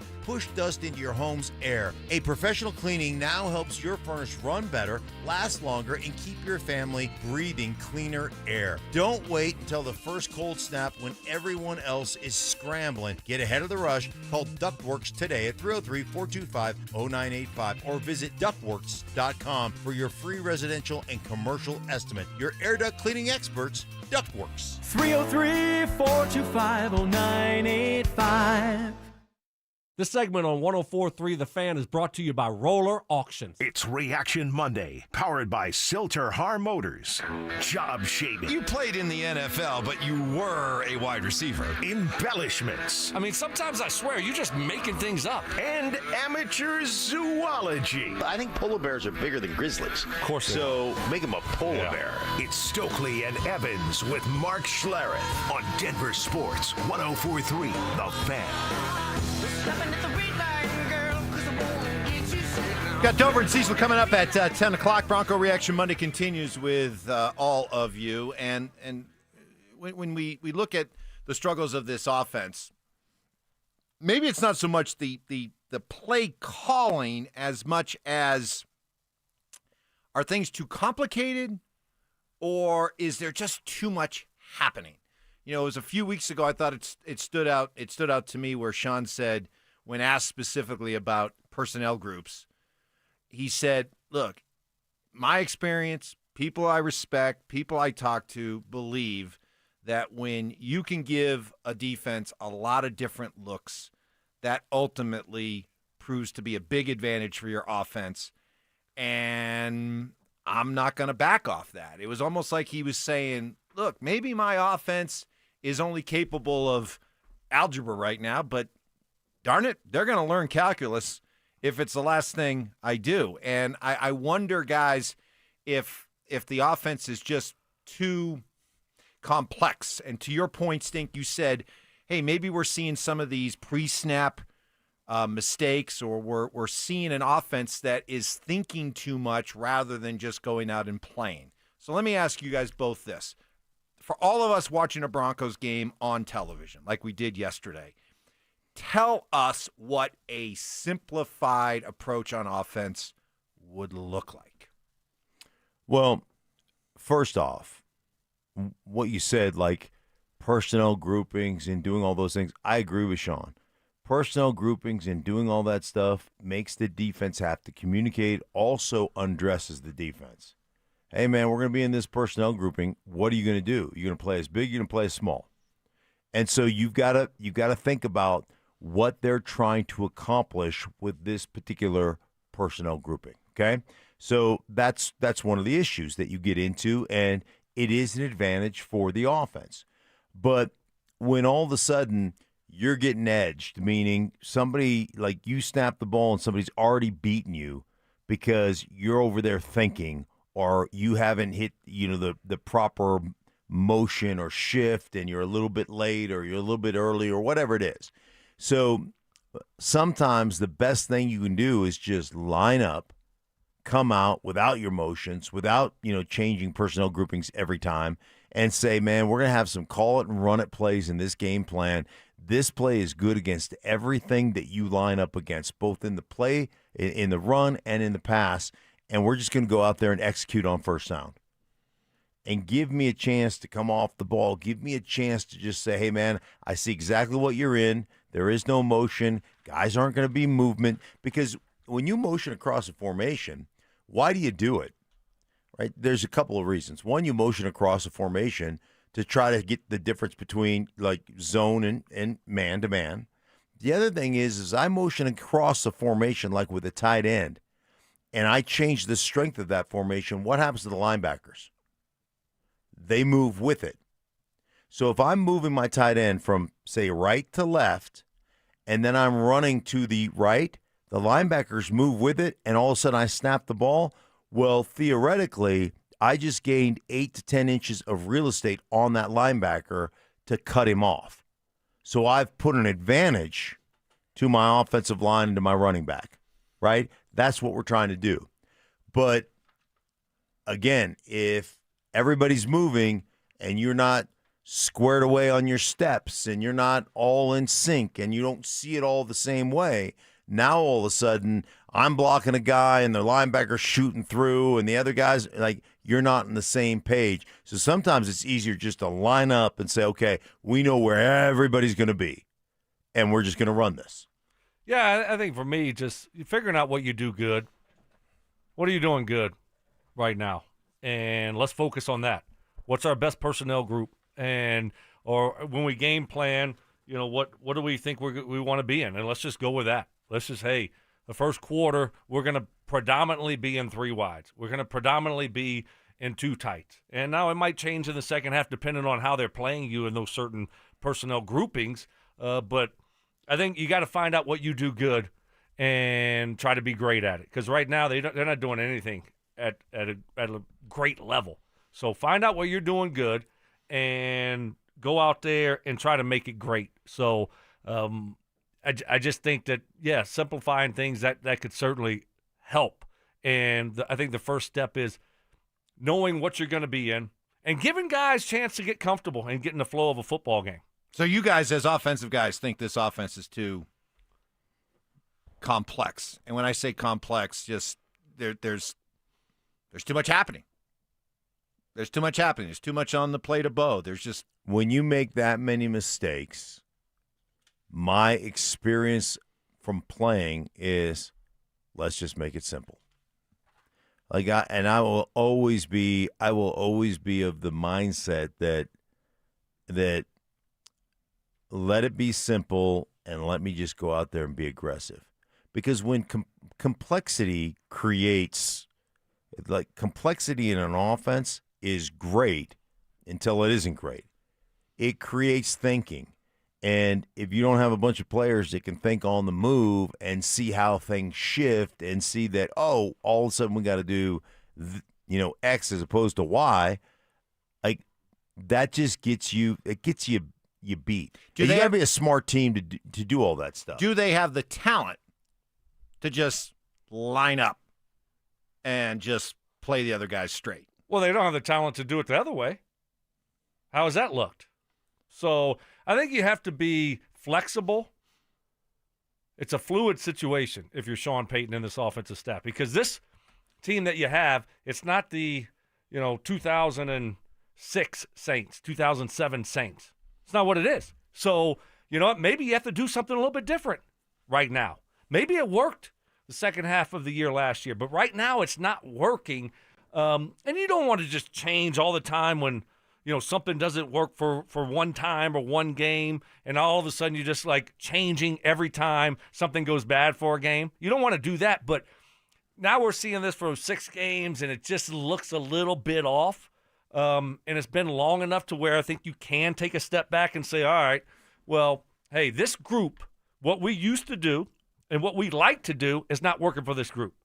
So how can we put them in a better situation, to Mark's point, to try to play fast, to not think as much, and get in the flow of a football game? Because you know what? We don't have Shockey, Bush, and these other guys, Drew Brees, out here with the Broncos. So let's take a step back, make it simpler, try to make it easier, and go about it that way and see if that helps jumpstart this offense. Why not go up-tempo more, no huddle?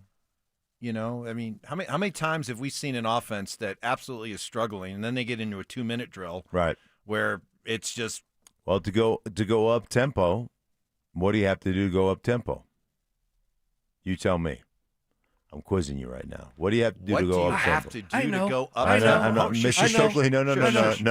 I got to answer. Stop being a teacher's pet, will you? What do you have to do to be able to go up tempo? Yeah. Well, you need to be able to convert first downs and stay on the field. No. Oh. Well, you're not listening to the conversation we're having. Stokely, would you like to educate Mr. Please. Evans? What do you have to do to be able to go up tempo? I was going to say the same thing. Yeah.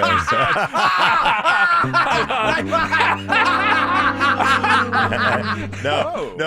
Maybe I can't lie. Maybe I know a little something more about football than you think. That's good. No. What I was getting based on our conversation, Stokely's like nodding his head as I'm saying that. Stokely, That's not right, Mike. That's not right. What? No. All of a sudden, I started turning red. Yeah. Like, damn. No.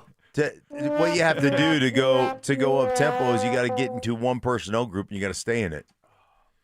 If you're going up tempo, you're not moving. So we weren't wrong. That too. Right. Yeah, that too. You gotta. You're Gotta not stay static. Right. Like static. that word, static. You're not Static. moving. You're not moving personnel back and forth. You got to trap them in something you like, and you got to stay in that personnel grouping.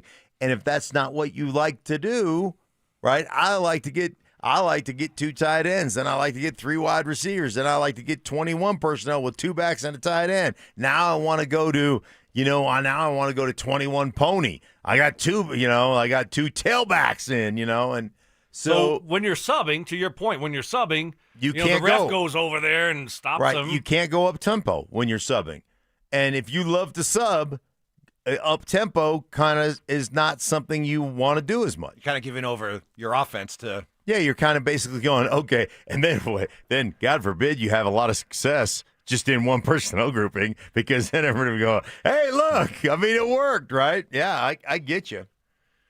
All right, so is the lesson learned today when it comes to this offense and the criticism towards Sean, the criticism isn't so much the actual play calling, it's the complexity of the offense, that there's too much out there for everybody to process and then go out and play free. When you have a lot of pre-snap and post-snap penalties on the line of scrimmage, that to me is this needs to be simpled up. My players, you're a half a step behind when you're sitting there thinking. Thinking is just bad. Like, I want to go 100 miles an hour and smash somebody in the mouth. And if I can do that more often than not, even if I'm doing the wrong thing, but I'm doing it at 100 miles an hour, we're going to get 4 yards and we're going to be on schedule. When you're going, oh, shoot, do I do that? Do I do that? And you're like, oh, the guy's by you. And you're like, oh, no. And it's tackle in the backfield. Now it's 2nd down and 11. You cannot survive that. All right, coming up, we got some great audio that we want to get to. Best audio of the day. That will include Sean Payton, Bo Nix, Tua Tagovailoa, Deion Sanders, and Nathan McKinnon. Yes, quite a eclectic mix of good audio coming your way next. Follow us on YouTube, Instagram, and TikTok at Denver Sports 1043 to stay up to date on all your local teams. Denver Sports 1043. The Fan. Hey, guys, you live with back pain, neck pain. How about worried about needing surgery or taking those habit-forming medications? Well, my guys at Spine One specialize in treatments that offer alternatives to major surgery or long-term medication. Here's the best news. You can do what I did. Start your journey toward paid free today. That's right.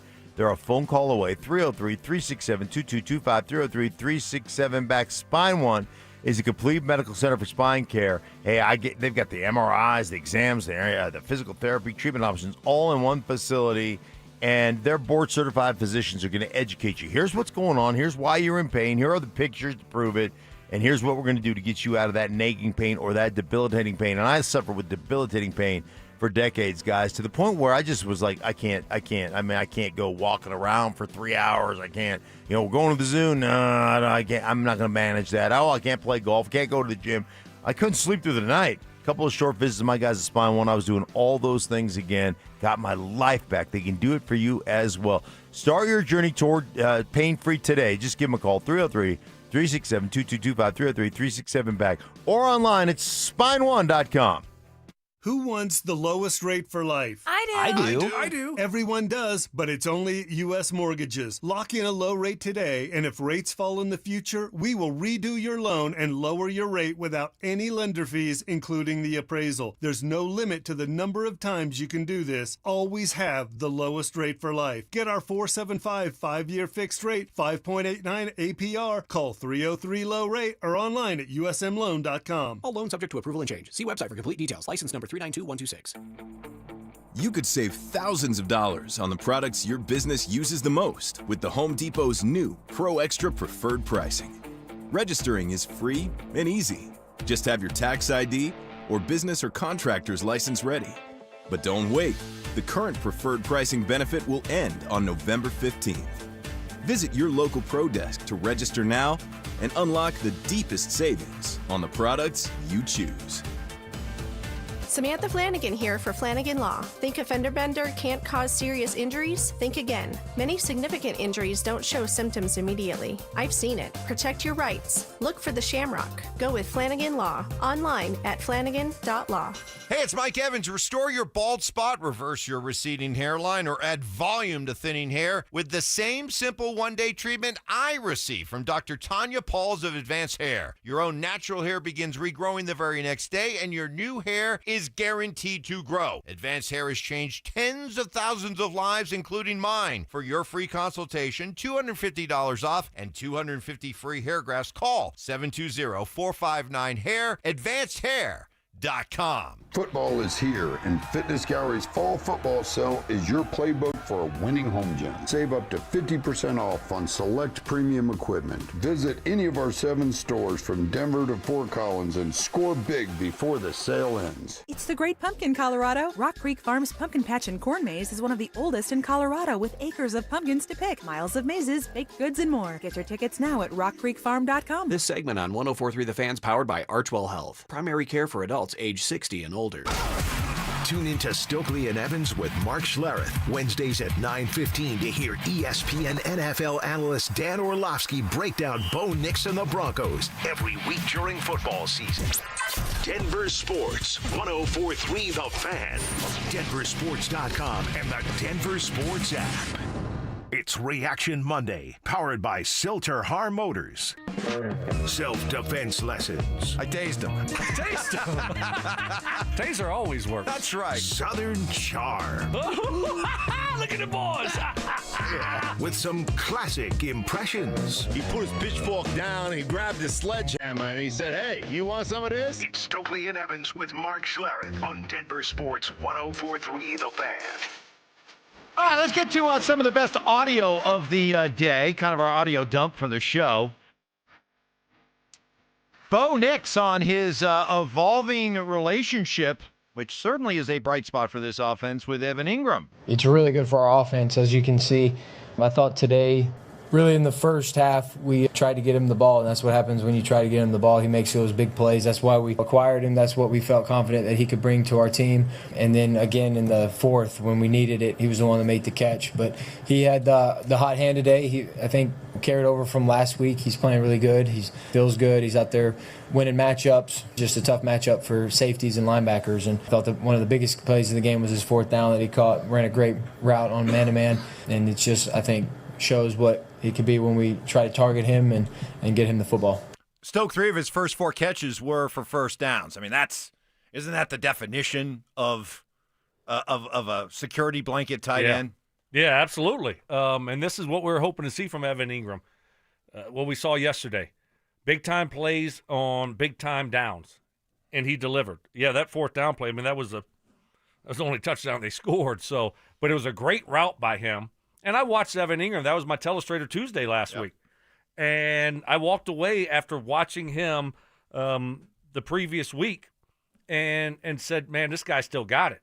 I like what I've been seeing from him. And now you finally saw that connection with Bo. So I think if you're Sean Payton, you got to start trying to highlight him a little bit more, put him in those situations of the option routes, things like that give him an opportunity to showcase what he can still do because he is he's a really good route runner, and he's a tough matchup to Bo's point there. I mean, who are you going to put on him? But I think you got to start highlighting him a little bit more. Yeah, he's just one of those guys from a route running ability, and especially when you get him matched up on backers, And again, that's, we go, hey, this is great. Evan Ingram is really producing. And then you're going, okay, well, how do you get him matched up on a backer as opposed to a safety or a corner, right? What do? Well, you get into heavy formations. You change your formation. You get into two backs or you get into two tight ends or 22 two backs and two tight ends. And now I know I'm going to get him on a linebacker. And, so again, that's the game that Sean Payton likes to play, and we can sit there and be critical of it, but all of a sudden that guy is producing because we saw him, just absolutely destroy some backers in coverage. NFL, things continue to go from bad to worse for Mike McDaniel in Miami. Not only did they blow another game, but after the game, wow, talk about airing dirty laundry. Tua Tagovailoa just, here you go. Well, I think it starts with the leadership in helping articulate that for the guys, and then what we're expecting out of the guys, right? We're expecting this. Are we getting that? Are we not getting that? We have guys showing up to player-only meetings late, guys not showing up to player-only meetings. Like, there's a lot that goes into that. Do we have to make this mandatory? Do we not have to make this mandatory? So it's a lot of things of that nature that we got to get cleaned up, and it starts with the little things like that. To be clear, you're saying some players were late or missed? Late, yeah. Thank you. Mm-hmm. Below not good. Is that crossing the line as a player you just do not do? You do not air the public laundry like that? Well, he's sitting there going, we got players that in a players-only meetings, the coaches aren't involved that one, that are late. But there are players showing up late to other things. There's a lack of institutional control and a lack of consequences for that institutional control. And, hey, man, that starts – we talk about this all the time. That starts at ownership. Like, if your ownership doesn't empower your coach to penalize somebody or to cut somebody, that's a problem. When your ownership goes, no, you're going to play this guy because I paid him, and you're like, no, I want to sit him. That's a problem. Look, I mean, you can't How many put that. players-only meetings do you have during the season, by the way? It's ridiculous. Stupid. But anyway, that's why they're so bad. Yeah, exactly. I mean, a coach is getting fired anyway, but you got to keep all that stuff in-house, You don't put that stuff out into the media because now it's even more of a circus than what it was before. It's not gonna change. It's a wrong time and place to air things out. You talk about leadership. He's a captain. Yep. And why don't you do something about it? You're the quarterback. And he called the team meeting and nobody showed up. That's a problem. Yeah, that's a big problem. And you know what he needs? He needs the speech. Yes. That Dolphins team is in desperate need. Who is there, Mark Schlereth? Right. To step up and say, this is our team. This isn't about the coaches. Yeah. If we tried to send those coaches out there right now, they'd pee their pants. This is our team. There was a stand in a puddle of piss. Okay, sorry. But this is proprietary, though. You're not supposed to, again, Mike Evans is going, I'll take the speech to the grave with me. And I told him about the speech, and now he's just articulating the speech. Deion Sanders on fans rushing the field on Saturday. I love it. As long as we control our, we don't want to do nothing stupid. I mean, I think we got the field goal thing that lets down now. What you going to do with the field goal when you tear it down anyway? What you going to do with it? Put it in your front yard of your frat house, and then you tell it on yourself. I don't understand that. But I love it. I want to see the kids rush the field. I absolutely love it. I mean, hats off to our security team. They do a good job of ushering me in. But I love to see it. I really do. Is it a fine for rushing the field? What is it? 50 what? For rushing the field? Yes, sir. How's it 50,000 for rushing the field? Who made that a rule? Excuse me? Come on, man. It might even be higher than that. But how do you guys feel about rushing the field after knocking off the 22nd ranked team in the country in Iowa State? I mean, it was a big win for him. I mean, so that was a huge win. And this team hasn't been performing very well. It was packed still. Hey, you know, I don't have any problem rushing the field against, you know, that type of team because, you know, who else have you beaten? If you rush the field, though, and you get into players' business, players got the right to knock you out. Okay. Right? Is that not right? Yeah, sure, I guess so. By the way, I think a kid did There's got to be some consequences. I saw a but video that of a wasn't kid- the question. Yeah, you but- just wanted to say that. I For mean, some you wanna- reason, do you wanna be the, you just went on your own path. Yeah, Do you wanna- I did. do you I wanna- just said that, like, if you get fined $50,000, if there's a consequence for rushing the field for the team, then there needs to be consequence for the people who rush the field. All right. Do you want to yell? All right. Do you want to yell at Clouds about the idea that hey, rushing the field should only be for the really special wins? There used to be. I understand that the whole rushing the field has changed. Okay, it used to be it was only done very infrequently, and it was only for the monster of all monster wins. I would agree that the whole rushing the field, rushing the court thing has gotten severely watered down, but. Who cares? I mean, you're in college. You're spending, thousands and thousands of dollars. You might as well have fun. And if you want to rush the field or rush the court, nobody's getting hurt.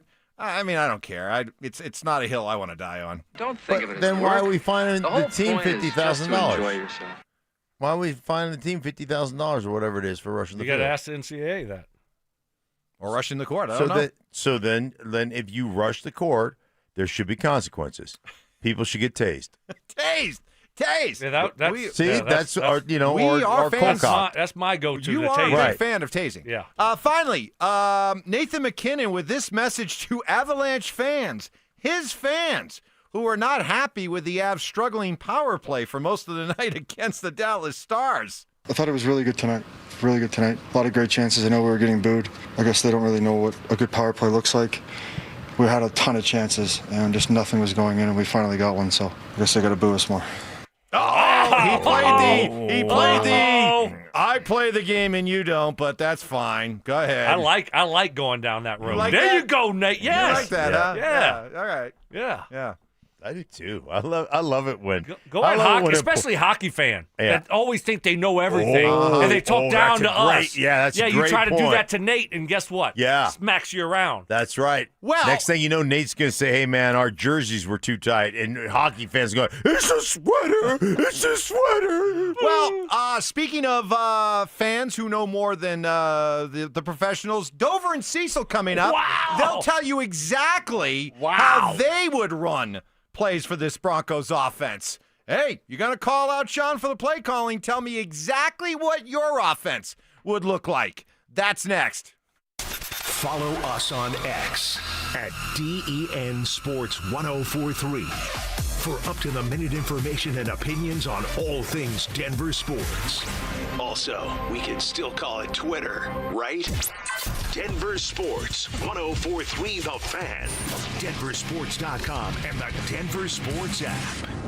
More Texas routes. Hey, I want to tell you about Daisy. Do you love that one? Yeah. About Daisy Dips. If your tailgate party, your watch party was okay this weekend, but could have been better.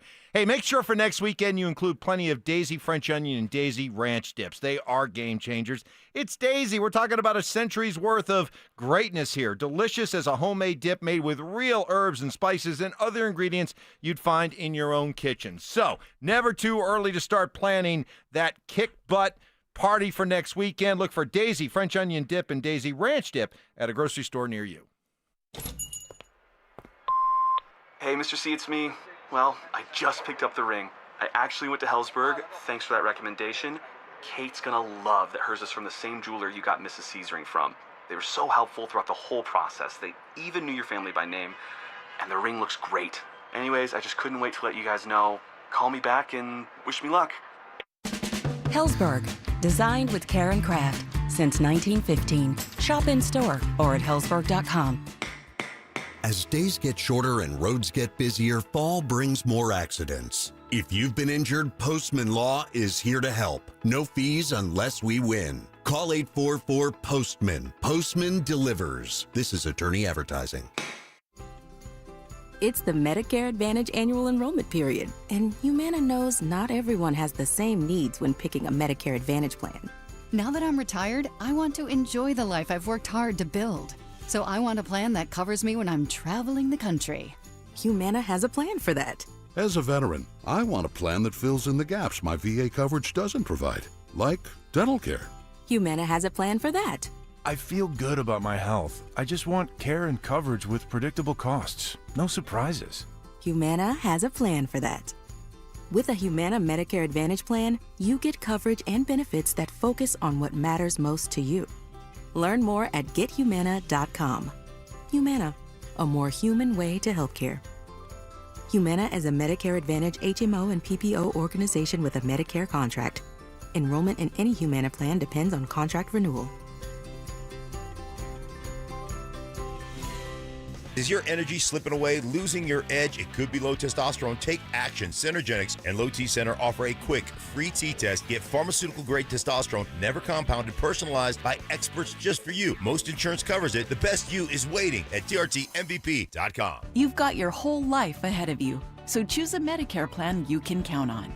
And that's what you get with a Medicare Advantage plan from United Healthcare. With more than 45 years' experience serving its members, United Healthcare has plans with low monthly premiums that fit your life today and as your needs change tomorrow. The Medicare annual enrollment period ends December 7th, so go to uhc.com/Medicare today. United Healthcare Medicare plans. It's Medicare coverage Colorado can count on. Have you heard? The Staples Easy button is back with even more easy. Press it for custom prints, shipping services, even passport photos. Staples, that was easy. The Stokley and Evans with Mark Schlereth podcast is brought to you by Xfinity. Introducing the 5-year price guarantee. One consistent internet price for the next 5 years guaranteed. Denver Sports 104.3. The Fan. KKFN and KKFN HD1 Longmont, Denver. You're listening to Denver Sports 104.3. The Fan. It's Reaction Monday, powered by Silter-Har Motors. Denver Sports 104.3. The Fan.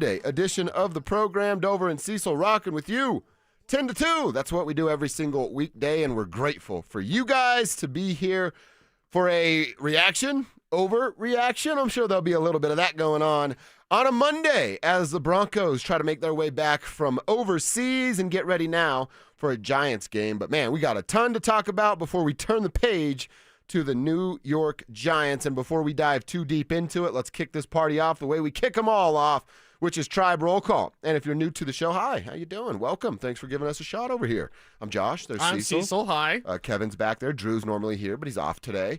And we always say you plus us equals the tribe. So let us give you a shout out. More importantly, let us give you and your company a shout out here on the show. Tribe Roll Call is all about you. For the first hour, we give you guys a chance at the back end of our segments to get a little love from us to show our appreciation to you. So Tribe Roll Call. Who are you? Where are you? What are you doing for $1 today? Send that information to 2 locations. The RamosLaw.com text line, 303-713-1043, or the YouTube chat. That's Denver Sports YouTube. Just search Dover and Cecil. Let me pull that bad boy up. Cease monitors it, and we'll give you a shout-out over there as well. So who are you? Where are you? What are you doing for $1 today? Our chance to give you and your company a shout-out on the